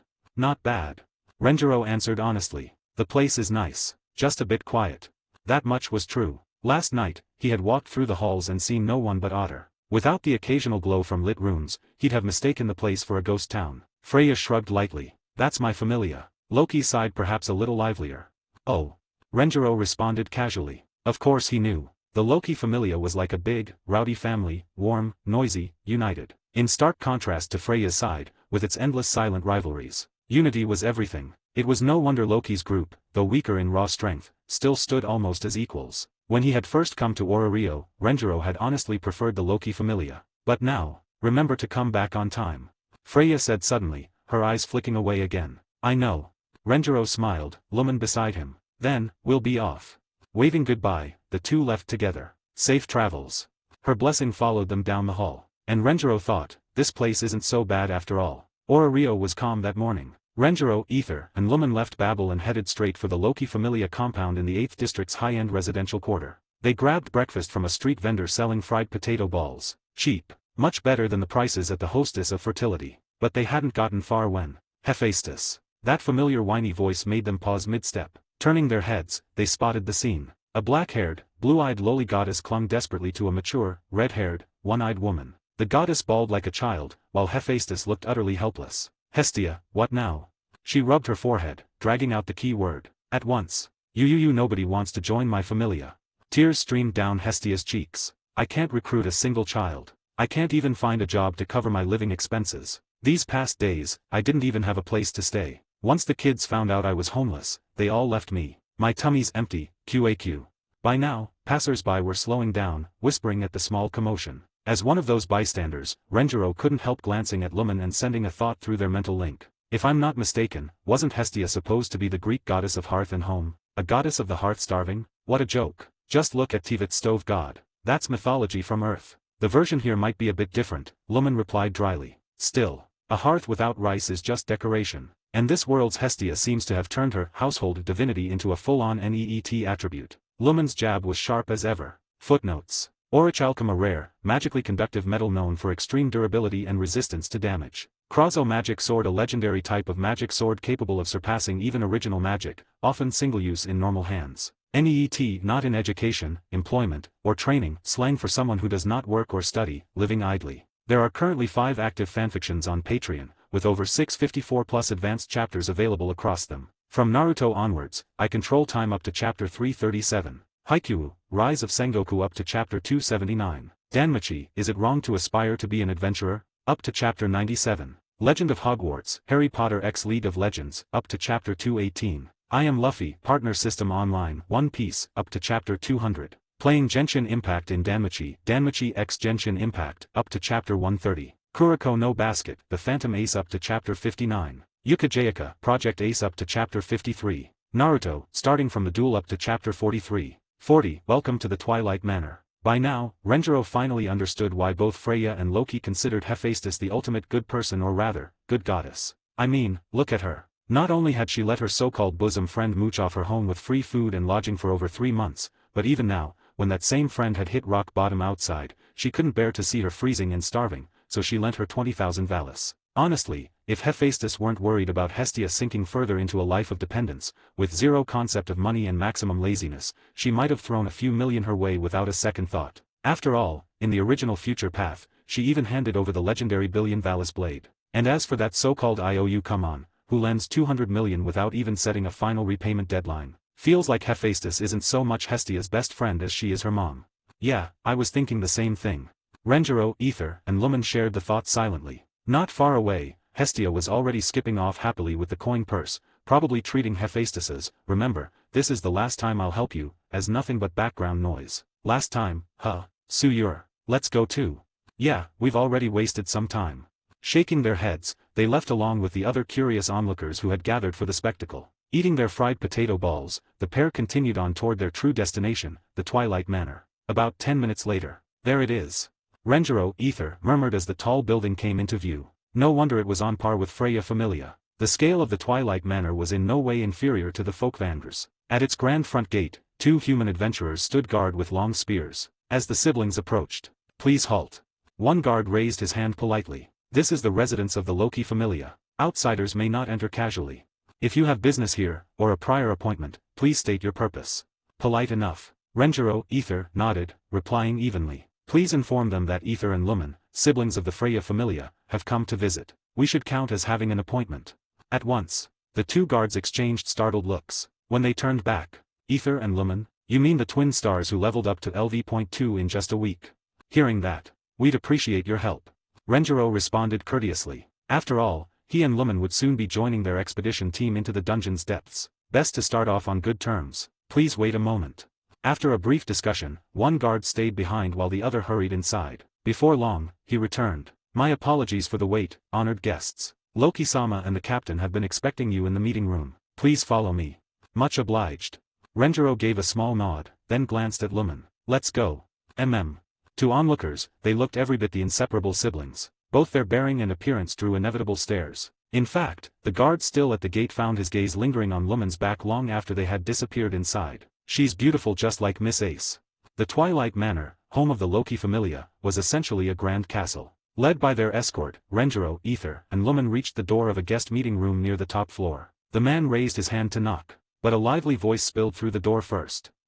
Why can't I go greet them? They leveled up to LV.2 in just 1 week. I'm super curious, okay? Ace, you're curious too, right? Renjiro and Lumen exchanged a glance, while their escort gave them an apologetic smile. As an adventurer of the Loki Familia, he knew exactly who was speaking inside, and the reason she hadn't been allowed to greet them was well. You idiot, Tiona. If you go blabbering like that, what if you give them a bad impression? A sharp elder sister's scolding followed. These are guests even the captain holds in the highest regard. If you screw this up, I swear you'll regret it. Do you hear me?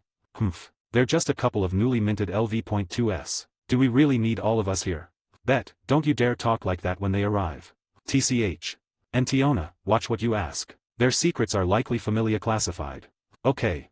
Knock knock. The escort decided he couldn't delay any longer. Who knew what other juicy comments would come next? Instant silence. Then, come in. The voice was calm, mature in tone, though still carrying a hint of youth. Excuse us. The escort opened the door, stepping aside. Captain Finn, the honored guests have arrived. Thank you, Lich. That steady youthful voice again. You may go. Yes, sir. The escort left, signaling for Renjiro and Lumen to enter before quietly shutting the door behind them. Inside. Oh, so you're the... Done. A tan-skinned girl had barely stepped forward when a sharp flick to the forehead stopped her in her tracks. The culprit? Another tan-skinned woman standing beside her. Their faces bore a strong resemblance, clearly sisters. From their appearance and build, unmistakably Amazons. Though when it came to figure, the difference between little sister and big sister was, well, extreme. Why'd you do that, Shin? That really hurt. The flat-chested Amazon rubbed her forehead, which had just endured a LV.5 flick that would have exploded an ordinary skull like a watermelon. Yet she only grimaced and complained. I was just trying to, MMPH.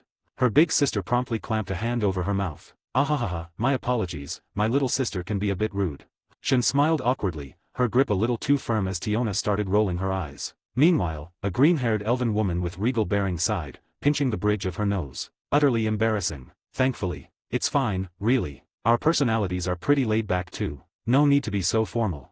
Renjiro, Ether, said with a slight twitch of his lips. As for Lumen, the moment she had stepped inside, another girl with golden hair and golden eyes had locked her gaze on her. Unblinking. Expressionless. Almost too expressionless. There are currently 5 active fanfictions on Patreon, with over 654+ advanced chapters available across them. From Naruto onwards, I control time up to chapter 337. Haikyuu, Rise of Sengoku up to chapter 279. Danmachi, Is It Wrong to Aspire to Be an Adventurer? Up to chapter 97. Legend of Hogwarts, Harry Potter x League of Legends, up to chapter 218. I Am Luffy, Partner System Online, One Piece, up to chapter 200. Playing Genshin Impact in Danmachi, Danmachi x Genshin Impact, up to chapter 130. Kuroko no Basket, The Phantom Ace up to chapter 59. Yukajayaka, Project Ace up to chapter 53. Naruto, starting from the duel up to chapter 43. 41, Fried Potato Balkuan is the best in the world. Ace Wallenstein. Age, 17. Known as Orario's strongest swordswoman, she wielded her unbreakable rapier desperate in combination with the wind magic Ariel,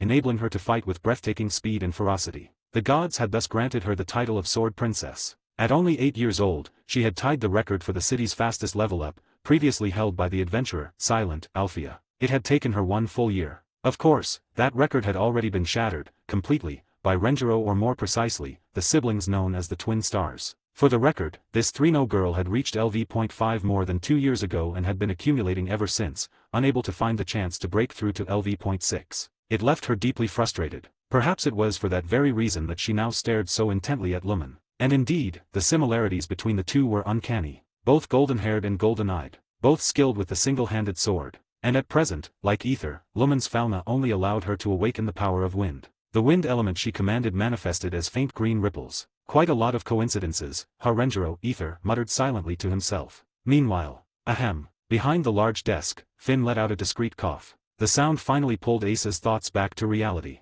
Seizing the moment as everyone's attention naturally shifted his way, the Paolum LV.6 and renowned adventurer smiled warmly at Ether and Lumen. Although this isn't quite the welcome ceremony I had envisioned, I'm very glad to meet you both. Welcome to the Loki Familia. Let me introduce myself properly. I am Finn Diem, current captain of the Loki Familia. Please, just call me Finn. He gestured politely to his side. And this here?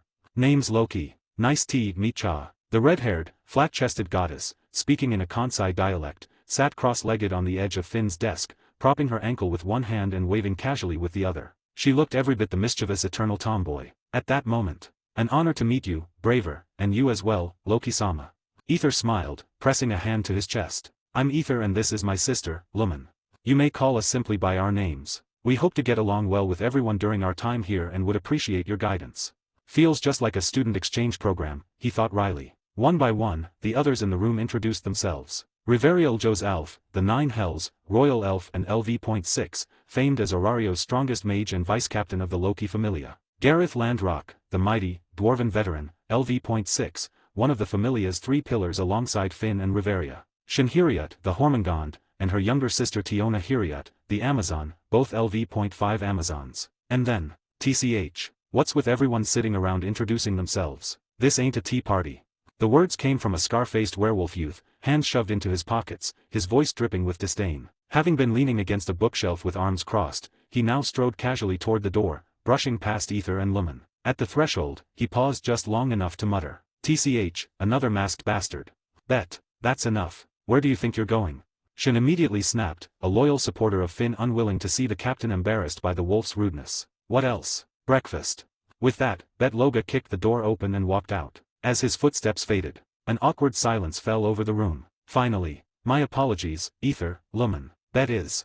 You don't need to apologize, Miss Shin. Ether shrugged lightly. I've heard of the ferocious wolf. He may be blunt to a fault, but I don't believe his occasional rudeness should fall on others to apologize for. And besides, masked bastard, guess he means I'm fake. He had to admit, the wolf's instinct wasn't wrong. Because the truth was, Ether was hiding a great deal from everyone here. For instance, without question, Paimon's spatial inventory ability would skyrocket the efficiency of Loki Familia's expeditions. But since I plan to use Paimon time for assassinations, I can't risk exposing too much about Paimon in front of outsiders. Solo dives are one thing, but in joint expeditions, too many witnesses could be dangerous. It was a conclusion he had already reached before stepping foot in the Twilight Manor. Right now, speaking of which, it is mealtime. Finn smoothly steered the conversation away, glancing at them. Ether, Lumen, would you care to join us? Ah, we already ate before coming. Ether answered with a shrug. At his side, Lumen quickly added, so no one would mistake their refusal as sulking over Bet's outburst. We tried Aurario's fried potato balkuan. They're really delicious and very filling. The words had barely left her lips when, a sudden, intense gaze struck her. Lumen instinctively turned her head. The Sword Princess, expressionless, staring right at her, like they were comrades bound by fate. And then, what flavor of fried potato balkuan do you like? With an abrupt step forward, Asa's golden eyes sharpened, her tone deadly serious. It was as if she were demanding a battle strategy rather than a snack preference. Caught off guard, Lumen stepped back slightly. Then, hesitantly, a red bean cream flavor. Asa's eyes sparkled as she grasped Lumen's hands. She didn't say a word, but her gaze was shining like starlight. Honestly, it looked like she was one drink away from raising a glass and shouting, comrades, why are you looking so serious about this, honestly? Footnotes. 3 No girl, anime slang for a girl with no expression, no emotion, and no intonation. There are currently 5 active fanfictions on Patreon, with over 654+ advanced chapters available across them. From Naruto onwards, I control time up to chapter 337. Haikyuu, Rise of Sengoku up to chapter 279. Danmachi, Is It Wrong to Aspire to Be an Adventurer? Up to chapter 97. Legend of Hogwarts, Harry Potter x League of Legends, up to chapter 218. I Am Luffy, Partner System Online, One Piece, up to chapter 200. Playing Genshin Impact in Danmachi, Danmachi x Genshin Impact, up to chapter 130. Kuroko no Basket, The Phantom Ace up to chapter 59. Yukajayaka, Project Ace up to Chapter 53. Naruto, starting from the duel up to Chapter 43. 42. The Queen of All Girls makes her move. The morning in the Loki Familia began in a whirlwind of chaos and chatter. During breakfast, when nearly the entire Familia had gathered in a massive hall on the first floor, its architecture reminiscent of Hogwarts' Great Hall. You've all been waiting for this. The expedition begins 3 days from now. Wow.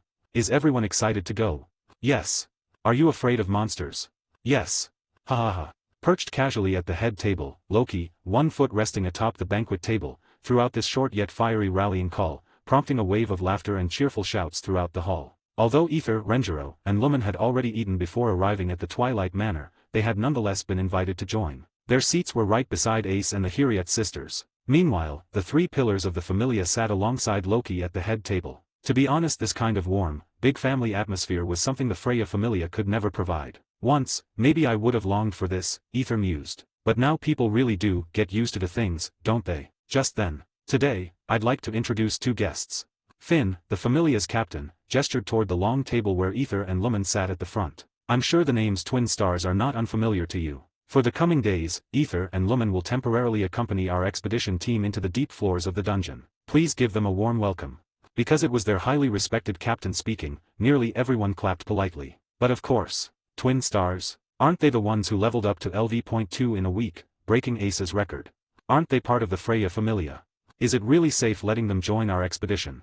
Suspicion was inevitable. After all, Orario's 2 top Familia, Loki and Freya, were publicly rivals. Even within the Loki Familia, very few of the core members knew the truth of Loki and Freya's private ties. And trust well, that took time to build. That whole, just unleash your kingly aura and everyone bows kind of thing. Yeah, keep dreaming. Ether had expected this small wave of awkwardness. He exchanged a glance with Lumen, and together they stood, smiling and greeting the others warmly. As long as they were friendly and approachable, it was unlikely they'd leave a bad impression. With casual, easygoing conversation, they could find common topics and break the ice. And once that first step was taken, opportunities to build goodwill would naturally follow. Truth be told, Ether sincerely wanted to make some friends here. After all, many of the people he had known long before his transmigration were now right before his eyes. For example, Tiona, the bright and cheerful little angel of the Familia. Riveria, often called the mom of the Familia. Ace, the expressionless powerhouse. Shin, the fiery captain-obsessed big sister. And then, this is Lefia, one of our most promising young talents.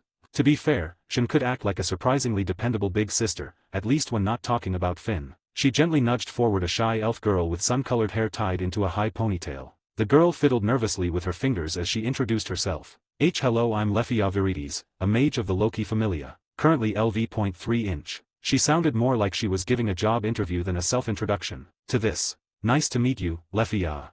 Ether deliberately held back, letting his sister shine with her natural gift, the Queen of All Girls aura. After all, girls tend to connect more easily with each other, he thought, smiling and nodding politely at the bashful elf. So it was Lumen who carried the conversation, gradually putting Lefia at ease. Thus, within just the short span of breakfast, Ether and Lumen had already made small inroads with the Familia. At the very least, they had faces to remember. Later that morning, when you leveled up to LV.2, you picked cooking as your development ability.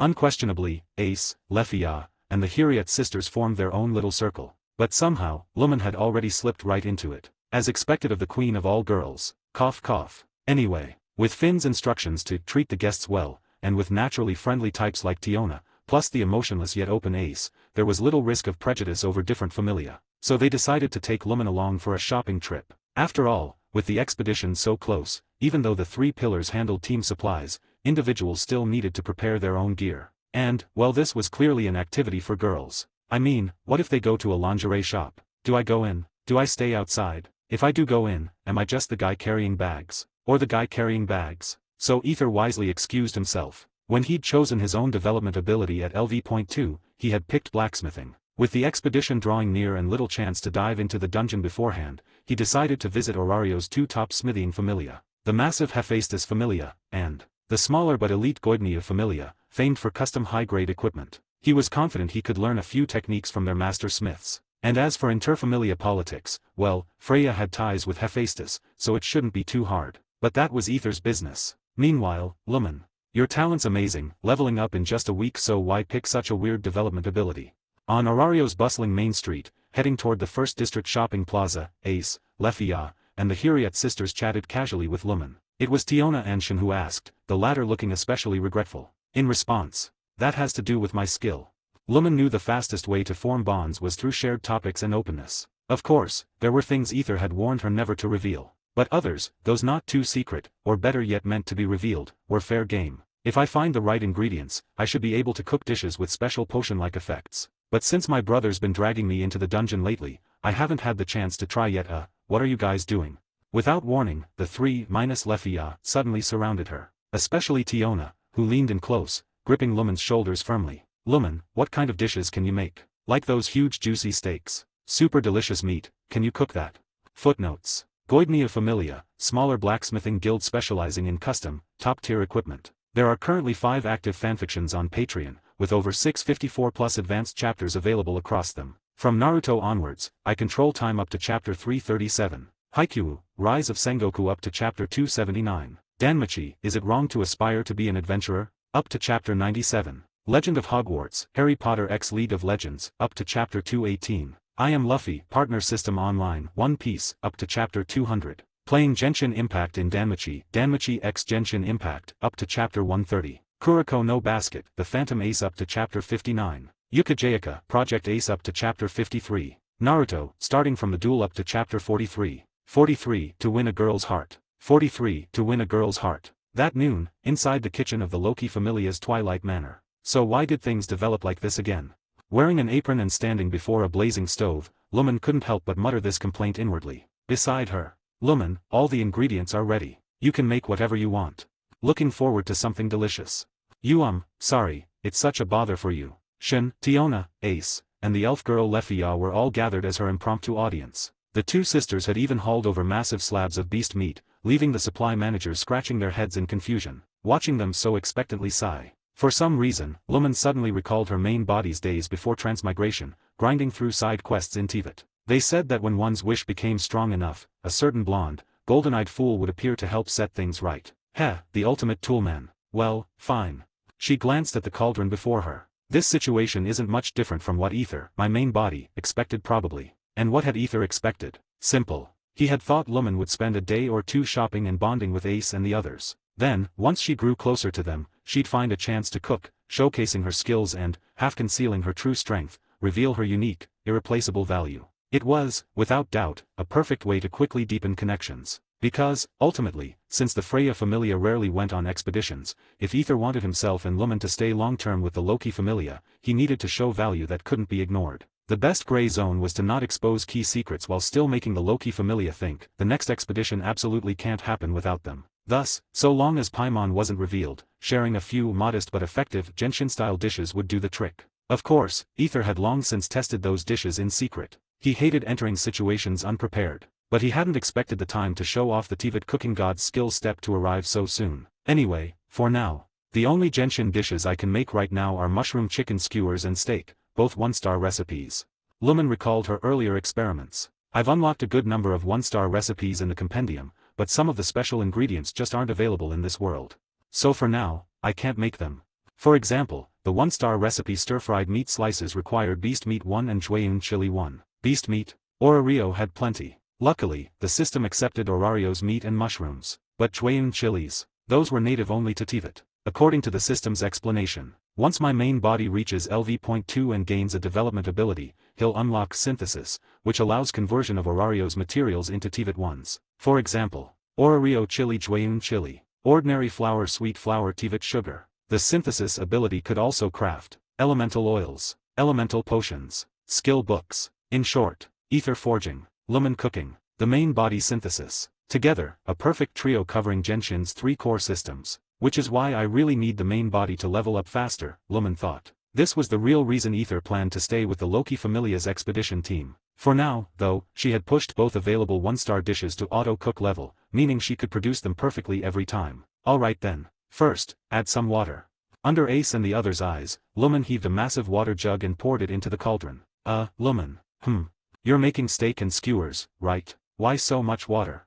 As the older of the Hiriat sisters, Shen at least knew some cooking basics. She couldn't help but ask. Oh, my cooking is triggered through my skill. It's not the same as a normal chef's process. With that, Lumen dropped 2 cut slabs of beast meat into the boiling water. Then, she raised her left hand over the cauldron. Boom. A flash of golden light burst forth. From the cauldron leapt a perfectly plated steak, wrapped in parchment. Lumen caught it smoothly with her left hand and displayed it with a smile. See, that's basically how it works. Shin's lips twitched uncontrollably. You call that cooking? Lumen nodded innocently. I mean, look, add water, add ingredients, apply fire, and out comes the dish. Perfectly logical, right? Shin was utterly speechless. But, oh, don't worry about the details. Tiona leaned in, sniffing the steak eagerly. It smells so good. Looks delicious too. The steak sizzled, fat crackling as its aroma filled the room. Even Shin bent closer, frowning thoughtfully. But wait, she only added meat. Why the change? Could the fat have melted into oil? She was taking it far too seriously. Meanwhile Tiona pointed, eyes sparkling. Slurp, can I eat it now? Of course. I made it for you.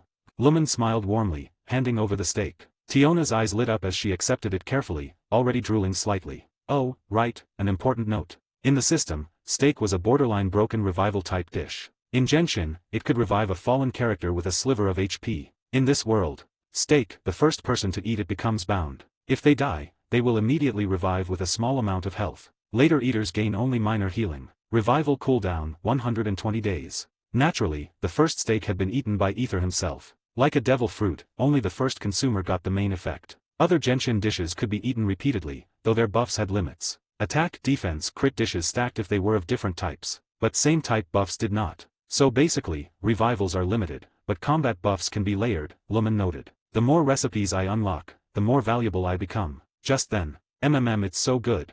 Tiona, cheeks puffed with steak, was glowing with happiness. Before long, Lumen, you're definitely my friend now. Eyes shining, the cheerful girl grasped Lumen's hands tightly. Inwardly, oh haha, Lumen forced a polite, if slightly awkward, smile. If this were a game, I swear a notification would have popped up, ding. Tiona Hiriat's affection max. The plan worked pretty well. There are currently 5 active fanfictions on Patreon, with over 678 plus advanced chapters available across them. From Naruto onwards, I control time up to chapter 337. Haikyuu, Rise of Sengoku up to chapter 279. Danmachi, Is It Wrong to Aspire to Be an Adventurer? Up to chapter 97. Legend of Hogwarts, Harry Potter x League of Legends, up to chapter 227. I Am Luffy, Partner System Online, One Piece, up to chapter 209. Playing Genshin Impact in Danmachi, Danmachi x Genshin Impact, up to chapter 139. Kuroko no Basket, The Phantom Ace up to chapter 67. Yuka Project Ace up to chapter 62. Naruto, starting from the duel up to chapter 52. 44. The Power of Genshin Cuisine. At that moment, perhaps because Tiona was being a little too dramatic, the curiosity of the other 3 girls had been completely piqued. Lumen had no choice but to notice their eager stares, especially Ace. Her overly blank, natural airhead expression didn't even try to hide her emotions. She looked exactly like a little hamster waiting to be fed, and the sheer cuteness damage was devastating. Alright then, I'll make one for you all too. I want another one. Lumen hadn't even finished speaking before Tiona shot her hand up like a student trying to answer a question first in class. Yai. Lumen, you're the best. Having her slightly selfish demand fulfilled, the little angel promptly hugged Lumen, rubbing her cheek against hers affectionately. If Ace is like a dopey hamster, then Tiona is definitely a mischievous husky. She was the type to try to act cute when in trouble, yet in daily life, she was a constant source of chaos that left others both laughing and crying. Anyway, boom. With just a few ingredients tossed into the pot, a flash of golden light, and 4 more steaks emerged. And this time, lucky me, it's a drop. Lumen's casual comment drew everyone's eyes. Among the 4 steaks, one was clearly different, it was glowing. A dish that glows. And this smell, it's amazing. Lefia sniffed delicately with her small nose, exclaiming in wonder. Turning to Lumen, she asked curiously, Lumen-san, did you use some kind of magic? No, well, I suppose you could call it a form of magic. Shin cut in with a dry laugh. That method of cooking is so unnatural, it feels like the super rare development ability Mystery. Everyone knew that adventurers with Mystery could craft bizarre magical tools. For example, a few centuries ago, the Sage Fells pushed Mystery to its peak. Not only did they create the legendary Philosopher's Stone, but their forbidden arts also accidentally produced undead skeletons that still wander the world. Or Hermes Familia's own jack of all trades, Asfi al Andromeda, whose talents earned her the divine title of Perseus the Universal. All in all, Lumen's cooking ability seems really similar to Mystery, letting her create these special dishes. Honestly, right now, I doubt anyone else in all of Orario could make something like this. Thank you for the headcanon, Shin, Lumen thought silently. But aloud she said, well, I do get a bit of a boost from a special skill. As for the exact effects I'd rather not share, sorry. At the root, she didn't want others to be misled into choosing the wrong development ability just because of her unique case. Choosing poorly could ruin an adventurer's entire future. After all, no one else had a Genshin system to rely on. Fortunately, don't worry. We know the rules about skills. We won't pry, you don't have to worry about it, Lumen. As for cooking, sure, before now nobody would have picked it as their first development ability. Shin shrugged with open palms. Most adventurers focus on survival first. Even support familia members usually go with something tangible like blacksmithing. Nobody wants to gamble their future on an unknown. But now I think I should bring this up with our captain. At the very least, it deserves to be considered as part of our familia's long-term plans. She looked back at Lumen. Is that all right? It was only 3 words, but they carried warmth and respect. Of course, I don't mind. Lumen smiled, knowing this benefited everyone without harming her. We may belong to different familia, but we're partners, and friends. As long as it's not a true secret, the little details don't really matter. Hearing this, Shin's eyes softened. Lumen. You really are different from the others in the Freya familia. She said it earnestly. Don't misunderstand, it might sound odd, but it's a compliment. Oh. Lumen narrowed her eyes playfully. Then I'll be shameless and accept it. You really are interesting, Shin chuckled, relaxing with a hand on her hip. Then, speaking of which, I really want to know. Beside them, Tiona had been gulping down saliva the whole time. She pointed at the glowing steak, the delicious steak, strictly speaking, and mumbled, so who gets the super yummy meat? Everyone glanced at each other. Then they all smiled. Of course we'll cut it into 5. Everyone gets a taste. Yay.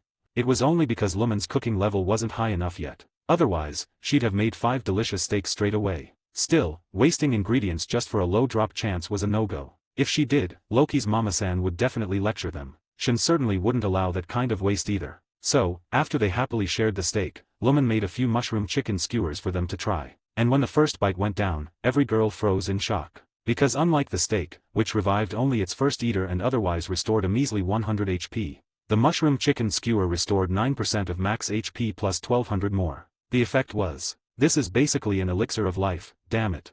Shin, ever the mental commentator, was shaken to her core. And not just her. Even Lefia, Ace, and Tiona, who usually didn't care about details, were stunned into silence after that first bite. Unconsciously, they all looked at Lumen, the same thought in their minds. Is this really just made from mushrooms and poultry? And another, more dangerous thought followed. If Lumen ever sold these, Dien Sect Familia and Myaik Familia would probably cry themselves to death. There are currently 5 active fanfictions on Patreon, with over 678 plus advanced chapters available across them. From Naruto onwards, I control time up to chapter 337. Haikyuu, Rise of Sengoku up to chapter 279. Danmachi, Is It Wrong to Aspire to Be an Adventurer? Up to chapter 97. Legend of Hogwarts, Harry Potter x League of Legends, up to chapter 227. I Am Luffy, Partner System Online, One Piece, up to chapter 209. Playing Genshin Impact in Danmachi, Danmachi x Genshin Impact, up to chapter 139. Kuroko no Basket, The Phantom Ace up to chapter 67. Yukajayaka, Project Ace up to chapter 62. Naruto, starting from the duel up to chapter 52. 45. The Elders Behind the Scenes. There was no doubt now. The power of Genshin cuisine had reached the point where it could shake the current potion market to its core. It could even impact Orario's food industry as a whole. Of course, for now, it wasn't enough to completely overturn both markets. Because food is food. Its ingredients and finished form can only be stored for 3 to 5 days at most. And it's not exactly easy to carry around.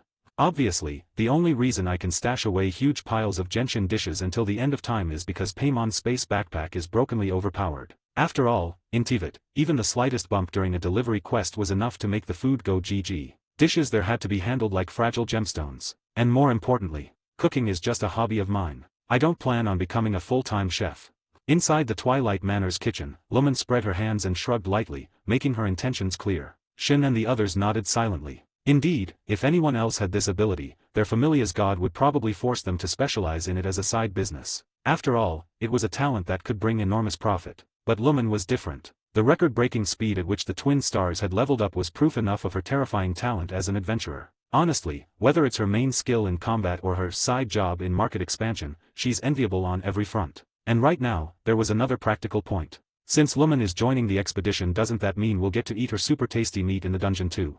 Yay! Tiona blurted out the obvious key point. Of course, with her simple head and straightforward personality, she only cared about the deliciousness. Shin, however. If we can replace some non-emergency elixirs with these dishes, we'll save a huge amount of expedition funds. And with the savings, we could even buy more magic swords to boost our combat strength. Her thoughts were clearly much more thorough. That's perfect. It indirectly pushes forward Renjiro's win-win plan. So, That very afternoon, with Lumen's approval, Shin and the others took her to meet Captain Finn. Coincidentally, the Big Three and Loki herself were in the top-floor conference room, deep in discussions about the upcoming expedition 3 days later. None had eaten lunch yet. Seizing the chance, the 3 leaders and 1 goddess set aside their work to join the group in the kitchen, where they tried Lumen's Genshin dishes for themselves. The result: wow, this is so yummy, kawaii little Lumentan, you should totally switch Familia and join, oof. Done. Loki had barely launched herself into a flying tackle when Ace casually smacked her on the back of the head, knocking her face first into the floor. Her leg twitched like a frog hooked up to an electric current. Yeah, Ace was way too used to this. Now at level 5, she'd long since perfected the art of hitting Loki hard enough to stop her antics, but not enough to get her banished back to heaven. So painful, Ace-tan. That's your own fault. Loki, teary-eyed, dragged herself upright, but Riveria was merciless, cutting her down with a cold remark. Yep, totally a goddess with zero dignity. The truth was clear to everyone, including Lumen. Despite being a goddess, Loki was, at her core, a shameless SP veteran. She lived for skinship with pretty girls. That tackle had been a blatant attempt to grope Lumen. Luckily, Ace's predator radar had been honed for years. She shut Loki down on instinct, saving Lumen from being pounced. Meanwhile, this steak really is top quality. The dwarf Gareth gave Lumen a big thumbs up. Perfect to pair with my treasured fire wine. And hearing that praise, Lumen sometimes makes a kind that glows. It tastes even better than this, like, way better. Tiona bounced in place, clutching Lumen's shoulders like a proud kid showing off her favorite toy. Even the perpetually stoic Ace nodded once, confirming it. Lefia said nothing, but the reflexive swallow in her throat spoke volumes. Seeing even the normally indifferent elf maiden react that way only deepened Finn's curiosity. Unfortunately, so it only appears by chance. Then no, we can't waste ingredients just for novelty. Riveria's strict verdict came as expected, dousing Loki and Tiona's excitement like a bucket of cold water. Later, after personally verifying the restorative effect of Lumen's mushroom chicken skewers, comparable to elixirs, Finn made the call. They would reduce their elixir stock slightly and formally commission Lumen to prepare special dishes during the expedition. Of course, he had no intention of making her work for free. Afterward, the twin stars' share of loot would be raised accordingly. Anyone who tasted and benefited from Lumen's cooking wouldn't object. And so the matter was swiftly settled. Where should we go this afternoon? Asked Tiona. I want to train. Can't let my body grow dull, said Ace. In that case, how about a mock battle? I've always wanted to spar with the Sword Princess, Lumen suggested. I'm fine with that. And me too.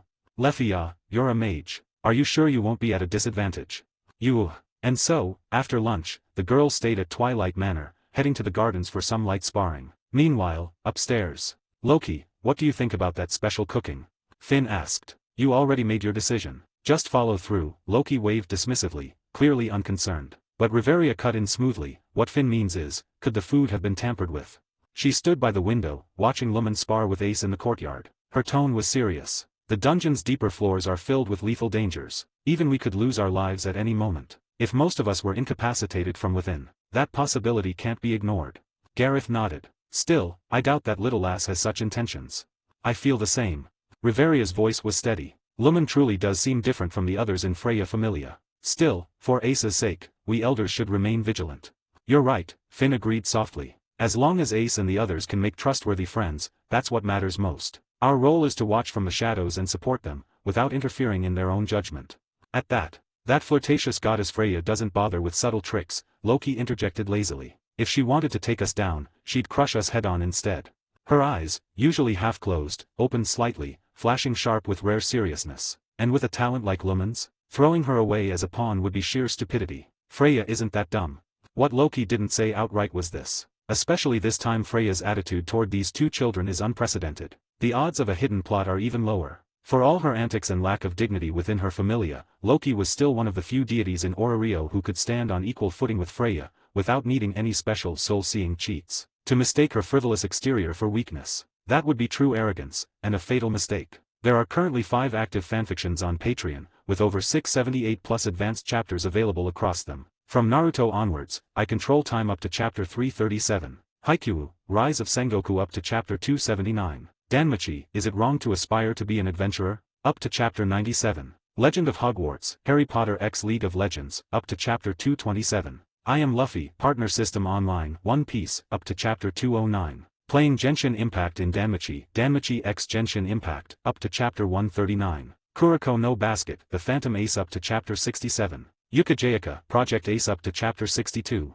Naruto, starting from the duel up to chapter 52. 46, in the same way too. 46, in the same way too. Let's set aside whatever secret discussions Finn and the others were having in private. On Lumen's side, after her mock battle with Ace, the others, who had been spectating, witnessed a skill that left them all deeply shaken. There was no doubt. Though the Sword Princess's swordsmanship was her own self-taught my style, it had been forged through years of life-and-death combat. Yet even against Ace Wallenstein, praised by gods themselves as Orario's strongest female swordswoman, Lumen displayed dueling prowess not the least bit inferior. Of course, they were only exchanging blows, not testing raw strength. Realistically, if Ace got serious, I wouldn't stand a chance. After all, even if Lumen's basic ability stats had reached the extreme limit of level 2, the gap between that and level 5 was simply too vast. Not to mention, Ace wasn't just any level 5. Ever since her ascension from level 4 over 2 years ago, her dexterity and agility had both broken into A rank, over 800 points each. Her strength and endurance were above 500,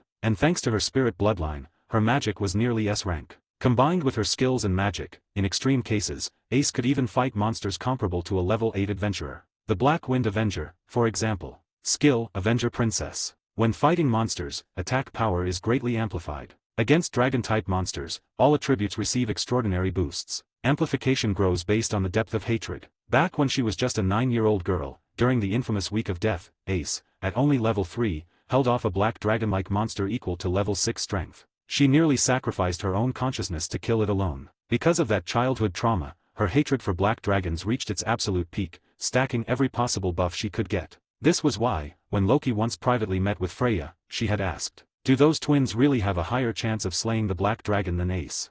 The truth was, Orario had no shortage of adventurers capable of challenging beyond their level. Take Lefia, for example. Despite her meek appearance, with her skill, Elf Chant, she could double the power of her offensive magic, allowing her to unleash attacks on par with a level 5 while still only level 3, jumping 2 levels. And Ace, under the right extreme conditions, could jump 3. In the future, a certain red-eyed rabbit boy with a cheat-like skill, Hero's Wish, would also manage a one-hit strike that leapt 3 levels. These people were the absolute top tier. For now, Lumen, you're amazing.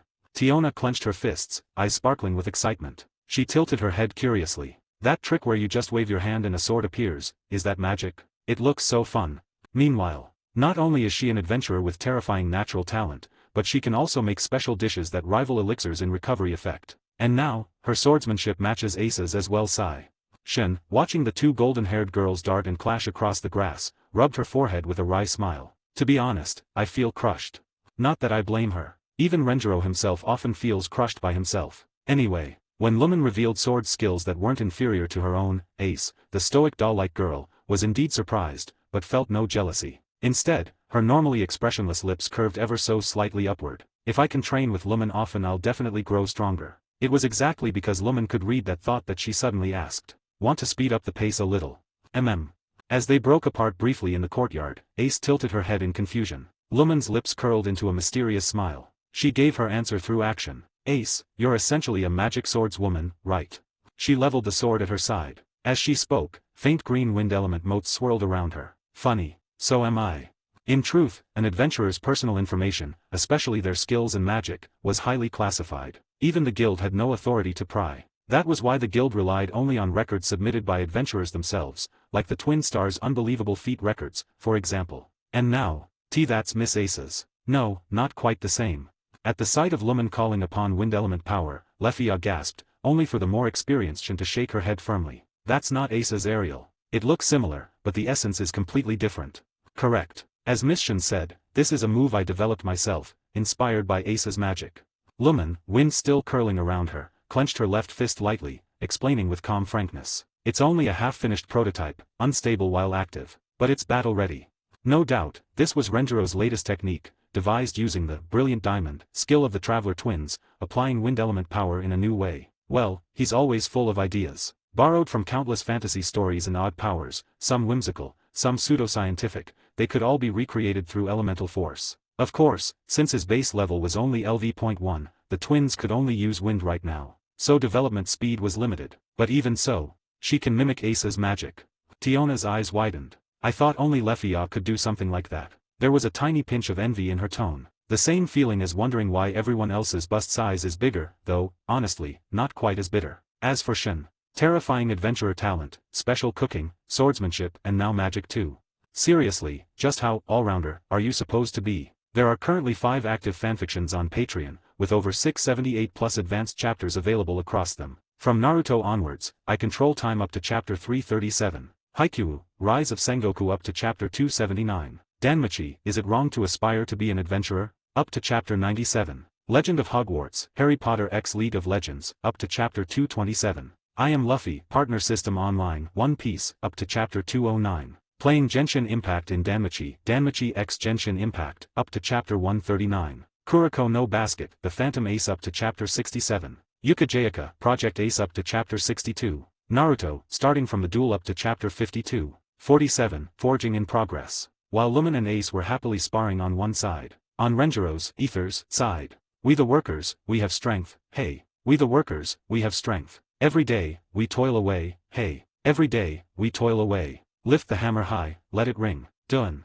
Deep inside Orario's second district, industrial sector stood the headquarters of the Hephaestus Familia. Around it, like stars surrounding the moon, were rows of single-story houses. This was the district Hephaestus had designated for her Familia's elite, or those with promising futures, to work. Each had their own forging workshop. Following the goddess's policy, every blacksmith was both a rival and a peer. Techniques developed were not to be stolen. Sharing, trading, or teaching was only done voluntarily. A bit of a free-range approach, really. Still, compared to the cutthroat internal strife of the Freya Familia, the Hephaestus Familia's atmosphere wasn't bad. Though there was some exclusion, overall it was a more healthy competition. This morning, Renjiro, Ether, had arrived early. Though he didn't meet the one-eyed, red-haired goddess herself, he happened to encounter another big name. His name, Welf Krazo. A 17-year-old redhead, and the last known smith capable of crafting the legendary Krazo magic swords. Of course, because of personal reasons, if you went up to him now demanding a magic sword, you'd be lucky if you got through 2 sentences before he blew up at you. Not the first time that's happened, either.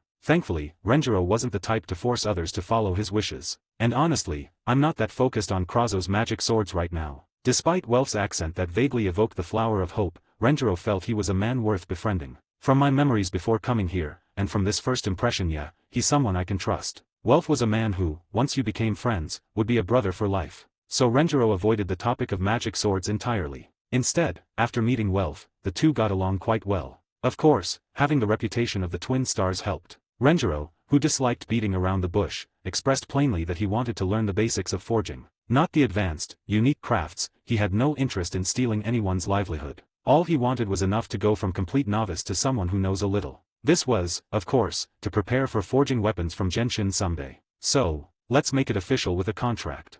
After hearing Renjiro's intent, Welf replied with a condition. I'll teach you the basics of forging. In return, can you let me join your party? The truth was, Welf's blunt and stubborn nature had led to him being isolated in the Hephaestus Familia. He couldn't find companions to team up with. And while his combat strength wasn't bad, he couldn't go beyond the 10th floor alone. Yet he desperately wanted to reach level 2, to unlock his forge development ability. But without going deeper into the dungeon, he couldn't level up. Without teammates, he couldn't go deeper. Without leveling up, he was stuck. A deadlock. Renjiro knew Welf wasn't untalented. Just his unique anti-magic spell, Invisible Hellfire, which could prematurely detonate an opponent's casting, made him invaluable. A mage killer, through and through. Imagine Reveria-level mages. If her spell exploded mid-cast, it would be devastating. Well, okay, someone like Reveria would likely cancel her chance smoothly. But against less experienced casters, say Lefia, who could unleash level 5 class magic blasts at only level 3, she'd probably blow up herself, and half her allies with her. So Renjiro answered. Sure, I don't mind letting you temporarily join my party. He added. But in a few days, I'll be going with the Loki Familia on a deep expedition. We depart in 3 days. If you want to team up, you'll have to wait a bit. No problem. To Welf, Renjiro's appearance was a lifeline. Waiting was nothing. He nodded without hesitation, even speaking politely. It's me asking a favor and making a bold request. Of course, I should work around your schedule. Wait a sec. Halfway through, he blinked. You said you're joining Loki Familia's deep expedition in 3 days. Yeah. But you just hit level 2, didn't you? Loki Familia's expeditions include plenty of level 2s. They mostly do support work. Oh, support. Welf relaxed, nodding knowingly. No wonder you want to cram some forging basics now. Renjiro didn't bother correcting him. Let him draw his own conclusions. Still, last-minute cramming probably won't help much. Welf frowned in concern. Don't worry. It's just a personal hobby. Renjiro chuckled. Think about it, fighting with a weapon you forged yourself. Doesn't that feel like you and it are one? Oh. Welf's eyes brightened. You think so too? Password accepted. JPG. So Renjiro's curiosity toward forging wasn't a passing fancy. It was the wide-eyed wonder of someone discovering something new. And luckily, Welf didn't find his attitude annoying. So the two hit it off immediately. Now, you're a monster, aren't you? Huh, I'm human. Inside the workshop Hephaestus had assigned Welf, the redhead gaped as Renjiro swung the hammer like a seasoned smith. Seriously, your rhythm doesn't even falter while you're singing. And aren't you tired? You've been hammering for 7 hours straight.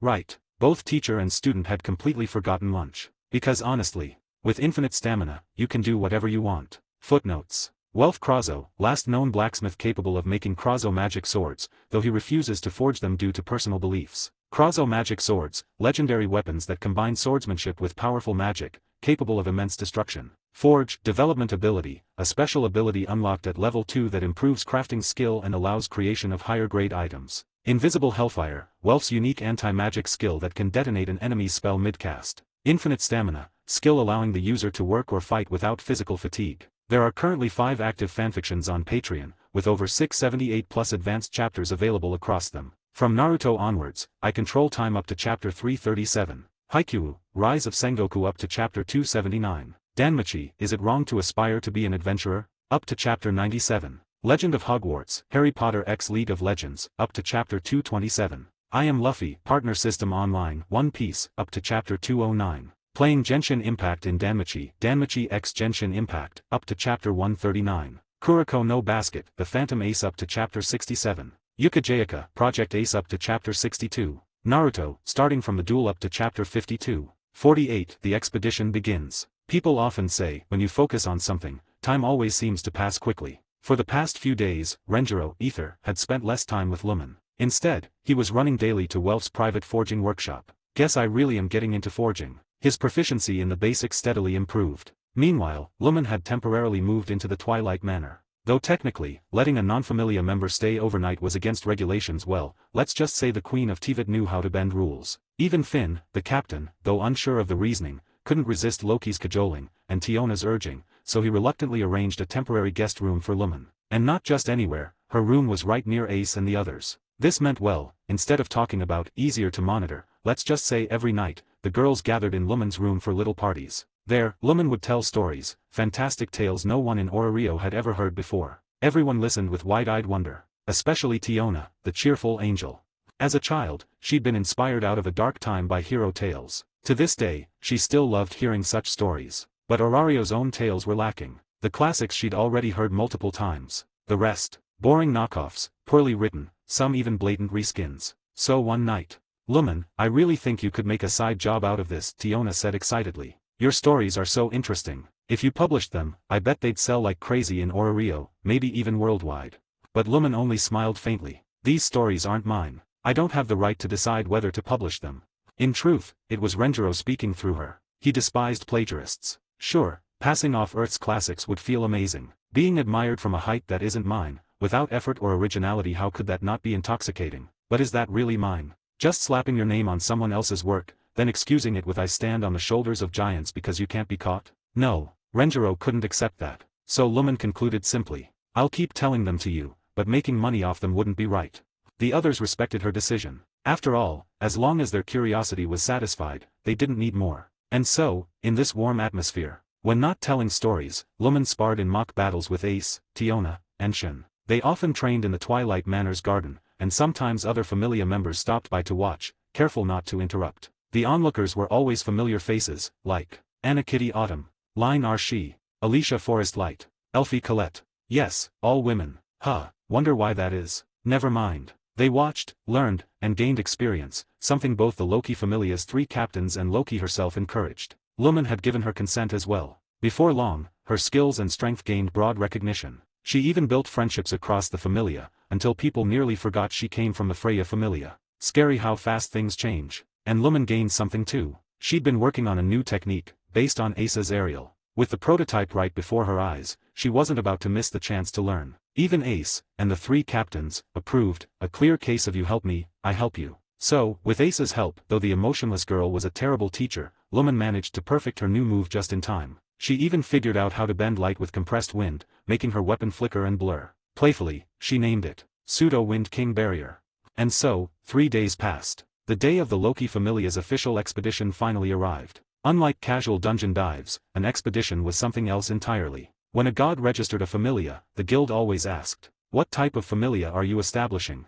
For example, the Hephaestus familia or Goibnia familia were forging support. The Dien sect familia or Maiake familia were potion support. Such support familias faced lengthy procedures and heavy guild fees. The only exception, dungeon exploration familias. Both of Orario's top powers, Freya familia and Loki familia, were of this type. Renjiro knew, for a familia that declared itself a dungeon exploration familia, registration was far easier, and guild taxes much lower. The guild was clearly encouraging more familias to delve deeper into the dungeon. But the catch was, when a familia reaches a D rank, it must conduct expeditions. Just like adventurers had level values, familias had ranks. D rank meant, at least one member of level 4. Naturally, both Freya and Loki familia not only met but far exceeded this requirement. Thus, both had quotas for expeditions. For the Freya familia, the quota was usually handled by the 4 Flame Warriors and the Black Knight. The Paolum quadruplets, incidentally, had been trying to meet the Twin Stars, but their duties delayed them. Even Freya had admitted her familia wasn't the best environment for Renjiro's growth. So she arranged for him and Lumen to join Loki familia's expedition, like a mother enrolling her child in an elite tutoring class. Now, is everyone assembled? Yes, all present. In front of Babel Tower, in the central plaza, dozens of Loki familia members stood ready in formation. Renjiro, Ether, and Lumen stood in the first row, alongside the core members. Thanks to Lumen's recent efforts and their honored guest status, no one objected. Even those in the back smiled, eager to march with the Twin Stars. Finn stepped forward. "Since everyone is here, listen well." His voice carried strong authority. "Our ultimate goal this expedition is the same as always, reach the familia's deepest recorded domain, the 59th floor. To avoid chaos in the upper floors, the host will divide into 3 groups. I will lead the first. Riveria will command the second. Gareth will lead the third. We'll regroup on the 18th floor, then push straight into the deep floors." "Understood." "Yes, sir." Dozens of voices answered as one. "Good. Move out according to last night's assignments." At Finn's command, the great host split into 3. Renjiro and Lumen were placed in Group 2, under Riveria's command. There are currently 5 active fanfictions on Patreon, with over 702 plus advanced chapters available across them. From Naruto onwards, I control time up to chapter 337. Haikyuu, Rise of Sengoku up to chapter 279. Danmachi, Is It Wrong to Aspire to Be an Adventurer? Up to chapter 97. Legend of Hogwarts, Harry Potter x League of Legends, up to chapter 233. I Am Luffy, Partner System Online, One Piece, up to chapter 215. Playing Genshin Impact in Danmachi, Danmachi x Genshin Impact, up to chapter 145. Kuroko no Basket, The Phantom Ace up to chapter 79. Yukajayaka, Project Ace up to chapter 68. Naruto, starting from the duel up to chapter 58. 49. The Beginning of the Journey. 49. The Beginning of the Journey. Before crossing over, when Renjiro first watched the Danmachi anime years ago, he'd thought the Loki familia's expeditions were suspiciously efficient. A few quick scene cuts, and suddenly, they were already camping in the deep floors. Obviously, that was just a cinematic trick for pacing. In reality, the production team had cut countless details of what an expedition actually involved. For example, because the dungeon's interior was massive, and the deeper one went, the more complex the terrain, the stronger the monsters, the faster they spawned. A Loki familia expedition usually needed a full 5 days just to reach the safe floor of the deep floors, the 50th floor. Meaning, even without doing anything else, a round trip took at least 10 days. And if they encountered unexpected dangers along the way, or accepted high-difficulty guild or allied familia requests, the time would only stretch further. Thus, the limited stockpile of supplies was always one of the greatest obstacles to expedition efficiency. For years, Loki familia had attempted to reach the 59th floor. But every time they got to the 58th floor, their supplies ran dry. Finn, factoring in the need for a safe return, had no choice but to retreat, again and again. They'd refine their expedition plan, build up experience, or simply wait for a member's power to leap high enough to break the stalemate. That was why, though they'd never cleared the 58th floor, they never abandoned expeditions either. And so, here they were today. Finn and his group left a while ago. Time for us to move as well. Right.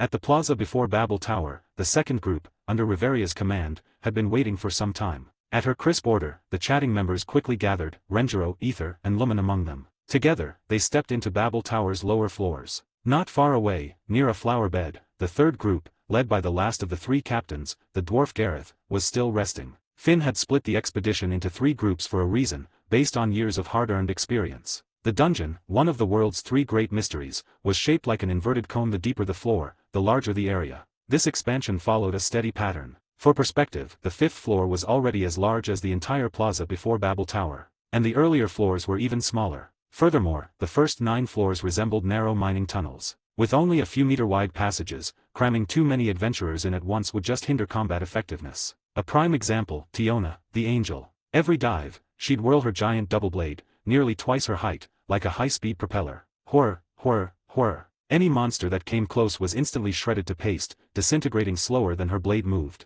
And if a teammate got too close by accident, that'd be a very gory scene. Finn wasn't just strong, his calm analysis, precise planning, and flawless command were legendary. His plans were reliable, sometimes even brilliantly unexpected, as proven in the brutal 7 Days of Death incident years ago. Now, our group has more rearguards, ranged fighters, and healers. So, according to Finn's plan, Ether, Lumen, you two will take points.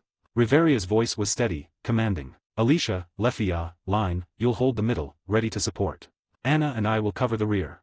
She halted at the base of the stairs leading downward, her supreme-class magic staff in hand. Her emerald gaze swept the group. Is everyone clear? Yes. They nodded as one. Renjiro inhaled deeply. Finally. It begins. This trip will be the perfect chance to test the efficiency of Starry Abyss in real combat. Let's see just how broken it is. With that thought, he and Lumen summoned their blades, the Traveler's Sword and the Sword of Dawn. Side by side, they stepped first into the spiral corridor of Babel Tower's base. Babel Tower wasn't just a divine gathering place, it was also a seal, a lid over the dungeon. Its lower floors were fortified with walls of orichalcum, impenetrable by anything below level 7. At the center stood a raised stairway, leading into a massive, spiraling mineshaft-like corridor. Should monsters break through, they'd first face the Ganesha Familia, always stationed here. Most members were level 4, with their captain, Shaktivarma, a top-class level 5 adventurer. Against upper-floor monsters, they could wipe them out in an instant. And if a monster riot ever erupted, the Freya and Loki Familia elites would be summoned immediately. This place was known as the last unbreakable line of defense on the surface. Rock solid. Probably. Today, nothing unusual happened. The second group entered smoothly. With the Twin Stars' unmatched efficiency at the front, they reached the middle floors in just half a day. Later, formation stays the same. If you two feel you can't keep up, Anna, LV.4, will take point, Riveria said as they reached the 13th floor. Renjiro answered firmly. No need. We can keep going. At least until we reach the 17th floor, no problem. There are currently 5 active fanfictions on Patreon, with over 726 plus advanced chapters available across them. From Naruto onwards, I control time up to chapter 337. Haikyuu, Rise of Sengoku up to chapter 279. Danmachi, Is It Wrong to Aspire to Be an Adventurer? Up to chapter 97. Legend of Hogwarts, Harry Potter x League of Legends, up to chapter 244. I Am Luffy, Partner System Online, One Piece, up to chapter 226. Playing Genshin Impact in Danmachi, Danmachi x Genshin Impact, up to chapter 156. Kuroko no Basket, The Phantom Ace up to chapter 94. Yukajayaka, Project Ace up to chapter 79. Naruto, starting from the duel up to chapter 69. 50, Meeting in the middle floors. There was no doubt, for the Traveler twins, worrying about getting tired was pointless. All they needed to think about was whether the current monsters were worth the effort. After all, unlimited stamina truly meant they could do whatever they wanted. On top of that, they wielded indestructible divine weapons, fought in bodies that couldn't be maimed or broken, shared a limitless mental link, and could unleash elemental skills as soon as their cooldown ended, followed by devastating elemental bursts fueled by their absurdly efficient energy recovery. So really, why can't other adventurers understand why the Traveler twins haven't upgraded their fauna through great deeds yet? Because 7 days and 7 nights of non-stop, high-intensity combat was something even most first-class adventurers couldn't withstand. Maybe none of them could. This was a miracle belonging only to Renjiro, a miracle of the divine Traveler system he was bound to. Thus, with their unmatched pace, the two of them led the second group smoothly down to the 15th floor, cutting through monsters like vegetables. I think I finally understand how such unusual great deeds were ever accomplished. Riveria, leading the group, murmured inwardly. Ahead, in a vast cavern, the siblings were walking a pack of hellhounds as if on a stroll. Well, walking was generous. The hellhounds were monsters that breathed scorching fire, yet Ether and Lumen treated them like sparring partners. Their footwork never slowed, efficiency constant. Occasionally, they'd ease the pace, just to let their stamina bar recover. But overall, they made it look like a casual dance of slaughter. From the 10th floor until now, it had been the same. And strangely, despite the relaxed rhythm, their efficiency wasn't lacking. Even Riveria thought that if Anna the noble cat, a level 4, took point instead, she wouldn't have been any faster. Lumen-san, do she and her brother never get tired? Nervously gripping her staff, Lefia whispered, half distracted from her constant tension. She was so awestruck by the siblings' performance that, for the first time today, she allowed herself a small measure of relaxation. Hearing her question, my guess, it's some kind of ultra-rare skill. The answer came from her roommate, Elfie Colette, the so-called trickster's grimoire. A 16-year-old human girl with shoulder-length brown hair tied in a side ponytail, cheerful in demeanor but dazzlingly gifted in magic. Though still far behind Riveria, her magical knowledge was leagues above her peers, a true prodigy among mages. At that moment, Elfie whispered her speculation. I remember the Freya Familia has the Gulliver brother, for level 5 adventurers who, when fighting together, can rival a level 6. Maybe the Traveler twins have a similar power, or even stronger. Like perhaps when they fight side by side, their endurance stat is boosted beyond limits. Quite the imagination. But then, being a genius mage required a strong imagination. Riveria was like this, Lefia too. It was part of their charm. Just then. From the middle of the group, Alicia Forestlight, another level 4 elven mage archer, tilted her head. Her long, wavy chestnut gold hair reached her waist, and within the Loki Familia she was regarded as the big sister type. Gentle, admired, yet known for her severe cleanliness. The gods had even nicknamed her the Pure Garden. If Riveria was the peak of current power, and Lefia the promising star of tomorrow, Alicia stood between them as the spearhead of the second echelon. Both a talented ice mage and an exceptional archer. Her keen senses twitched, literally, her pointed ears. She was the first to notice another party approaching from a side corridor. Narrowing her eyes, she observed quietly. They don't seem like the type to have bad intentions. Just passing through. She relayed her findings to Riveria. Soon, the rearguard also turned their attention to the newcomers. Riveria analyzed softly. That's the Maiake Familia. Leading them is the Naza Irises. They're probably here to gather alchemical ingredients. Normally, the Maiake Familia would send such requests through the guild, much like the Dien Sect Familia. But since the Faithful Hound just reached level 2 recently, she can manage the middle floors herself. Riveria's expression grew faintly stern. Still coming down as far as the 15th floor without a fireproof cloth is a bit reckless. As a veteran adventurer, her assessment carried weight. For now, ignore them. Finn's orders were to avoid interfering with other parties during the early stages of the expedition. Understood. Meanwhile, things were different for the first group. Unlike the second and third, each led by a single level 6, Finn's team contained a dozen first-class adventurers, and no one else. The smallest group, but the strongest. Why such a setup? Simple. The end of the 17th floor was home to the big wall of Griefation, birthplace of the floor boss, the Goliath. A threat so massive it normally required an entire army to subdue. Though its usual respawn cycle was 1 month, there was no reliable way to confirm if it had already been slain. The guild had no direct communication channels from the surface to the 18th floor. So Finn, following experience, had arranged for the elite first group to ensure the Goliath's swift defeat. After all, the first 17 floors weren't too difficult for the other groups to pass through later. The guild ranked the Goliath as a level 4 threat. With Finn's group, its defeat was guaranteed. That very afternoon. Lumen, Elfie, Lefia. I missed you so much. We've only been apart for what, half a day? You just want roast meat, don't you? Ehehe. The first and second groups finally met, courtesy of a flying tackle from the ever-energetic Tiona. Boom. There are currently 5 active fanfictions on Patreon, with over 726 plus advanced chapters available across them. From Naruto onwards, I control time up to chapter 337. Haikyuu, Rise of Sengoku up to chapter 279. Danmachi, Is It Wrong to Aspire to Be an Adventurer? Up to chapter 97. Legend of Hogwarts, Harry Potter x League of Legends, up to chapter 244. I Am Luffy, Partner System Online, One Piece, up to chapter 226. Playing Genshin Impact in Danmachi, Danmachi x Genshin Impact, up to chapter 156. Kuroko no Basket, The Phantom Ace up to chapter 94. Yukajayaka, Project Ace up to chapter 79. Naruto, starting from the duel up to chapter 69. Hi guys. I made a paid service in Telegram where you will find a great collection of fanfiction audiobooks organized and regularly updated. What you get? An unlimited access to the full audiobook library. New fanfiction audiobooks added regularly.